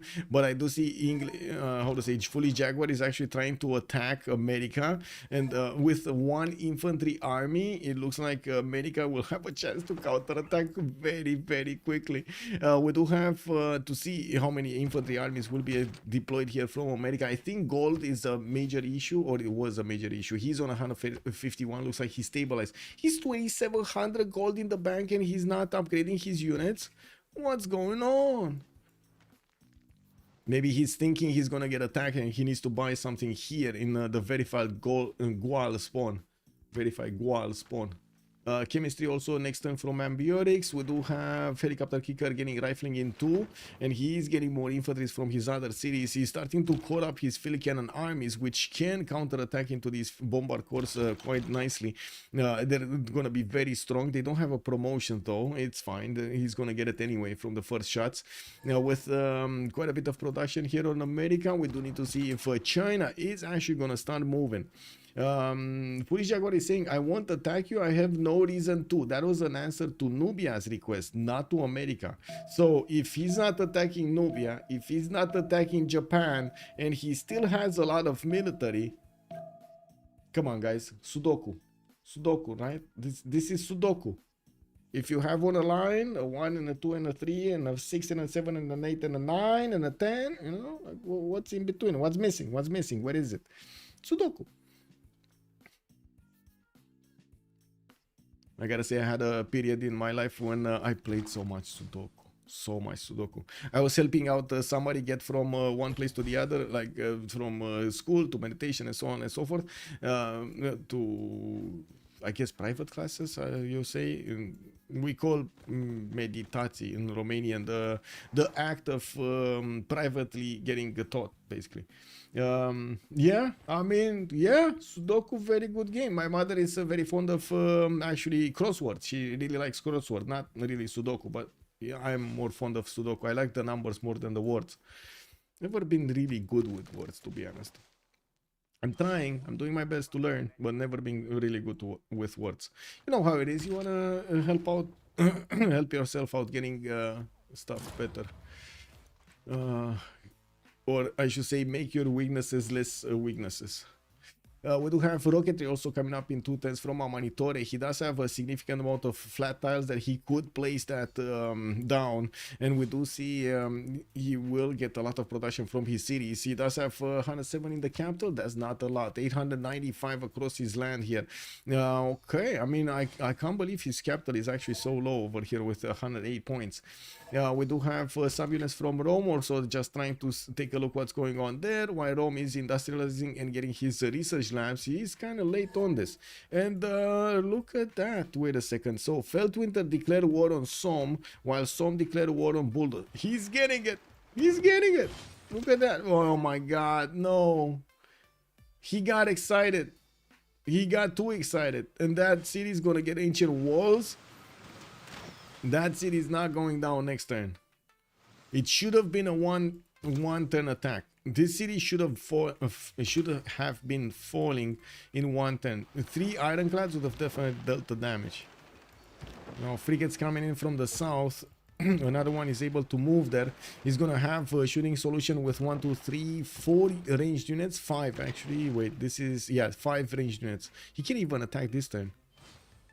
1, 2, 3, 4, 5, 6. He can attack this turn actually, because this one has 8 movement. No, Athena. Ish. Athena talking with the other cats through the door. Yeah. Yeah, I have a really talkative cat. I guess she sees me work and she's like, yeah, I need to talk and meow all day long. Anyway, this might be troll. Cake W, man.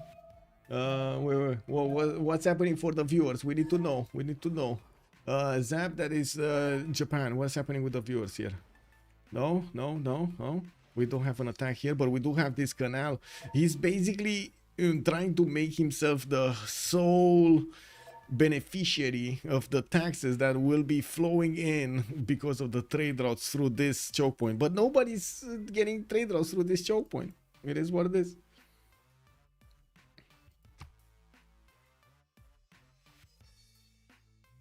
Okay, next turn, we just jumped into the next era. We do have Heroic Age from and Golden Ages from quite a few. Let's actually see. Okay, 1, 2, 3, 4. Is it gonna be enough damage?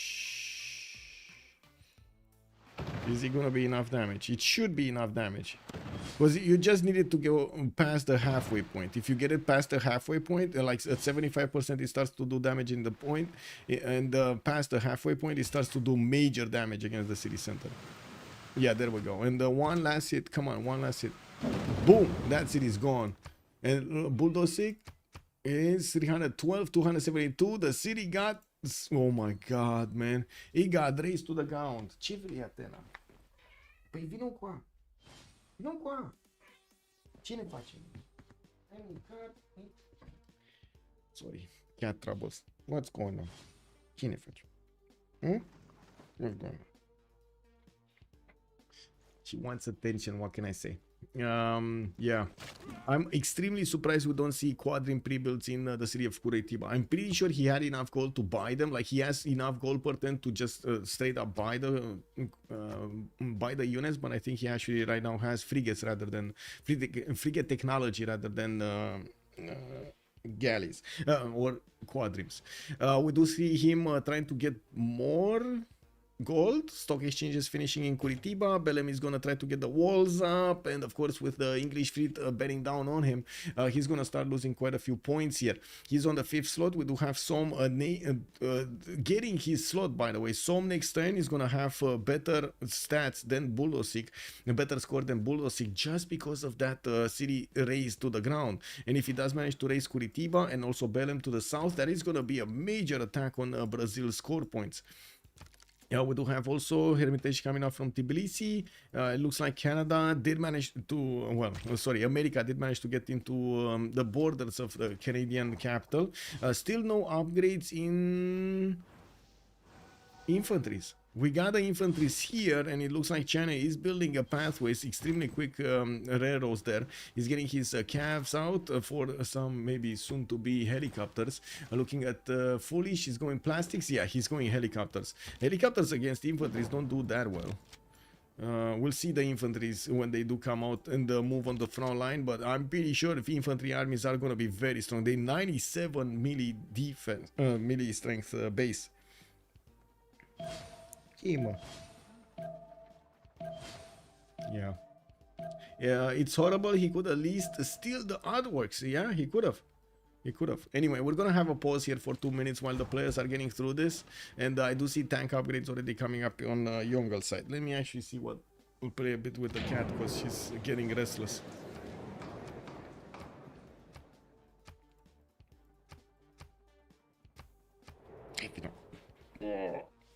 Let's go.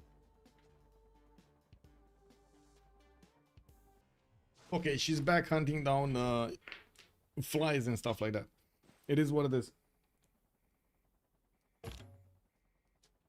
What? No, it's fine. Okay. We do have the Chinese army is getting also upgrades in artilleries, and we do need to see when this war is gonna start. If I'm not mistaken, wasn't he allied with America, or was America allied with somebody else? Oh my god, I got so much hair on me. Yeah, he's allied, I think, actually with America, and looks like he's gonna backstab the only ally. He's coming for me, isn't he? Buldosik man at the arms rush. Whoa, he did actually do his attack on Canada, but he does have a significant army also deployed here to the west side of his capital. So yeah, he's gonna try to fend this attack off. Woods do give you extra yields, and I do see Abraham Lincoln did get the culture bombs. Helicopterkicker here is gonna need to pull off a helicopter 360 no scope against China. We do need to see what's going to happen with the spaceports coming out from the cities of Nubia. I do notice at the moment he's not actually putting one down. Ooh, that's a... didn't he get it already? He got it already, right? I'm pretty sure he actually got it. The spies of Gaul are making quite a bit of damage here. And I'm actually very surprised he's not targeting the dams, because the dams would actually kill off all of the districts. The dams are more efficient to spy on, to actually take out all of the districts on the floodplains, rather than, how to say, going for the industrial zone. We do have some tanks also from Nubia with the ability to go against his opponent here, China, if he wants to. China doesn't have a friendship with Nubia at the moment. The artilleries are coming around, not getting armies, and I don't see enough encampments being placed down so he can get that going. And looking at the score screen, Magriel is keeping his first place, very close up, followed by the Gallic Empire on 775 points. Only 20 points difference between them. 30 points below, it's Lakluk 1779 on 745. Feltwind is 740, and Som is 718. He did get significantly above Buldosik. You see what happens? A single city got raised to the ground of Pedro, and boom, he went down like 50 points. That is incredible here. Incredible damage that England Som is doing against his opponent. In 3 turns, look how fast he would have built his Minas Geraeth. Look how fast. And one Minas Geraeth would have taken care of all of these boats. One, just one. He needed one, that's it. Anyway, now it's too late. The city is getting hit. We do have infantries over there in the city. He just bought a Minas Geraeth and check. Oh my god. Look at this. He's one-shotting any unit coming in the 3-tile range. Well, at least, well, one-shotting, sorry, the frigates, right? He's one-shotting the frigates from 3-tile, 2-shotting ironclads with the Minas Geraeth. Imagine if that was a corps a fleet or an armada. The probability to take down the dam is pretty low, though. Yeah, but if you do get it,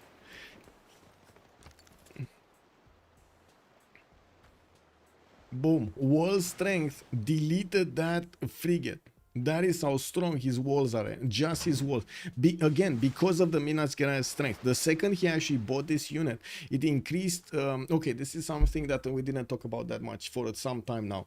So, melee strength defense depends on the highest melee strength units. Melee strength defense of a city depends on the highest melee strength unit you have on your empire, -10.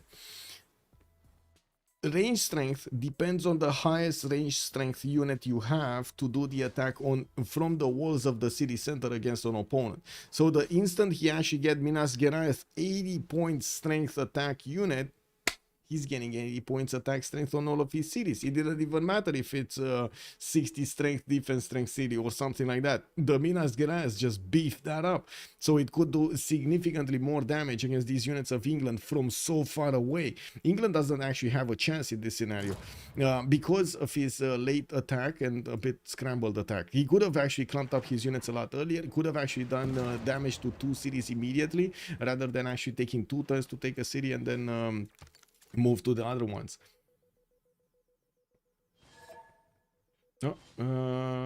My great ally of China. Oh my god, yeah. How could this have happened? China accidentally declared war on Nubia. Wait, what? Actually, China declared war on Nubia? If Nubia attacks me, you should probably actually declare on them. Wait, what? Advanced flight coming out from Amanitore, although I didn't see that many aerodromes, and I do see his second industrial zone is getting taken down here. We got another burning one here. Nuri did build an aerodrome in the far north where there is an English slinger which is still throwing rocks for some reason. It was the joke, the Minas Iran. Yeah. He's running away. So I'm sorry. You know, joke. I'm going back to my own cities. This is not good. Okay. He's getting his own frigates out. He's going to need to get battleships here, and if he actually wants to take those on, and even with battleships, it's still very hard to take on the Minas Gerais. This is an incredibly strong unit. We got intelligence agency getting rebuilt in Rio de Janeiro. I do notice we do have some stock exchanges also in the other cities for the extra gold. And looking at the gold pattern here, Buldosik is on 436 points. We do have McGrill still keeping his edge, but looks like CoolCong is getting closer. Broadway in 7 turns here, while we don't have winning condition at the moment. Yes. This little cat actually started destroying my chair. Can you please stop destroying my chair, please? Okay. She's extremely spoiled. Because of what happened to her at the beginning, like with the breaking of the leg and so on and so forth. I kind of spoiled her. We kind of moved her in our hands from place to place. We did talk to her a lot and so on and so forth. And now, she's very spoiled. Yes, I know. Yes. Anyway, now we got some more infantry armies coming up from America and getting their position next to the verified goal spawn, I would say city. We do have a lot of rebuilds from China to get into helicopters, and taking a look at this, China is getting his helicopters next turn. Ideology also coming up in 2, faster to... from what I do see, he's going to be much faster to fascism. This is going to help him out quite a bit, doing the damage against America. The capital city of Canada has also fallen, Ministries, and I do notice America only has 2 more cities to chew through, Montreal and Toronto. Now, in the score screen, it did help out to take that capital. Helicopterkicker is on 718 points, actually more than Foolish Jaguar right now. And probably one of the reasons the Foolish Jaguar does want to attack Helicopterkicker here and get back on the race of points. On Nubia, we do need to see if he's actually going to start moving his army towards China and rip that territory apart, or if he is actually going to try to go to space. To be honest, in this position, you might as well go to space, right? Nobody's actually attacking him at the moment, and China will have definitely quite a bit of work to do against America. Yes? What's going on? What's going on? Little one, what's going on? Okay. Looking at the Somme, we do have him placing down a few theater squares, getting his Hermitage in Birmingham, and putting down more of these libraries. What's his goal per turn here? We do have him on 593 gold per turn. To be honest, with 593 gold per turn, it's probably much better just to buy the library straight up. It's only 180 gold, you know. It's not that expensive. More quadrims coming in. He's getting an archaeologist to help him get some more works, and looks like Athena wants to be the spotlight here. Can you not put your paws into tea anymore, please? Whoa. Petrin, thank you so much for the sub. Give me a second. Thank you so much, sir, for the tier 1. Much appreciated. Much appreciated. Thank you. And good evening. We do have some spies also coming up from Bradford, and looking at the other side of the planet, it does seem like he didn't put a spy yet. Oh, he did put a spy in Recife. That's a city from Brazil here, and I still don't think actually Brazil found one of his cities, but he's starting to sail his Minas Gerais on the 7 seas here, looking, oh wow, directly meeting the English ironclads on the battlefield. This was kind of a mistake actually, to go against England on the seas. His Minas Gerais are not going to be able to withstand the 3 attacks from ironclad fleets here against him. There are some sea dogs also, and I'm pretty sure Somme is going to figure this out and go take that Minas Gerais down. There we go. 1 attack, 2 attacks, and the 3 will go through. The 3rd will go through. Santa Cruz is also available for Somme to get an armada, and I do notice he still has a significant amount of frigates here. Somme is asking Brazil if they will peace or not.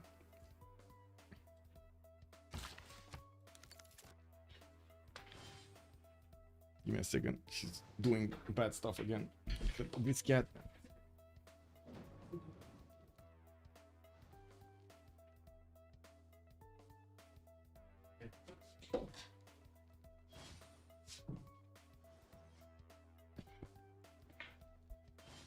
Attention seeking cat, what can I say?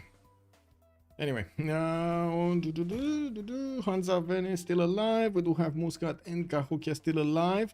Looks like we do have China moving all of his military through America's territory. We might have misunderstood the situation. He's actually going through American territory, probably to Gaul, and by the looks of it, Gaul is unaware of this aspect. Stoke upon Trent, yeah. Lonely Ambition, hello there, sir, and welcome. Also, Nemesis, good evening, sir, and welcome. Yeah, it's your birthday. Whoa! Happy birthday, sir. Happy birthday. Long live and prosper. Also comes through Reasons City as for peace. Well, yeah, I mean, yeah, feels natural, no? Lonely Ambition feels natural. Now we do have some more info that is coming out here from America. Most of them are actually deployed to the north. He's a bit worried about a possible attack from Nubia, even though it doesn't look like anybody's attacking him. We thought China might backstab, but it looks like China, FoolishDragon, and has other plans in his mind. He's going for CoolCong. We do have America about to finish also the cities of Canada, and I do see Mohenjo-Daro has been defeated. Wait a second, where was Mohenjo-Daro, and why don't I remember it? I'm pretty sure oh, whatever. I don't know where it was. I don't remember where it was. We'll find it out at some point. I'm pretty sure we'll find it out at some point. Some being some, yeah. I mean, it is what it is. You learn, you make choices, you learn, you make mistakes, you learn, and so on and so forth. We did have him put down his Statue of Liberty, but he's never going to finish that. He's getting significantly more of these battleships going, building up a force to reckon with. He has the ironclad fleets on the front line, and I do see Brazil is switching to building his research labs. I think they just pieced out. He doesn't really have the ability to attack into anybody else on the coast, unless you take into account Tamar, which definitely doesn't have the same production numbers of Brazil, nor the same power, the same strength on his cities. We do have him with a few ironclads, 2 of them, and of course it will take quite a bit of effort to get more, and I would imagine England over here definitely still wants to get more points. We do have FoolishDragon about to move his military to the front line. There are some Gallic traders that are gonna start to see the Chinese units, and that might actually give a bit of a time for Gaul to get his army out. His production capability is on a 841, so he should I'm sorry. Did this settler just sit there for the last 30 turns? How long did this city get here? There's a settler sitting here for the last 30 turns on the same mine, next to the same city center that he could have placed. He still has no freshwater cities that he could acquire, don't get me wrong, but he's not settling. He's not even moving it somewhere else. He's just keeping it there. This is incredible. Is this like a ninja unit? He doesn't see it or something? Oh well. I do have to say also about Gaul, yes, Odysseum might have been the play, but at the same time it looks like he did quite well getting his 13 population in the capital city and managing to put down so many districts. It did show up nicely, his gameplay showed up nicely, and he did manage to keep his second slot over there for the majority of the game. Are there more qualifiers to the Novice tournament, Aclithian?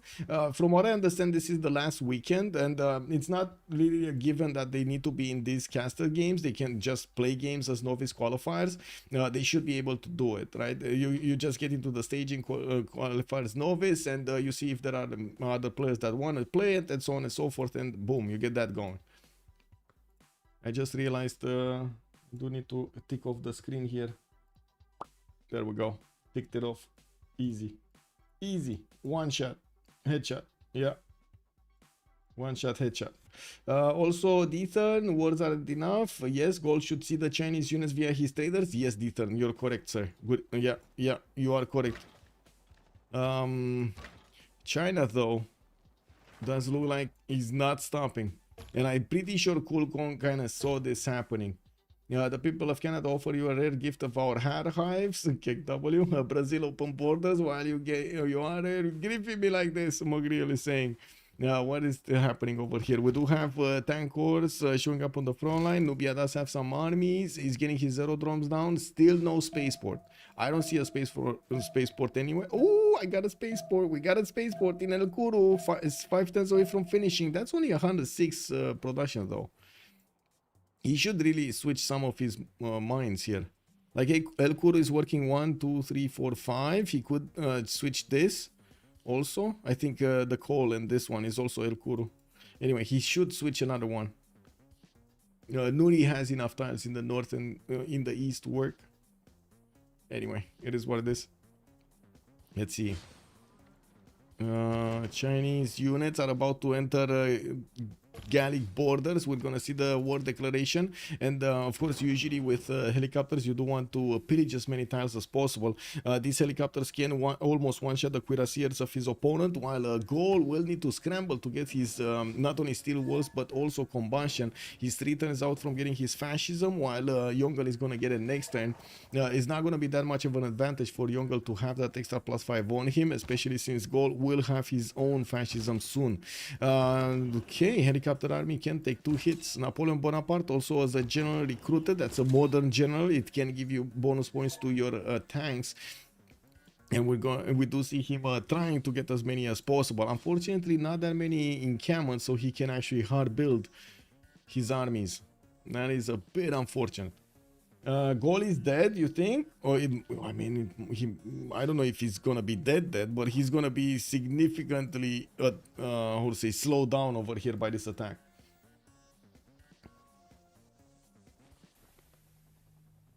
England might actually take a shot at top 3, yeah.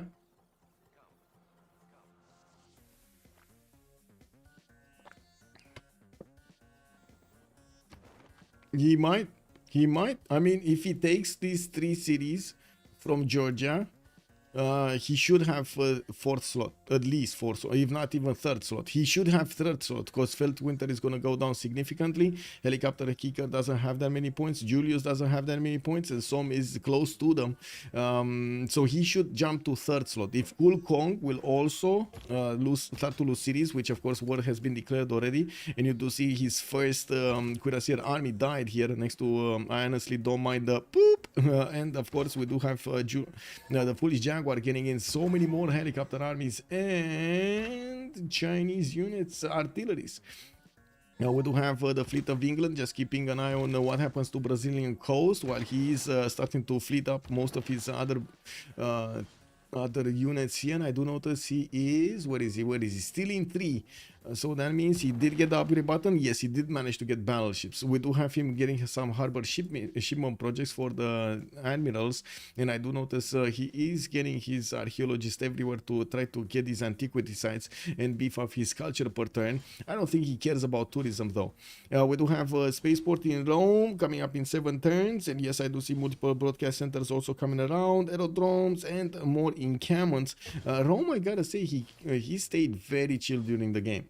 Now this is a massive expansion of spaceports here in the lands of Nubia. He definitely is going to get a lot more than he has right now. 2, 4 in the build queues, 5, 6 of them in the build queues, with Napata also probably having 1 here on. Oh, that's an antiquity site.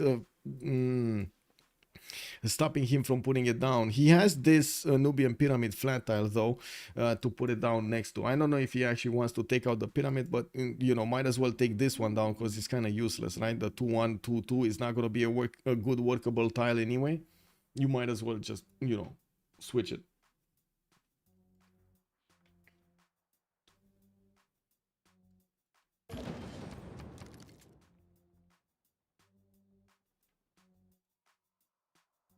Okay.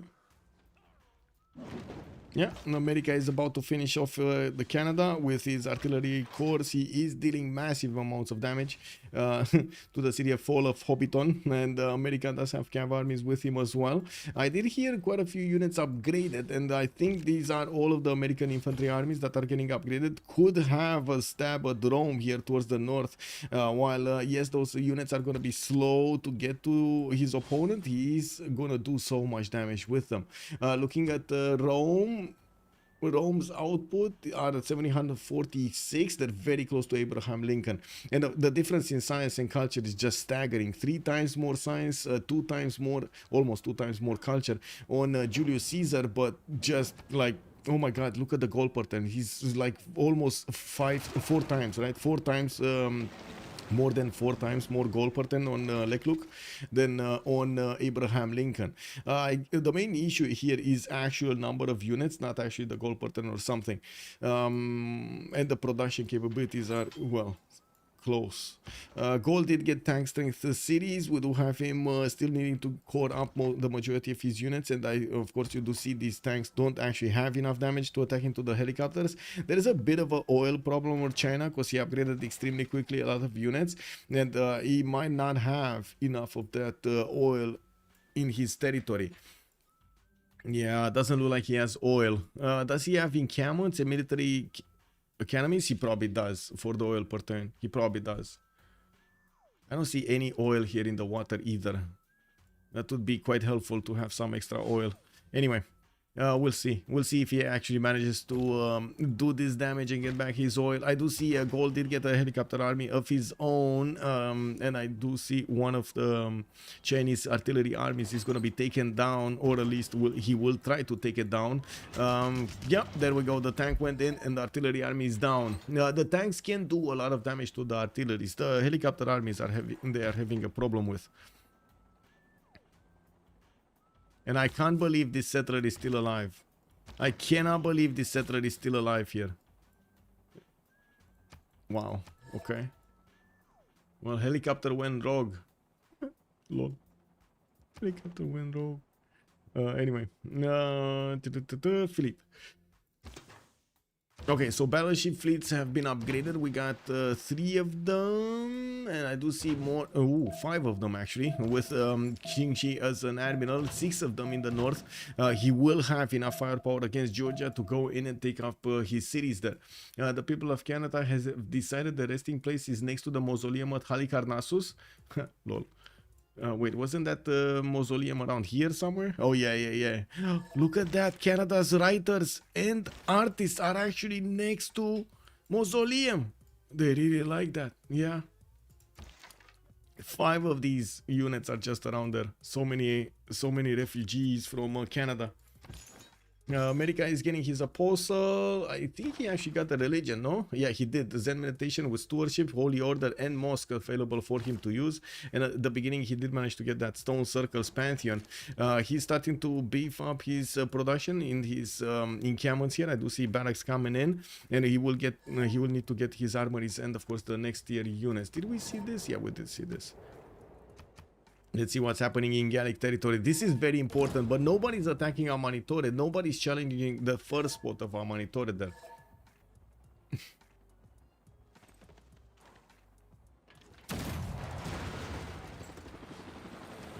Okay, let's see. Okay, more helicopter armies coming up from China and moving to pillage most of the tiles here. We do have Gaul starting to core up and try to army up as many units as possible to give them the strength necessary to withstand the attacks. It does seem like also the cities of Gaul are starting to take hits from the artilleries, but slowly going down. It's not fast enough to go through the steel walls with only these artilleries here. He would need more, and it does look like he's quickly running out of units. Gaul is managing to successfully actually defend himself in the first few turns here. We're going to need to see if he's going to manage to keep on following this up. His production numbers should look good to get tanks, and he's going to get a tank army in 2 turns directly from that cities that's getting attacked. With his other cities building so many tanks, he should actually get them on the front line and start to army them up, core them up everywhere. Yeah, he's moving them. He's moving them. Tank armies can actually trade punches with the helicopters. Both of them do have the fascism bonus, but there is a general here available for available for Gaul. Jose de San Martin is not giving bonuses, no? Yeah, he's not giving bonuses. Jose de San Martin is modern only.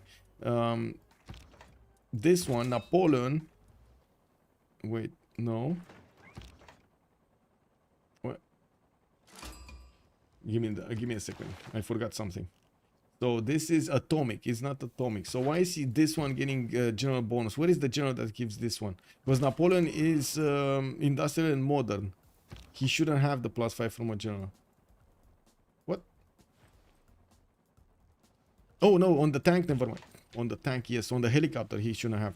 Oh my god, I thought it's a helicopter for a second there. You see what does when you actually get old? You start to forget stuff. Anyway, helicopters are atomic, and then we do have tanks that are modern, and of course the generals. One general is giving bonus, the other one is not. Chinese units are only the artilleries are actually getting bonuses from that general, not the helicopter armies. We do have in the southern cities more of these tanks that are getting produced, and CoolCong is asking CC to score. Helicopterkicker is putting a minus there. Helicopterkicker is halfway. Well, I mean, he's gonna finish fall of something. Hobbiton here. Wolf, goodbye, Wilfred, goodbye. Come again, come again.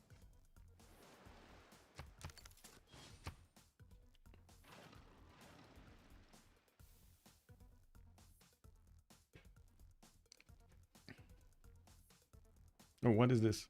Convert to coal power. Okay, we do have planes fighters towards the south of Setia. Looks like the infantries, yes, will take quite a bit of damage from these, but they won't fall that quickly. Infantry armies are quite strong to also withstand fighter damage. It could be some anti-air guns are going to save those up. I don't see any of them built, even though America does have the technology. He only has steel walls, so he did open up anti-air guns also. This was a comment actually on one of my previous YouTube videos. How come we don't see that many anti-air guns? I do have to say they're extremely expensive. Extremely expensive. Like if you take a look at how much production it costs you to actually get an anti-air gun, 455 production with no half-cost card. Are you kidding me? That is extremely expensive. That's a wonder basically. Yeah, we do have more spaceports finishing up in the lands of Nubia and in the lands of Rome, while Som is starting to move his fleet up, clamp it up towards the north. It does seem like it's clear that Georgia is going to be on the offense. That's the first player being taken down here. Looks like Canada has lost his last city. And we do have America managing to get more points out of that. Lakluk Rome is going to be challenged here. CoolCong is tied with McGrill in points, and of course he is actually getting attacked. But he's managing to slow down Chinese aggression here. FoolishDragon asking Irel. Wait, what? No, he's not. No, he's not. Barbara Ziracuza, thank you so much for the 5 gifted subs. Thank you, sir. Much appreciated. We do have Ken Nix, Neox 3550, 3510. We do have Duralis, Prince Hinoy, and Periki. Welcome, sirs. Welcome to the subs. Can't move. Okay, it's fine. Okay, never mind. He probably had a shooting solution on something and he couldn't select something else. Well, looking at the north, we do have the Roman fighters starting to get deployed in a line. He's getting more fighters so he can help these defense. Also did manage to discover fascism. I do see War Department is getting built in Rome for an extra +5. This is going to help him so much to do the damage against America here and withstand the damage from America. Gaul has multiple spies in the cities. Oh my god, he has like 2 level 2s, a level 1 and a level 3, still doing damage to his opponent and still actually not focusing. This is incredible that he has been not focusing these dams over here. The first space project is coming out from Kerma in 1 turn and I don't see anybody challenging, or maybe I spoke too soon. Japan, Zappg is managing to get a lot of units and he might actually try to go against Nubia here. Now while there is a war being declared, Helicopterkicker just declared war on Lakluk, and there we go. I think it's America declaring war on Rome. Yeah, I'm pretty sure that's what it is. Now we do also have China managing to steal that settler from from Gaul and getting it back, while his units are also getting back. There are only a few helicopter armies remaining in the lands of Gaul that are trying to pillage this territory. War Department finishing in 2 turns here from the Gallic capital, and of course the tanks are coming in droves. Tank armies coming in from quite a few cities to deal with the remaining threat of the helicopters. Looking at the fleet here, you do see how through the Pantalastic Ocean in the north we do have England actually positioning his fleet to go and attack Georgia, while Georgia doesn't have any units in the northwest. He doesn't know he's going to get attacked. Usually what the players do, they put some scouts in the water, like maybe an admiral or maybe a unit, and they use the combined vision to try to scout out whatever is coming through that. Through that land. If you have them like halfway between you and your opponent, you're at least gonna have a few turns of countering that, of trying to get your boats out, trying to build up a defense, buying some units, building some stuff, and so on. We do have him. I do have to say, Georgia does have the ability to use Rustavi in getting production in units, and I do see he's building ironclads from Rustavi that could get out, while England will have a shooting solution on that city quite quickly. He should take it down with the battleship fleets very easily. What happens to this, by the way? What happens to the Panama Canal is if Omalo is deleted? If that just gets deleted as well, all of this gets deleted, or it just remains without a connection? I think it all gets deleted, right? Chat?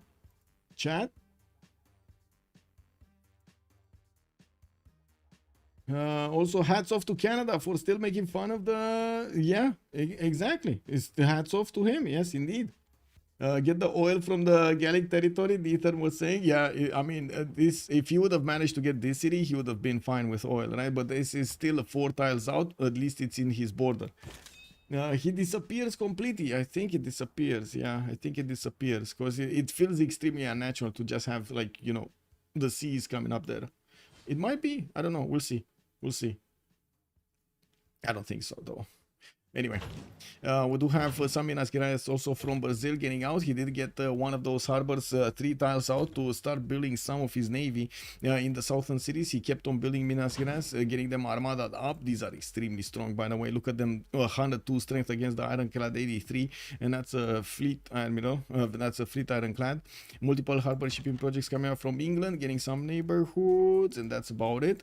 Nubia did finish his first project, going for moon landing next. He does have Sergei Korolev. I really hope he's not going to use Sergei on these projects because these are the cheap ones. You want to use it on the last one. You want to use it on Outworld Expedition. That's probably the best choice. Now we do have Magriel on 675 points, 314 points of culture. And looking at this science screen, he did check that number. We do have also Nubia, 61 text, while Foolish Jaguar is 59. We do have Julius Caesar, the third one, with 52. Foolish Jaguar is saying he's going to die to Nubia. No, he's not. Nubia's not moving. What do you mean? Nubia is not moving anywhere.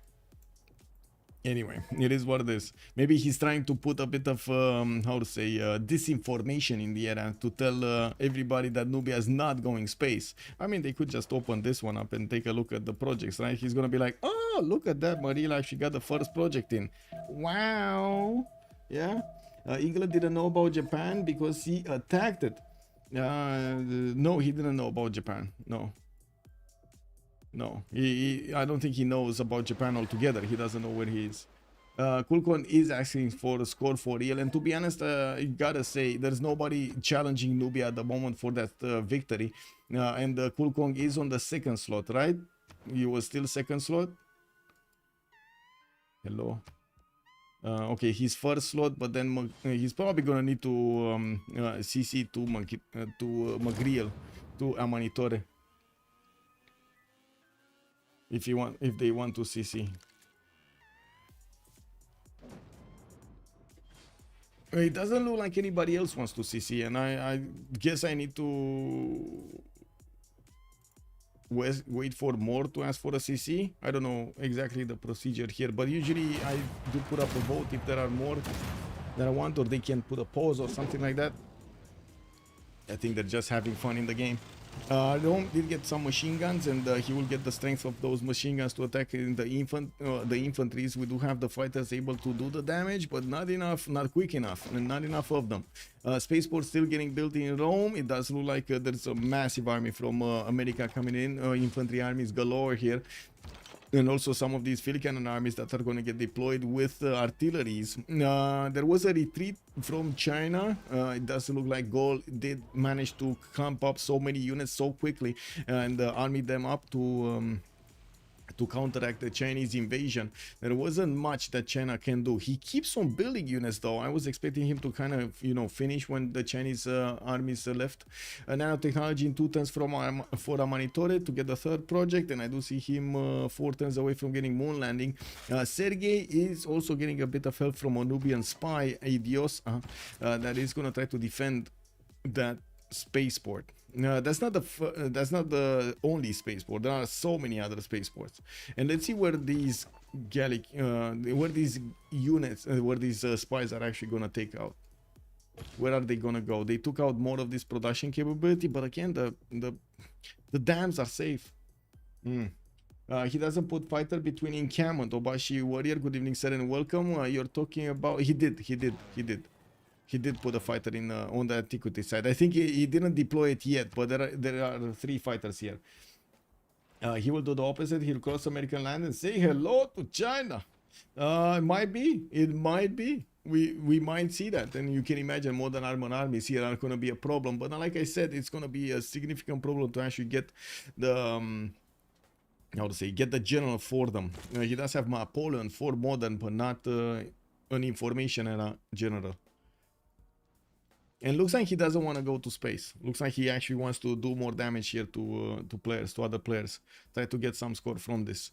We're just about to see England attacking into Georgia. I do see Georgia did manage to get an ironclad armada. That's not going to hold up for long. We got so many battleship fleets here that can 3-shot these ironclad armadas. That's not going to be funny. And Feltwind is going to have a problem. We do have some bombard armies that could turn into artilleries. That's going to help him out do the damage against his opponent. Although I gotta say, Som over here is taking his good old time. He should have actually moved a bit closer in toward his. Okay, there we go. That's what I mean. There we go. Moving in as quickly as possible at the last seconds of the turn here to the borders of Georgia. He will need to deal with the units first though.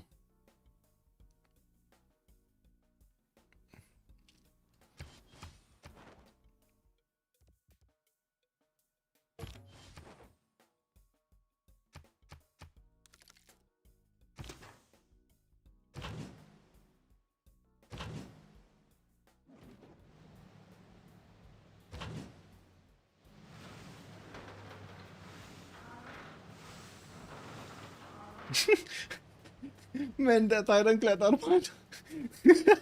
He was like, can I see here? Can I sit here? Can I sit here? And then when more units are coming in, he was like, no, get back in the city center. Quickly.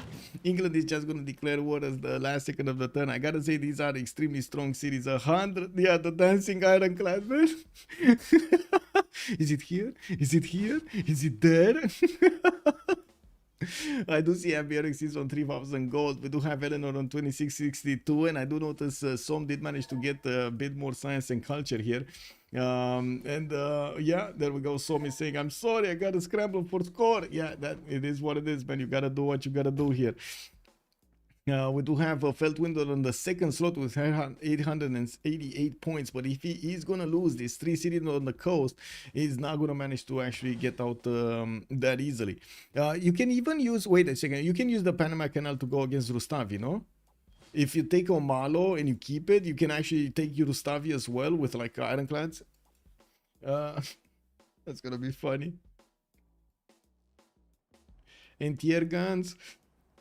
Coming out here from Japan, we do have moon landing also in 2 turns. Sergei is still there. I want to double check every turn here if Sergei is gonna still be there. He really needs to keep Sergei for the last one. I do see also some modern armors coming in. He didn't actually upgrade them in from tanks.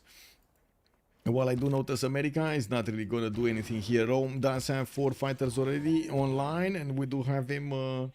I would say we do have him getting enough damage against the infantries to stop the attack. America maybe have gotten 1 pillage off, but that's just peanuts. That's peanuts. We got some other machine gun armies coming in, and these are gonna tear apart the infantry armies quite easily from afar. Even tanks, they're doing so much damage. Multiple spaceports also finishing up in Rome, but he's very late on getting the victory condition, on getting on to the victory condition, I mean. Gaul could have done this though. Gaul could have tried to do this. I don't think he had enough science. Also, I do see Gaul is going for his synthetic materials so he can discover helicopters, and has a few of these cav armies sitting around. We do have the war declaration being sent. I'm pretty sure this is Som attacking to Kutaisi. Yeah, that's a very strong city. That is an extremely strong city.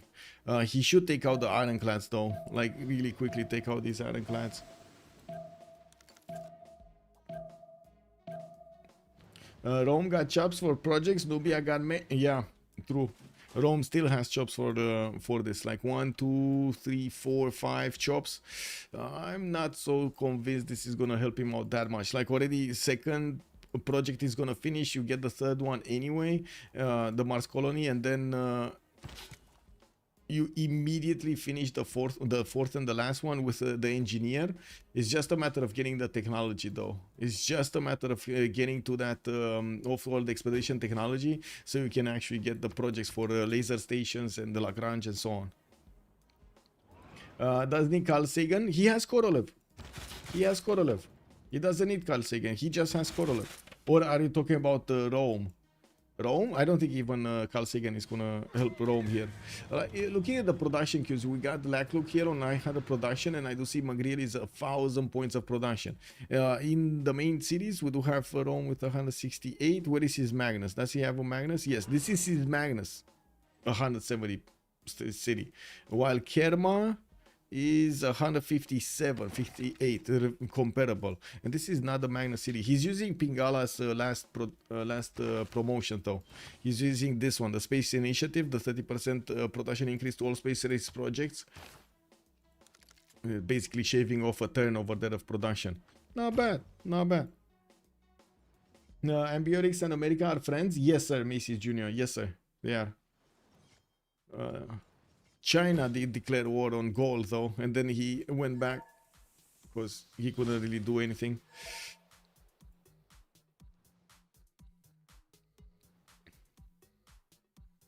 Wait, is this 2 versus 1? Oh, Brazil is coming in also. Whoa, swimming tanks, what's going on here? We got English battleships that are gonna soon take some hits from the Minas Gerais. Oh my god, these guys are one-shotting the battleships. We do need to see if Som is gonna have enough production to counteract this. Now we do have multiple battleships starting to get into the build queues, and almost all of his fleet is already deployed to attack Georgia. It will take him at least 3 turns to actually reposition them to get to his cities to do some damage against the ongoing threat of Brazil. I do see arenas coming up from Curitiba, more tank armies also from Brazil. We did see them actually going into the seas here, and I do also notice destroyers are also a technology that Brazil is benefiting from. That's a very strong unit, very strong, one of the best units here in the naval side, on the naval side. Now, how far away? But I think it's very far away, right? No, not very far away. Combined Arms is coming up in 2 turns. Combined Arms is gonna get the ability of upgrading into destroyers his ironclads, and you do see he's trying to get quite a few of them out. We'll see if they will manage to do what needs to be done. What is Rome doing here? Still defending. Bomber coming in, multiple fighters that are still waiting to get their shots going.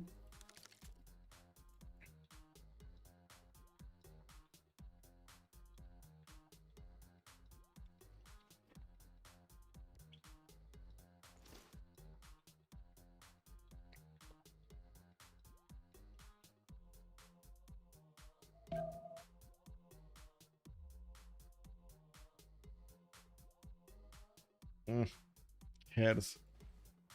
Kick. Okay. Yongle kind of slowed down everything here. And we do have Japan with more fear from Nubia's possible attacks. Looks like he got a lot of these tank hordes deployed towards the northeast, also getting his own planes out. Got a balloon to do something, I don't know what, but you know, he's doing something. And also started to make circles of rain, of I would say circles of railroads here. Actually, it would be funny if he starts getting them 2 tiles apart. Kick W. All the circles in the land belong to Japan. Anyway, another spaceport project has finished. We got the second one ticked off. McGrill is going to need to start on his Mars colony, and we do see that he doesn't have yet the smart materials. Looking at his techs, he's going for guidance systems in 1. Guidance systems is going to be here. So he will need robotics, nuclear fusion. He already got nanotechnology. Looks like the 3 is kind of scrambled here in the last ones. So he needs nuclear fusion for this bottom one. He needs nanotechnology for the 3rd one and for the 5th one. He needs robotics for the 3rd one and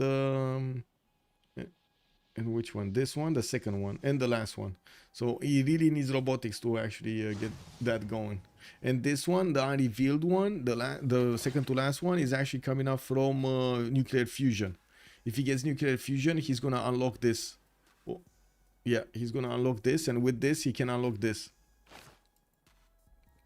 We got the first nuclear bomb coming up also from Nubia in 4 turns. I do see 2 of them being built in 4 and another one coming up in 6. Oh, look, the southern cities actually are getting nukes much faster. 3 turns from building them. Very nice. I'm actually a bit surprised he's not trying to get the next project in. He should be getting the next project in. I don't know why he's not getting it. And looking at FoolishDragon, he did actually get the first project going. A launch satellite is going to finish in 2 turns here, and he's getting a few more spaceports. Actually, a significant, a very healthy amount of science and production here on FoolishDragon. He did much better than the last games. I gotta say, I gotta point this out. He did much better with a Civ that is not usually being played out by the players. That's also something to respect here. Yeah, we do have also, looks like America needing to redeploy his army back in his territory, because, I mean, retreat his army, because there's nothing happening there. He might as well just throw more units at the wall, and they're just going to kamikaze in and die. It doesn't seem like at the moment Rome is going to be faced by this attack. Yeah, we do have him getting those machine guns rolling towards the south, but they're not all armies, so he's going to need to army them up if he actually wants to do damage. At the moment, he's, I would say, he's fighters are the one carrying these defense, but even those are starting to run out of damage on some of the units, especially the ones that are how to say that are fortified. Well. Kutaisi still needs quite a few more turns of attacks from these battleships to take out, and I do see the Ironclad Armada is being kept in between those battleships, just safely taking care of those. We got some battleship armadas also in the English cities, but I do see these menace can do so much damage to the destroyers and the battleship armadas. Som is capable of third printing destroyers. Okay, more destroyers in the south. He needs to armada them up if he wants to have a chance of deleting those units. And you do see more units are coming through the Brazilian territory, trying to strike back at Som.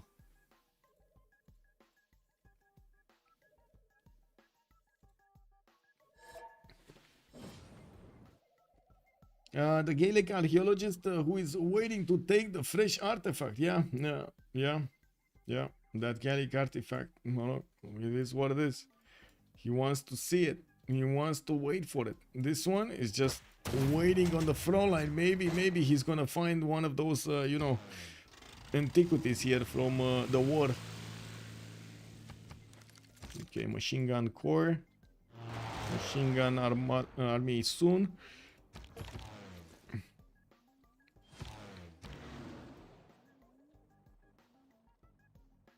What's happening here? Destroyer Armada did get... Oh my god. I mean, to be honest, if he just starts one-shotting these battleship fleets with his Destroyer Armada, there's not really much that the battleships can do against it. That is such a strong unit.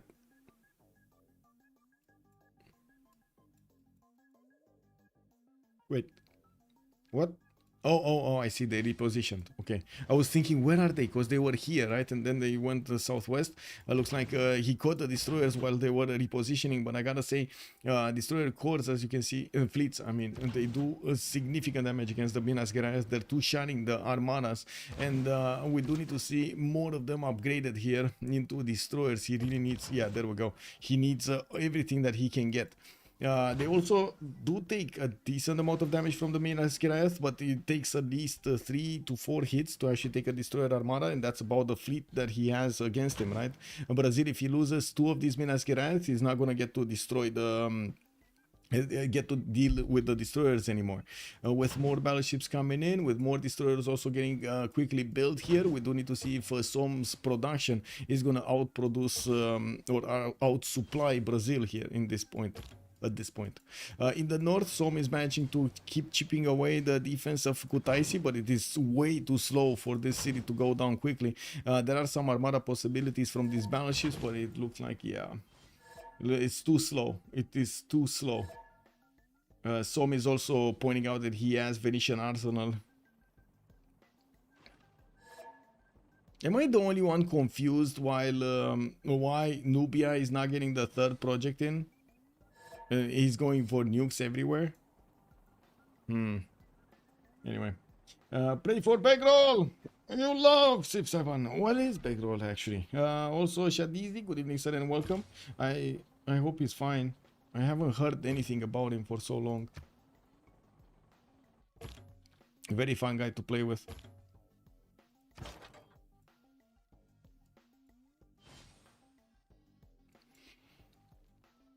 Oh, I'm sorry. I'm sorry. May he rest in peace. I'm sorry to hear that. I'm sorry.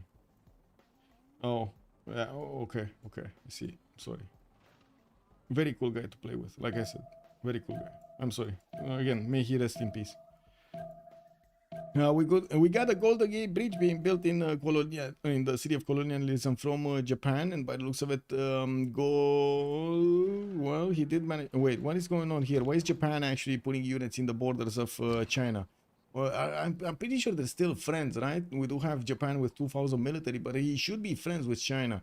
Or at least that's how the story goes. We do need to see if also Nubia is going to finish those nukes and also start to attack somebody. He could try to attack into Rome if he wanted to. That is a contender for the space victory.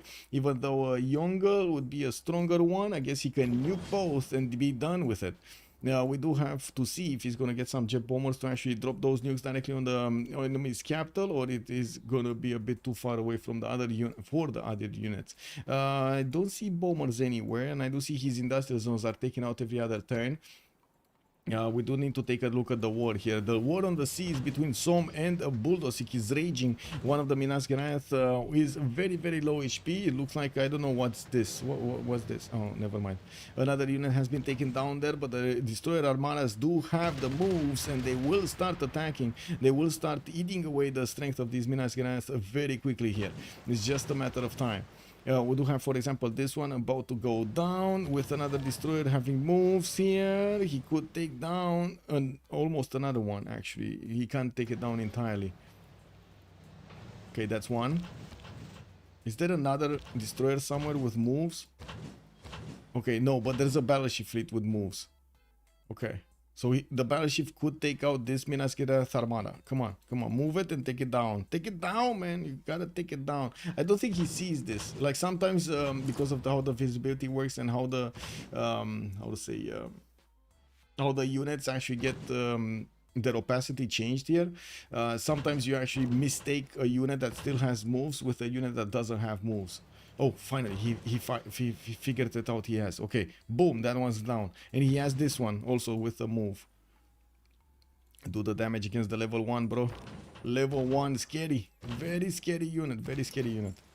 We do have more destroyers coming in droves here. More battleships also coming in. He can keep the tanks away, and I'm pretty sure the tanks will try to disembark on his territory. He could just fleet up in the north or keep those unfleeted so he can do more damage. This is the first game I have ever played with no IRL vote request and no CC. Yeah, lol. Yeah, true. I mean, this is how it goes. Like, Ironmans. That's why we like it. And look at that. I think also the players do enjoy it, right? They don't want to give up the first danger. We got Feltwinder 939 points. Tamar got first slot. That's what I want to see. Exactly, more late game. They need to learn. How to deal with the late game problems. Yeah. We do have Nubia actually losing his first plot here, and it does seem like he, of course, after he did. Oh no! Wait, he used Korolev, bro. Why? Man, okay, let me actually take a look here. So, what was it? Mars Colony, a project? Launch Mars Colony. Oh, it doesn't tell me how much production. Does anybody know how much production this is? Mars Colony Civ6 production. I believe at some point there were some changes right from BBG into the production queues, but let me actually see if we get some inch of this. It's 1800 points of production. Get the this is moon landing, no, this is Mars Colony. And the last one, let me see, Outworld Expedition Project Civ6. Wow, I actually wrote Civ76, but sure, whatever. This is 2100 points of production. So the last project is definitely higher. It's 900 in vanilla, 1050. Well, I mean, yeah. I'm talking about the ones like you need to cut it in half, right? In 1800 cut in half, and the 2100 cut in half. So it gets to the 900 that you're saying. Yeah. It would have been so much more effective to get Korolev to finish the last project. But anyway, it is what it is. We got nukes coming in from multiple cities. It's just a moment until he's going to get his nuclear silo somewhere or try. Oh, I see. I think he has one. This is a missile silo. Yeah. He has one with a solution directly at the capital of China. He might just finish this in 2 moves. He has one here also. So he can hit Rome and he can hit the capital city of China. The capital city of China actually has mobile SAMs. Man, Foolish Jaguar, it looks like he's actually moving up in the world over here. Getting to know what he needs to be doing when he needs to be doing. Also, so often are there players who get high science in late game but don't know how to actually get the science victory quickly. Yes, exactly. Like even now, Nubia could have definitely had how to say a bit more setup going so he can get the last projects, the terrestrial laser stations. He did not he did get to Royal Society. Okay, he did not get his army of builders, and from what I do see, he did not discover actually smart materials yet. Looking at the score screen here, he didn't discover research that technology. His cybernetics coming up next, and professional sports in 1 while he keeps on building the nukes. But I do have to agree, his choice of building nukes to attack both China, that is competing for both China and Rome, that are both competing for getting those space projects in. I do believe this would be the correct move in this scenario. Now we do have also Rome getting attacked here quite a bit by America. Now with the machine gun armies, he can actually do some counter attacks from those encampments.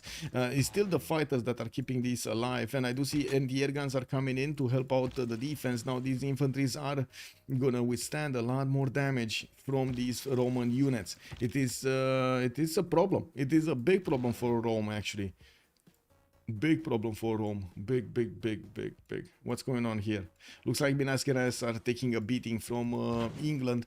England is also slowly taking down Kutaisi here. Slowly going through that defense. The city is halfway through its fortification health, 184 out of 300. And we do have quite a few more battleships that can attack. Well, quite a few battleships that can attack next. Whoa. And another one. Man, only 4. He did 4 damage to that city center. 4 damage. Wow. Wait, is it next turn? It's next turn. 2 nukes. I think 3 nukes next turn. Wait, he already has one, no? He has 2 nukes. Why is he not shooting though? Is he waiting for like maybe a friendship to do this or something? A friendship to end, basically. Anyway, we got 4 more turns until the next Congress, 3 more turns until the next era, and Zappg is not really curious he's not really aware of what's going on here all over the map. Everybody's, how do we feel today? What are we doing? Okay, well, in the score tab we do have Feltwind on the first spot with 957 points. Mugriel is 945, CoolCong on 922, Lakluk 921. They're very close to each other here. Look at that, 4 slots are very close to each other. Plus or minus like 20 points there. This is quite rare to see at the end of the game. What's going on?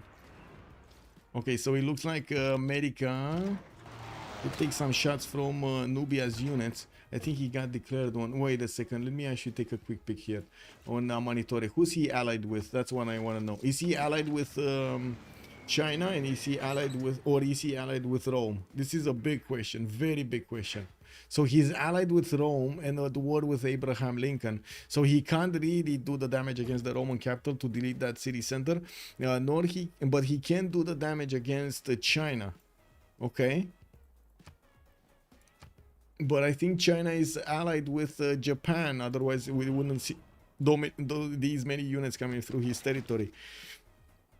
So if he declares war on China, he declares war on Japan, which will allow Japan to actually get more units here, but it's fine. He has fighters defending this. He should be fine. So Japan is allied with Tamar and China. Yeah, there we go. There we go. So yeah, definitely Nubia needs to be careful. I'm very surprised he's not throwing the nukes though. I'm very surprised he's not throwing the nukes. When is he getting? So robotics next turn, GDR's next turn, conservation in 4. He doesn't have enough gold to buy straight up buy it. He's on 774 science and 300 culture with a bit of faith in the bank, but I don't think that's that much. He's on 600 gold a turn, which does allow him to actually upkeep so much of this land here and the units. We got him in a golden age here with 2 arms, 3 points off from getting another golden age. Zappg is gonna go dark. We do have Feltwind also getting his golden age. CoolCong is going normal age. Magriel is 3 points off from getting golden. Eleanor 10 points from getting golden. He's not getting it. Julius 2 points away. Maybe he's gonna get actually the next golden. Helicopterkicker 8 points off. Does seem like it's gonna be a miracle if he actually gets that going. Petro the second is not gonna get it. 108 points off, and Foolish Jaguar is only from the coinage with Dark Age. Dark Age next. He can't get the golden. Too many points too quickly to acquire.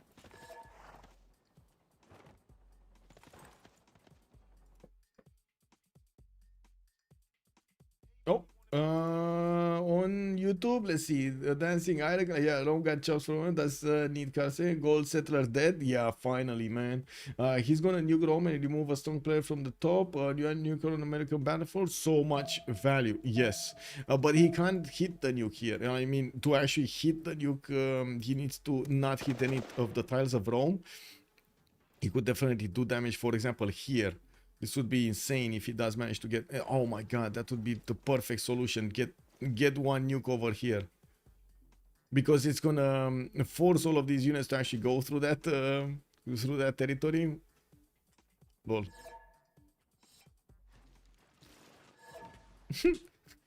Helicopterkicker is saying, go away, Nubia, fair fight, let me fight him. Amazing. Anyway, Mugriel has a lot of nukes, but he's not using them. He has 4 nukes with another one coming out next turn. And I want to see, I want to hear, where is that nuke going from? Where will be the mushroom crown? Where is it? Where is the mushroom crown? Oh. Oh. That was something happening with Muscat. Muscat just got taken by somebody there. And pushed out the units of America from its borders. Kick.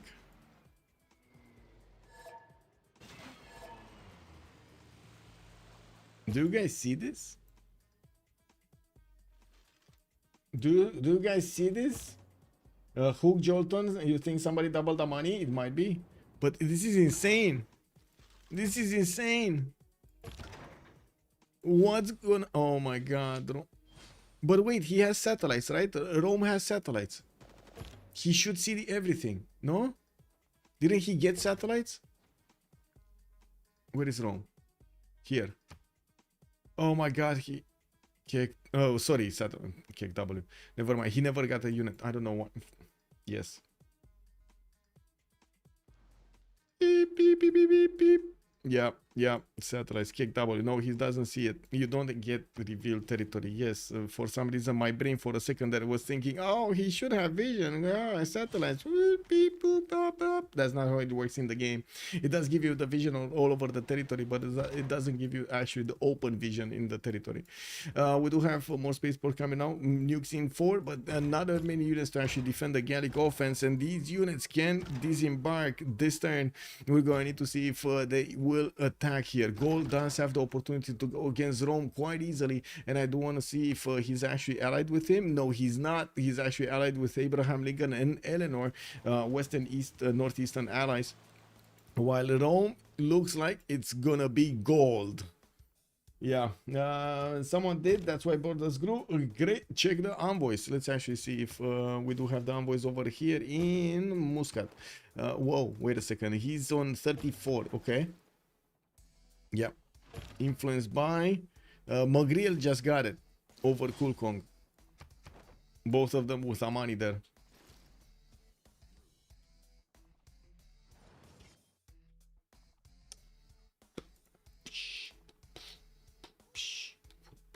Wow, what a mistake. Kick W.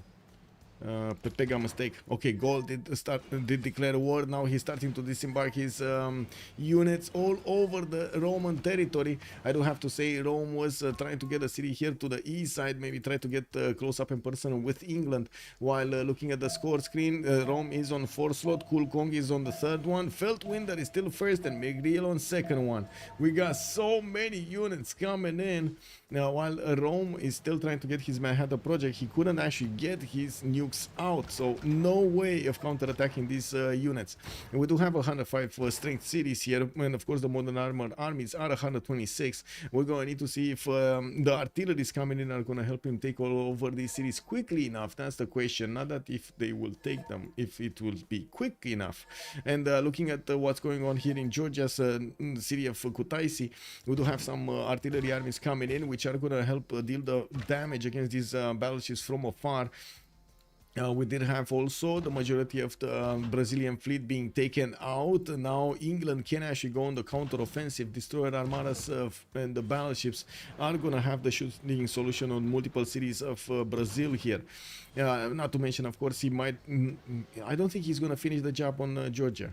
I honestly don't think he's going to finish the job on Georgia. With these artillery armies and balloons, he should be able to do enough damage against the English Navy from afar to take it down entirely. Why did he move that? I have no idea why he moved that. 1, 2, 3. He should have had a shooting solution. Whatever. Now, if you do move the artilleries without a general, they lose their movement. That's why I'm complaining a bit. He could have taken out at least one battleship here. Oh, he can still take it out. This one can shoot. I guess he's not checking it. That's why he's not seeing it. The Beasley, hello there, sir, and welcome. Not much, actually. It's just here. I don't know. I felt the need to change something, and I thought, oh, why not take off my hat today? You know? Yeah. Smart Materials next turn from Griel. Unfortunately, he doesn't have Sergei Korolev to finish his last project. He's also switching to coal power plants there in the northwest, and I do notice he's building up some infrastructure towards China. We should have seen those nukes fall by now, but it looks like he's choosing not to drop nukes on the wall here, which is kind of weird. But anyway, we're gonna have in a minute a few moments of a pause for the next session of the Congress here, and we'll see who's actually gonna win this game. Is it gonna be Magriel? Is it gonna be Foolish Jaguar? Who's gonna win this game? Gaul here doesn't look like he's putting down his own spaceports. It would be funny if he's taking spaceports from Rome and actually finishing the game with them. But anyway, Looking at China, we do have GDRs also coming up next turn. Japan is moving a major army towards the borders of America. I don't think he's actually allied with America, so he's going to have an opportunity to pillage some of these tiles. Of course, with American line infantries and also, I would say infantry armies, and also quite a few strong cities. He should be able to withstand an attack here. Oh my god, look at what's happening here. This is a disaster. Rome is doing some damage to the modern armors, and of course Gaul is trying to pillage all of these tiles, also taking out the government plaza of Rome that has the War Department, Intelligence Agency and Ancestral Hall in it. We don't actually have him with enough quick damage to take the city of Rome away, while Rome's fighters are doing the damage against these modern armors from the city center safety.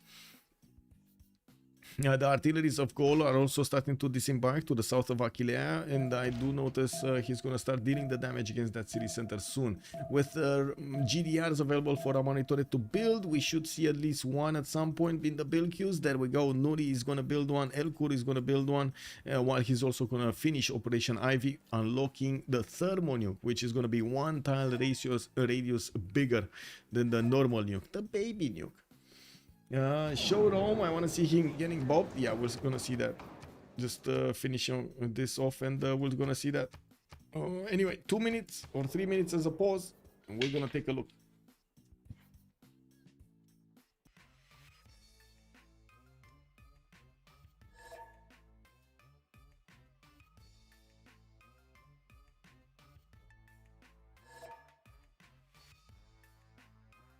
Wait. What's happening here? What happened here? What is this? What is this? What is this? Sorry, the naval attack. This fort is gonna be glorious. Yes, it will be glorious. This is amazing. This is insane. What happened to Ambiorix?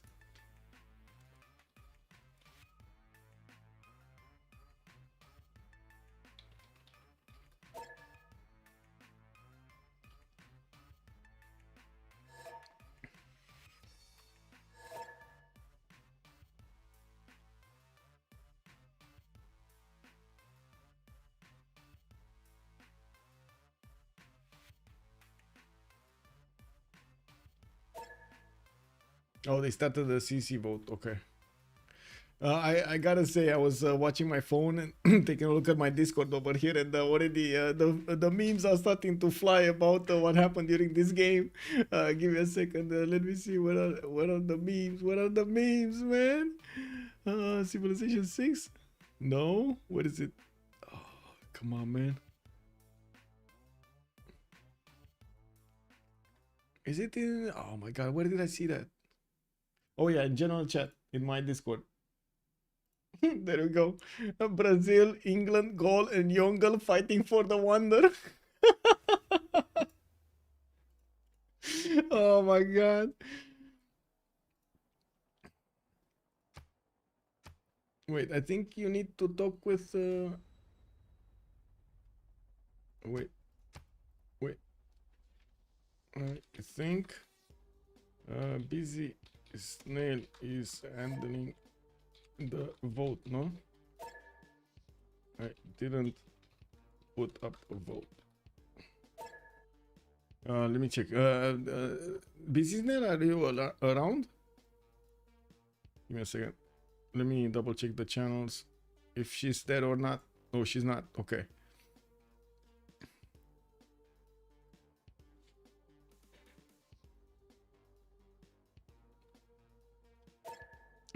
Do one. Okay, I'll do one.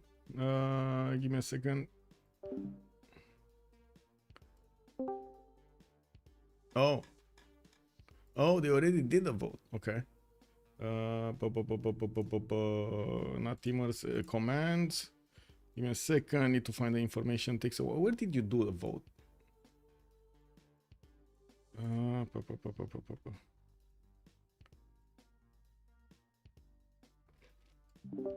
Yes, son, I know I'm different. I'm needing to switch my settings, and I was searching for the vote. Give me a second. Oh, we already done the vote, bro. Where?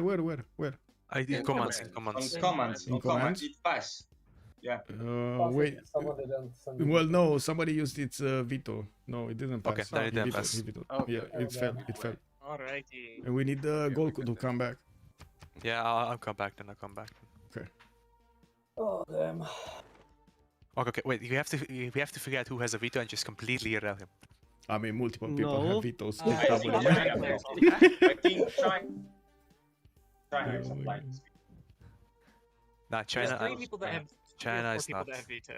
China has veto. There is a lot of Yes. people who have veto. Yeah, China, but- Rome have veto. Georgia has veto. I think Rome is applying the veto Yeah, definitely. because he wants us to get nuked. What do you mean? Of course he wants to apply the veto. We will need to relobby next turn to fix these things for Gaul. Just saying.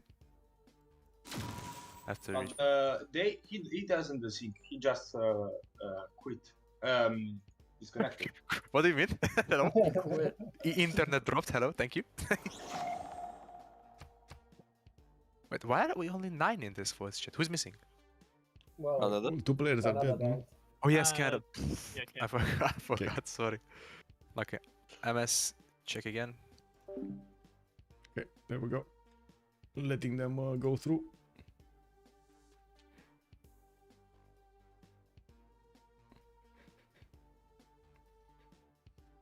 Yeah, the pop-up. Yeah, the pop-up is happening.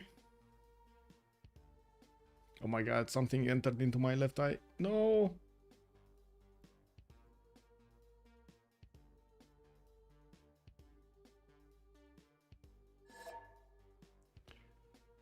No, I nuked the guy.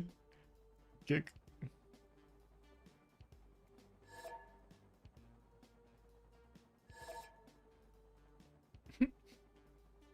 Oh, Moksha actually getting back in Mero.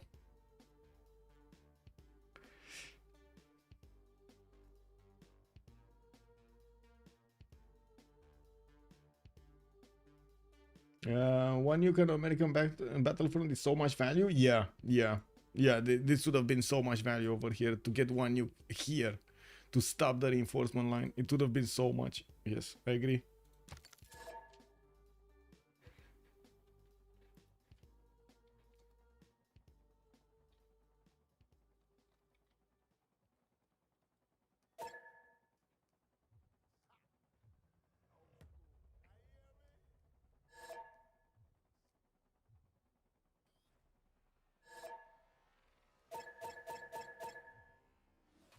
Okay, there we go. Shift entering. What happened in the Congress? Okay. I got the bonuses that don't actually help me. We do have America pushing into Rome. Rome is getting pushed also in his main cities with so many of these modern armor armies from Gaul. And I do see promotions are starting to get around there. We do have Exoplanet Expedition coming up in 5 turns here from Kerma, where he does have a mobile SAM in there. And I do notice still multiple nukes are getting out with GDRs from 2 cities of Nubia. On the western side, we do have Yongle actually getting his helicopter armies probably towards Georgia. I don't know if he's actually planning on going on Nubia or Georgia right now. He could still go both ways. We do have England also having major problems. Georgia is attacking back, and he couldn't take the city of Kutaisi with so many of those artillery armies and artillery corps next to the coast, not to mention the balloons. We do have England needing to clump up his navy again and getting to armada them up so he can attack Georgia, while we would need to see missile cruisers actually right now as a technology to actually go through that defense strength of the cities. Japan kept on settling cities. Get this, he actually got another empire to the southwest here. They're still working on the Golden Gate Bridge, while I do see Foolish Jaguar finish the second project. Also Julius Caesar did get the satellites. Oh, I'm missing one chat. There we go. Okay. Also, McGreal is going to get his off-world expedition in 2 turns. Technology which will unlock the projects, the last projects for the Space Victory. We do need to see how many of those builders he's going to manage to get with Royal Society to finish the projects much faster. It doesn't seem like he's going to have a problem. 3 turns for the thermo nuke from Kava will allow him to actually pass his nukes through the mobile SAMs and through the GDR defense strength. We're going to need to see if he's actually going to choose to go against China or somebody else. It's a bit funny to me that China did manage to get the GDR much faster than Nubia did. We do have also the American units managing to get closer to the Roman cities, but could not manage to do enough damage against them. While I do see Rome did start to upgrade his jet fighters, these are going to do a bit more damage against the infantries. And we do need to see them actually finishing up the turn. And I gotta say, we will probably need to relobby next turn for the desyncs, because, you know, like Gaul is probably going to desync. I'm gonna need to probably put a pause if he desyncs. So yeah, to let him resync. What's happening here? Nukes coming up in 3 turns from Rio de Janeiro. We don't have yet nukes from Georgia, or at least I didn't see him getting the Manhattan Project or the nuke project. We do have on the coast here so many more English boats that are moving towards the front line. He's getting some tank armies to also take inner cities. And I do notice Rome is keeping a safety settlement right next to him. We do need to see how much Gaul is going to get out of the pillages he's doing here in the Roman cities. But of course, with some stronger units, Rome might actually push this back. Now we do have quite a few fighters available for him to shoot these modern armors out of his territory, and with to be honest, CoolCong with so many artillery armies, he should be able to start taking cities. He should be able. Now should be will is not the same as will be. We're gonna need to check that out. We do have a level 3 spy actually deployed in the city of Meadows Spaceport. I don't think that's actually, well, I guess this level 3 spy doesn't know where it is, right? He's trying to disrupt Raketi, but in the wrong spaceport. We do have a significant amount of spaceports here for Nubia. One of them did get destroyed in Apata. He's trying to rebuild his industrial zone before he's repairing that one. It should be fine. I mean, he's he's going to need the projects in 5 turns, not right now. And that's also when he's going to get his GDRs, which is going to be a much easier ability to defend these cities from his opponent. From anybody, actually. Okay, may I actually, should I actually do a countdown? I don't think so, no? Yeah, I don't think so. Should be fine.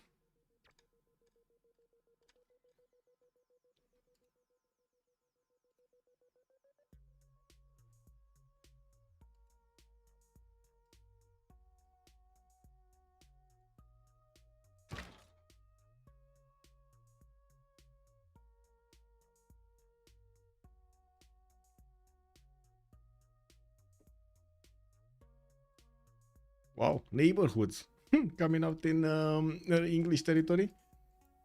And there we go. We're going into the next turn. We're gonna see if Gaul desyncs, but usually it does desync, so I wouldn't hold my breath to not desync.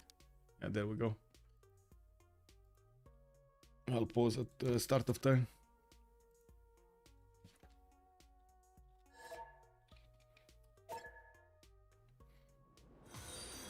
Stanford Raffles in Armagh. Didn't see it. Has joined the round table.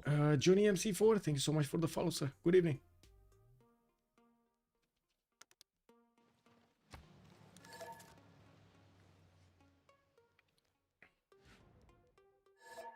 Oh, did he? Okay, we relobby.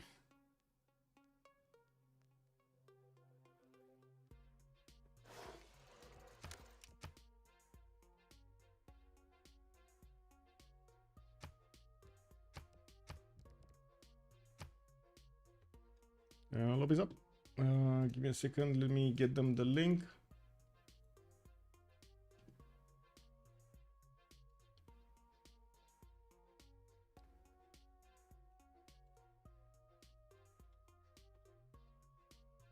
It's over, but it is over. Actually fun. Someone wants, I don't know, wants to apply his veto. Hi, Mikkel. I put the link in the chat here, in FA15 chat. Okay.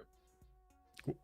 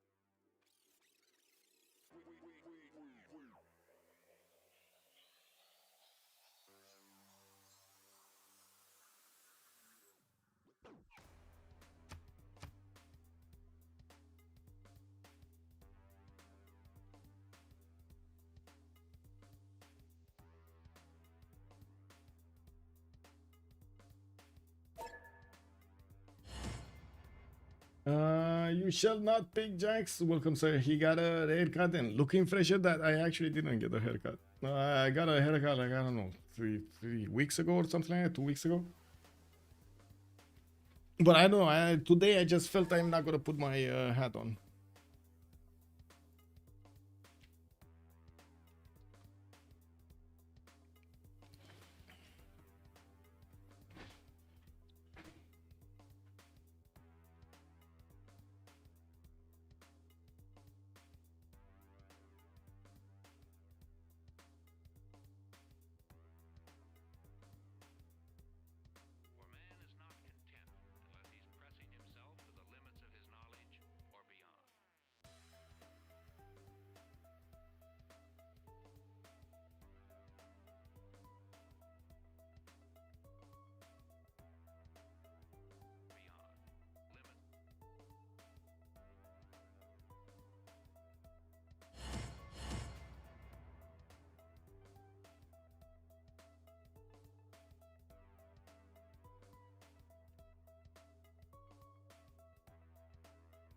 It is the hat. Yes, it is the hat.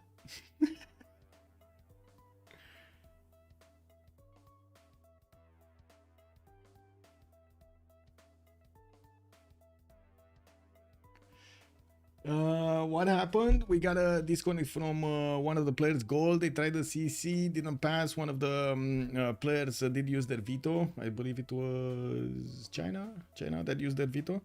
And they're very close to actually getting the space victory. Like Nubia is maybe 8 turns out from getting the space victory, with GDRs flying around, attacks going in, just invasions everywhere. It's just, oh my god, so many nukes also on Nubia. He has like 6 nukes or something already in his arsenal, and also getting thermo nukes and GDRs and so on.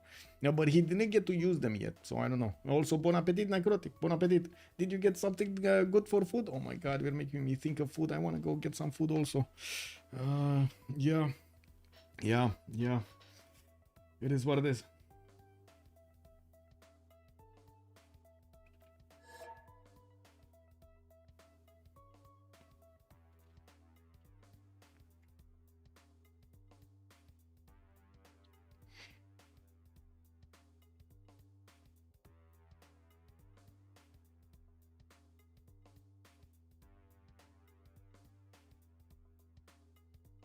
Okay. Oh, everybody should be. No. He still has 0 MS to somebody. Okay.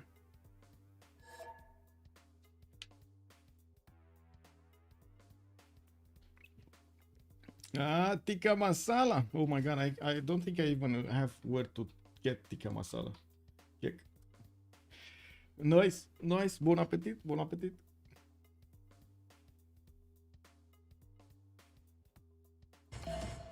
Okay, there we go. I'm gonna need to do that thing again. Just watch the screen, not touch any buttons until everything is loaded.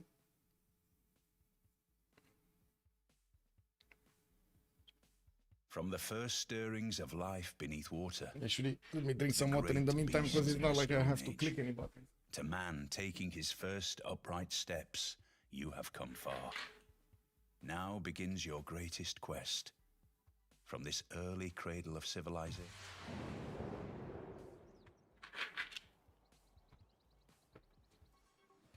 Wait, what happened there?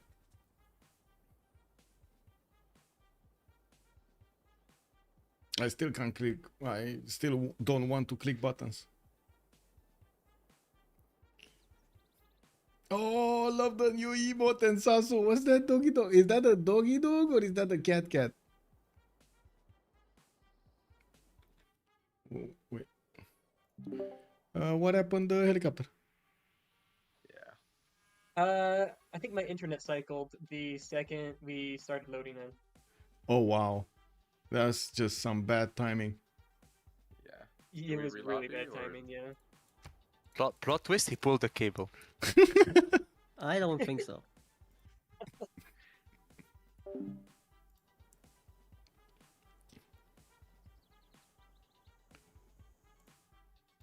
Blind deck did nothing. I guess new lobby. That's it. Yeah.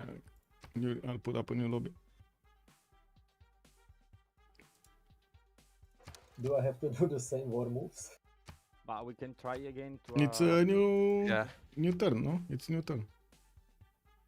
It's fine. Yeah, it's new turn. Yeah, it was at the Load beginning of to the turn. 117, which I think we already played. But I don't know. No, he's loading at 118. No, we haven't played It- this turn yet because I still have the guys in the water. okay, okay. New That's lobby good, link. because I have no idea about my.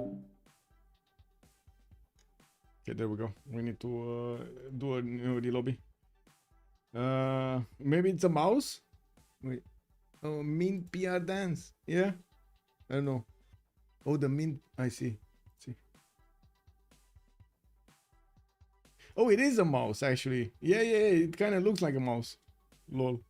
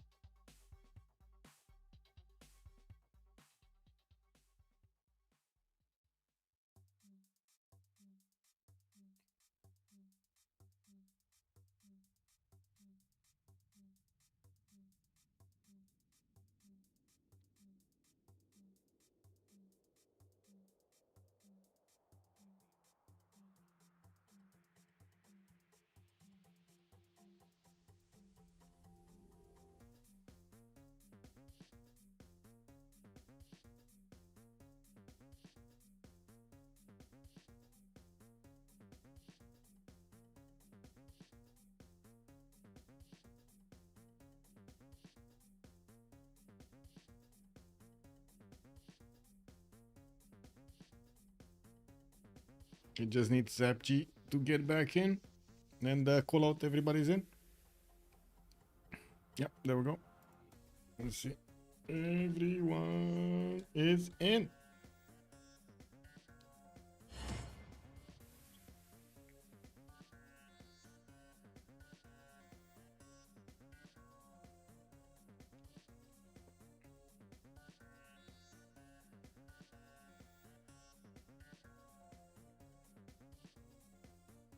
Well, not yet.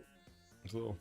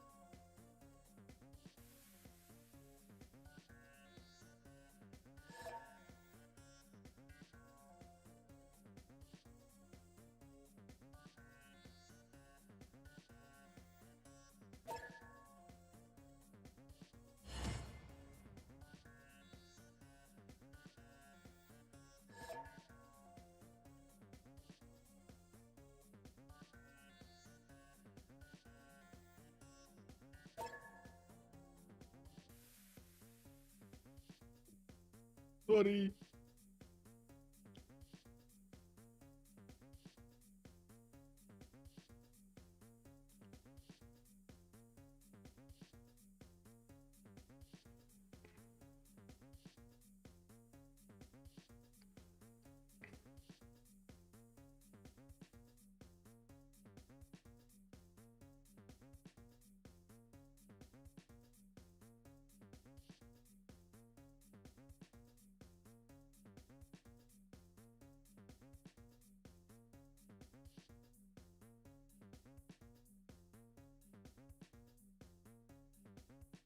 Okay, what is America and what is he doing?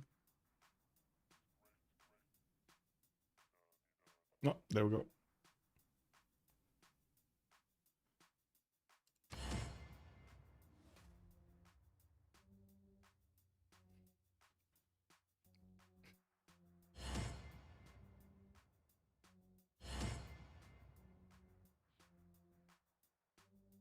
Okay, just need Ambirix to ready up and we're gonna go in. Hopefully this time we won't have anybody disconnecting last second and we're actually gonna get in and see the conclusion.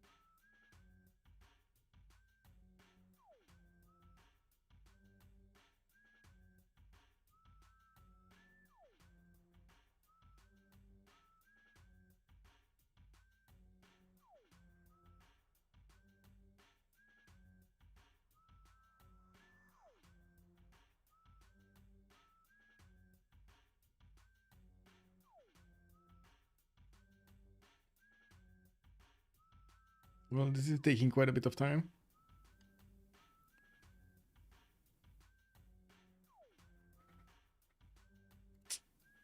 Oops.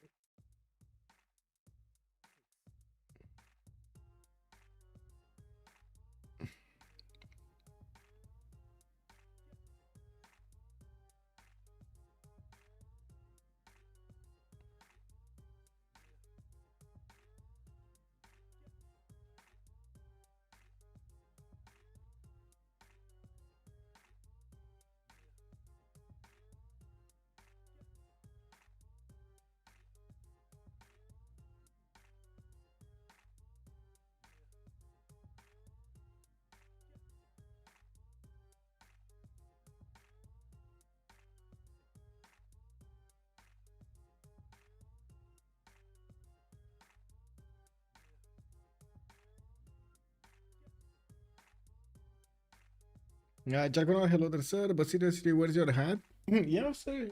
It's here. It's here. The hat is here. It's fine. It's fine. I just left it on the, I would say, on the screen on the right side.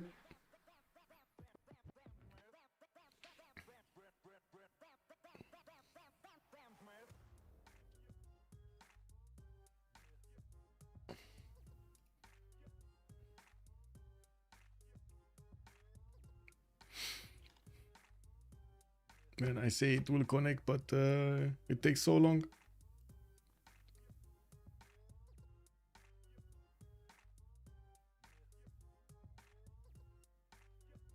They are prolonging the inevitable. Yes, they are. Mr. Breaking News, will Nubia nuke? That's a good question. I mean, honestly, I was expecting Nubia to nuke somebody way, way earlier. I think he's keeping those nukes more for like defensive purposes. But I think he could have actually finished the game much, much earlier. It is what it is. I mean, you know, he made his choice. It is a choice, and we're going to need to see if it actually gives him the correct outcome there. A Foolish Jaguar was coming in with quite a few units in the territory of Japan, and he might actually take a north turn and go towards the cities of Nubia. So we'll see if he actually gets into pity some of those tiles. GDRs are not far away, even though China already has GDRs. Nubia does not.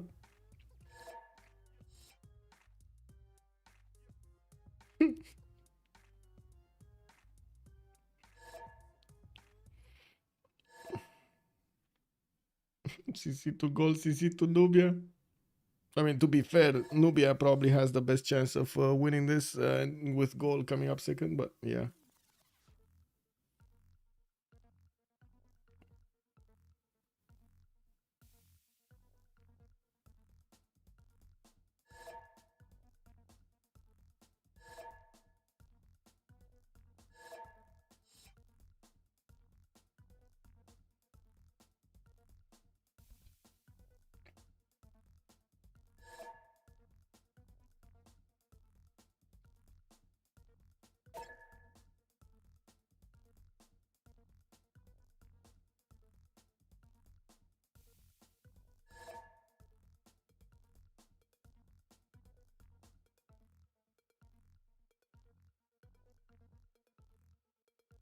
Who is playing Nubia? It's Mercurial 00.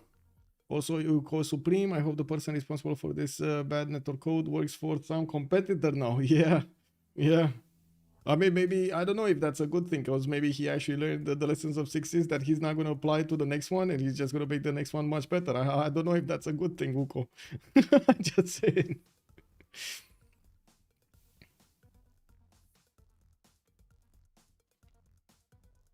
Wait, are they actually doing another vote? No, they're not. Okay, we're going. Spoon, hello there, sir, and welcome. And no hat, sir. Is the world ending? Yes, it is ending slowly. Copium. Oh my God, he's actually. Oh, he had 0 MS. Okay, he came this time around. He came back much faster. It's fine.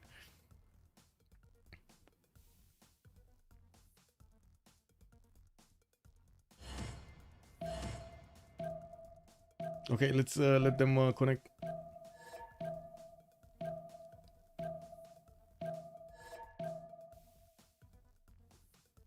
Whoa. A lot of fireworks somewhere.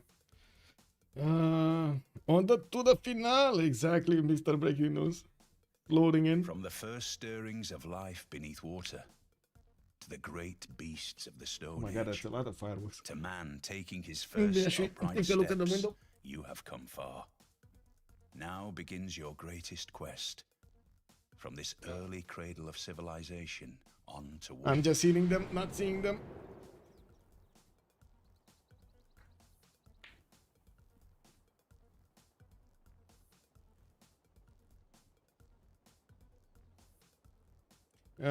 Do you know what defines a novice for this tournament? It's scout or settler. From what I understand, it's anybody under 1400 score at the entry level, like at the point of registration or something like that. And if you do go, and from what I understand, also the novice tags have been locked. So anybody that does get more score because of the games from the qualifiers won't actually get booted out of the novice tournament because they got to win a few games.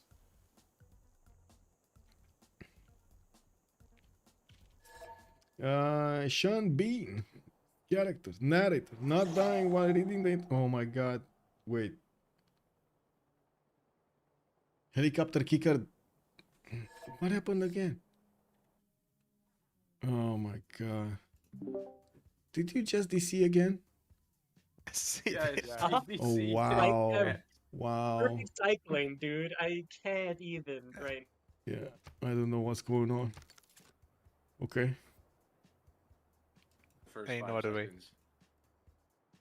Oy, oy, oy. I can't even. I guess we're gonna see. At least one turn. Wait, guys, I have a question. Can Cole spawn on flat tiles? Yes. I think it can. Only a flat forest to kill. Yeah, flat Or, forest. sorry, a flat forest. Huh. Cole.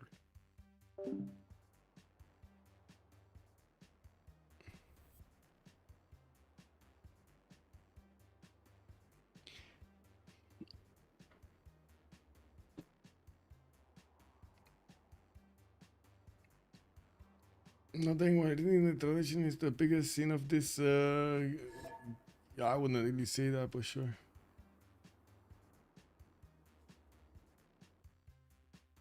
I mean, you put up the vote the first time.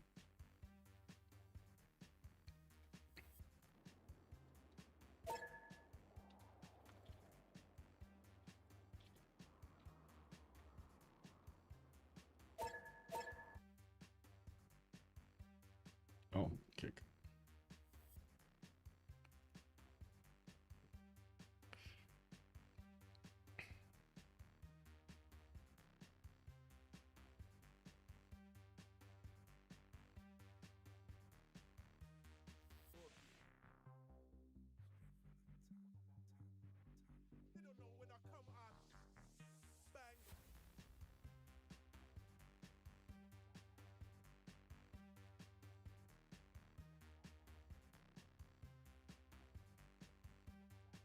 He doesn't die in wrong. I actually don't know that much about Shambi, but anyway, I don't think it's good to have that happening anyway. I do have to say I liked a lot more Shan Beam was the voice than what we have right now. Well, in the Civ7, I mean. Definitely liked it a lot more.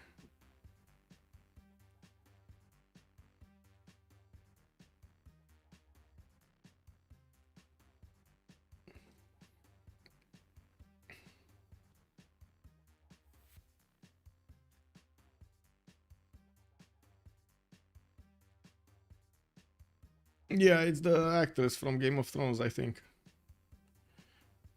Wasn't really much of a fan of Game of Thrones back then, but I don't think the voice actually matches what we are like with the game and with the community and so on and so forth. I don't think it matches. Like usually in and I guess this has been oh, 2 no's. Vote finished, 2 no's. Whoa. Looks like 2 no's.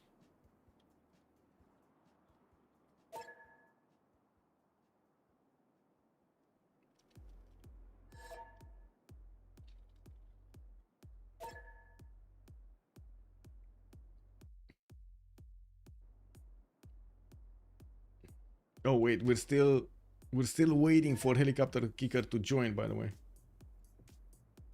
And so we did the vote and Helicopterkicker still did not join the game. He just couldn't join the game.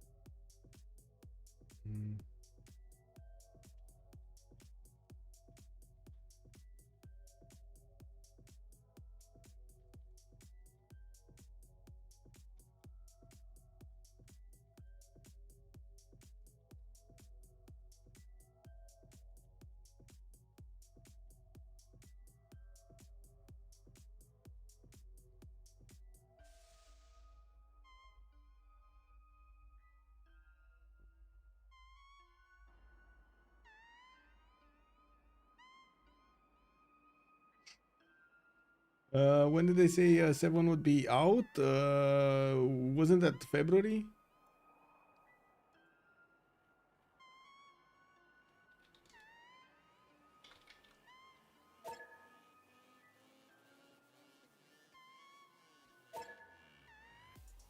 Lol. Yeah, in January, February next year. Yes. Which player is canceling the CC? Gaul. Gaul got the veto, and he has the military veto. He's also top 3, isn't he? No, he's top 4 now. Oh my god.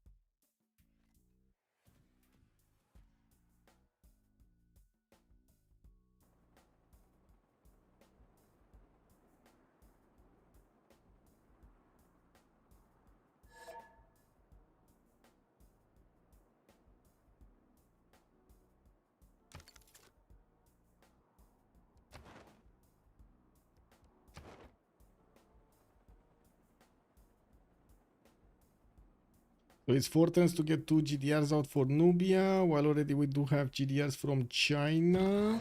That could immediately go for that tile here. Can he? Wait, why can't I click on this? Okay.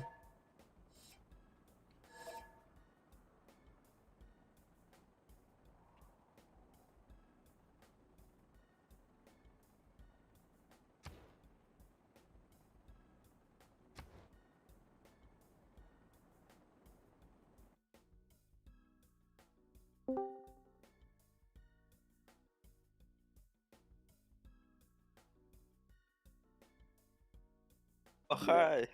Oh, again you disconnected? Yeah, it did it again. Why? Oh my god. Why? Situation. I can't load into the game anymore. It won't let me. I'll tell you right now, we will not be scrapping this game. Yeah, but No, we were joking. At least I was joking. We was joking. All right. Okay, good, because it's turn 117. It's Yeah, clear no, there's it going was to a be a joke. victory Yeah, screen it soon. was a joke. Can you guys really not come to an agreement here for a CC? There's people using veto. I don't know why. Because I want better slot, bro. Yeah, but we have stuck here now, guys. And the game will not be scrapped. Okay. So which slot would the person that is?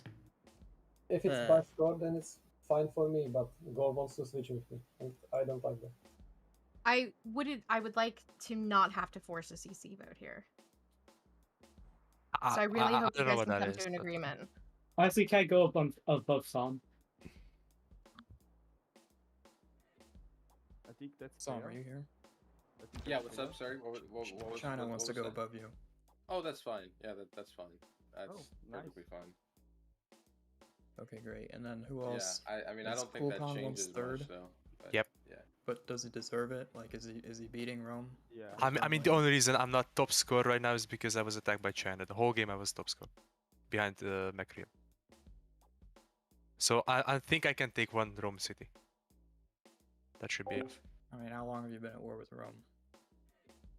Have you even done anything? He just disembarked like 30 units on like modern armor armies on his coast.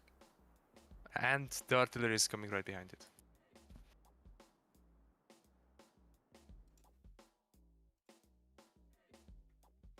Wait, is Brazil attacking England? No, we've been at peace. The whole No. Oh, part was of the the game peace? is over. I thought Yeah. it was gonna be funny. Well, if Gaul takes the city off Rome, then he would fall way down, so maybe you would want to agree to go fourth Rome. Wait, someone's attacking someone from the ocean? Yeah. Gaul is. No, Gaul and Rome No, are having a war. Yeah, that's all And Gaul that's wants to being pass. disputed. Yeah. Okay, so Gaul wants third, correct? Yes. Yes. Yeah. Rome, do you agree? I don't. Seriously? Do you see what's at your borders? Yes. Okay. Try the relobby then. Oh my god. This game is not getting scrapped. Yep. I respect it. Yeah, I was know it's having not so getting much fun. scrapped, I don't know what's going on really with my game. A lot of the problems are on me I right will now. whatever. And I Fuck don't it. know if Just it's working. CC it. Yeah, fuck it. I hate it, but Rome, I think you should give him the third place. He has an army of, I around mean, you. yeah, sure, whatever. I hate it, but yeah, just a bit finished. Whatever. Okay, so Rome agree with the change? I hate it with passion. So Nubia, Tamar, Gaul, Rome, Abraham. It's CC to Nubia, Gaul third. Rest by score. Yes. No. Foolish is above some. Yeah. That's what And I'm saying. Foolish. Hello there, Feltwind. Bună seara, Star Spanky. Bună seara. Yeah, so naked. Yeah, I haven't been without my hat for a long time indeed. We have to force a CC because it's so bad right now. So, like, I think I could have gone second, genuinely. But, like, if you see what I'm doing now, I think I could have second. Foolish, if you want me to be honest, I lot think of the you should take the Japan cities, definitely. No, I was good. So, the CC's passing, right? Or... I don't know. Somebody needs to... I can't see what Okay, I'll Civs put up the everybody vote. is. I'll put up the vote. Thank you.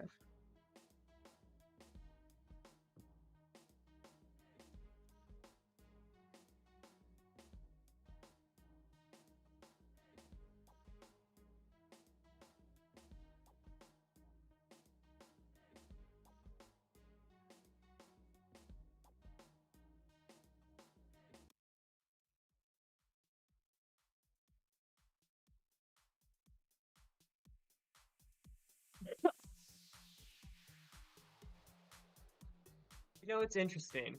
I only ever see either Nubia like get first or second, or just lose. Yeah.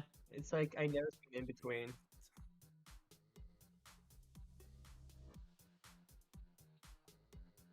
Actually, no, I saw Jeff get like fifth once on.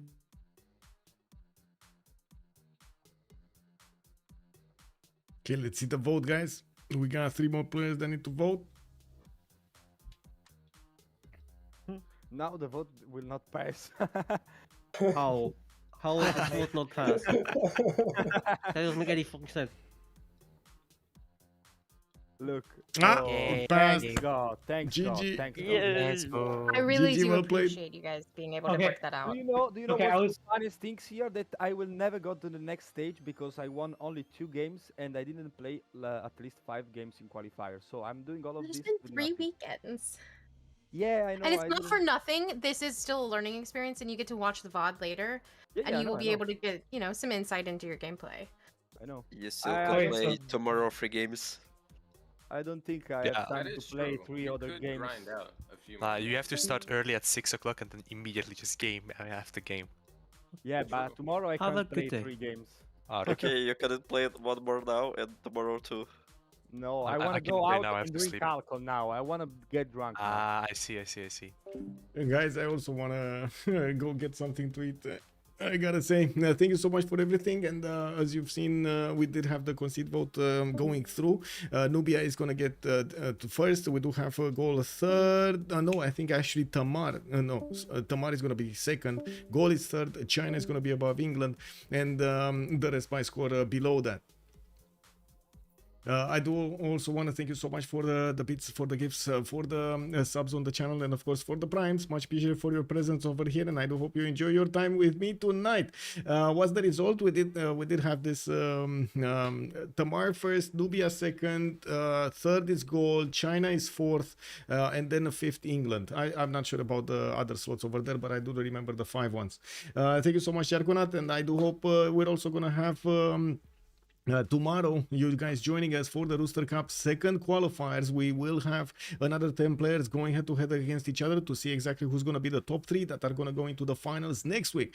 I'd also want to thank everybody joining us on YouTube. If you guys don't know, the votes are going up on YouTube after each stream. I do put them up over there as an archive, and I also get you quite a few details so you can see the players and so you can see the civs and so on. Not so much in the anonymous games like the Rooster Cup, because I feel like there should be some control over what kind of information. We should keep the line, right? We should keep the soul of the game alive, the anonymous part of it. Thank you so much for everything, and of course don't forget to like and subscribe on the YouTube. Let's see each other next time, and have a great evening with some Civ6 content. Bye bye, sirs. And mams, I'm so sorry for but yeah, and mams.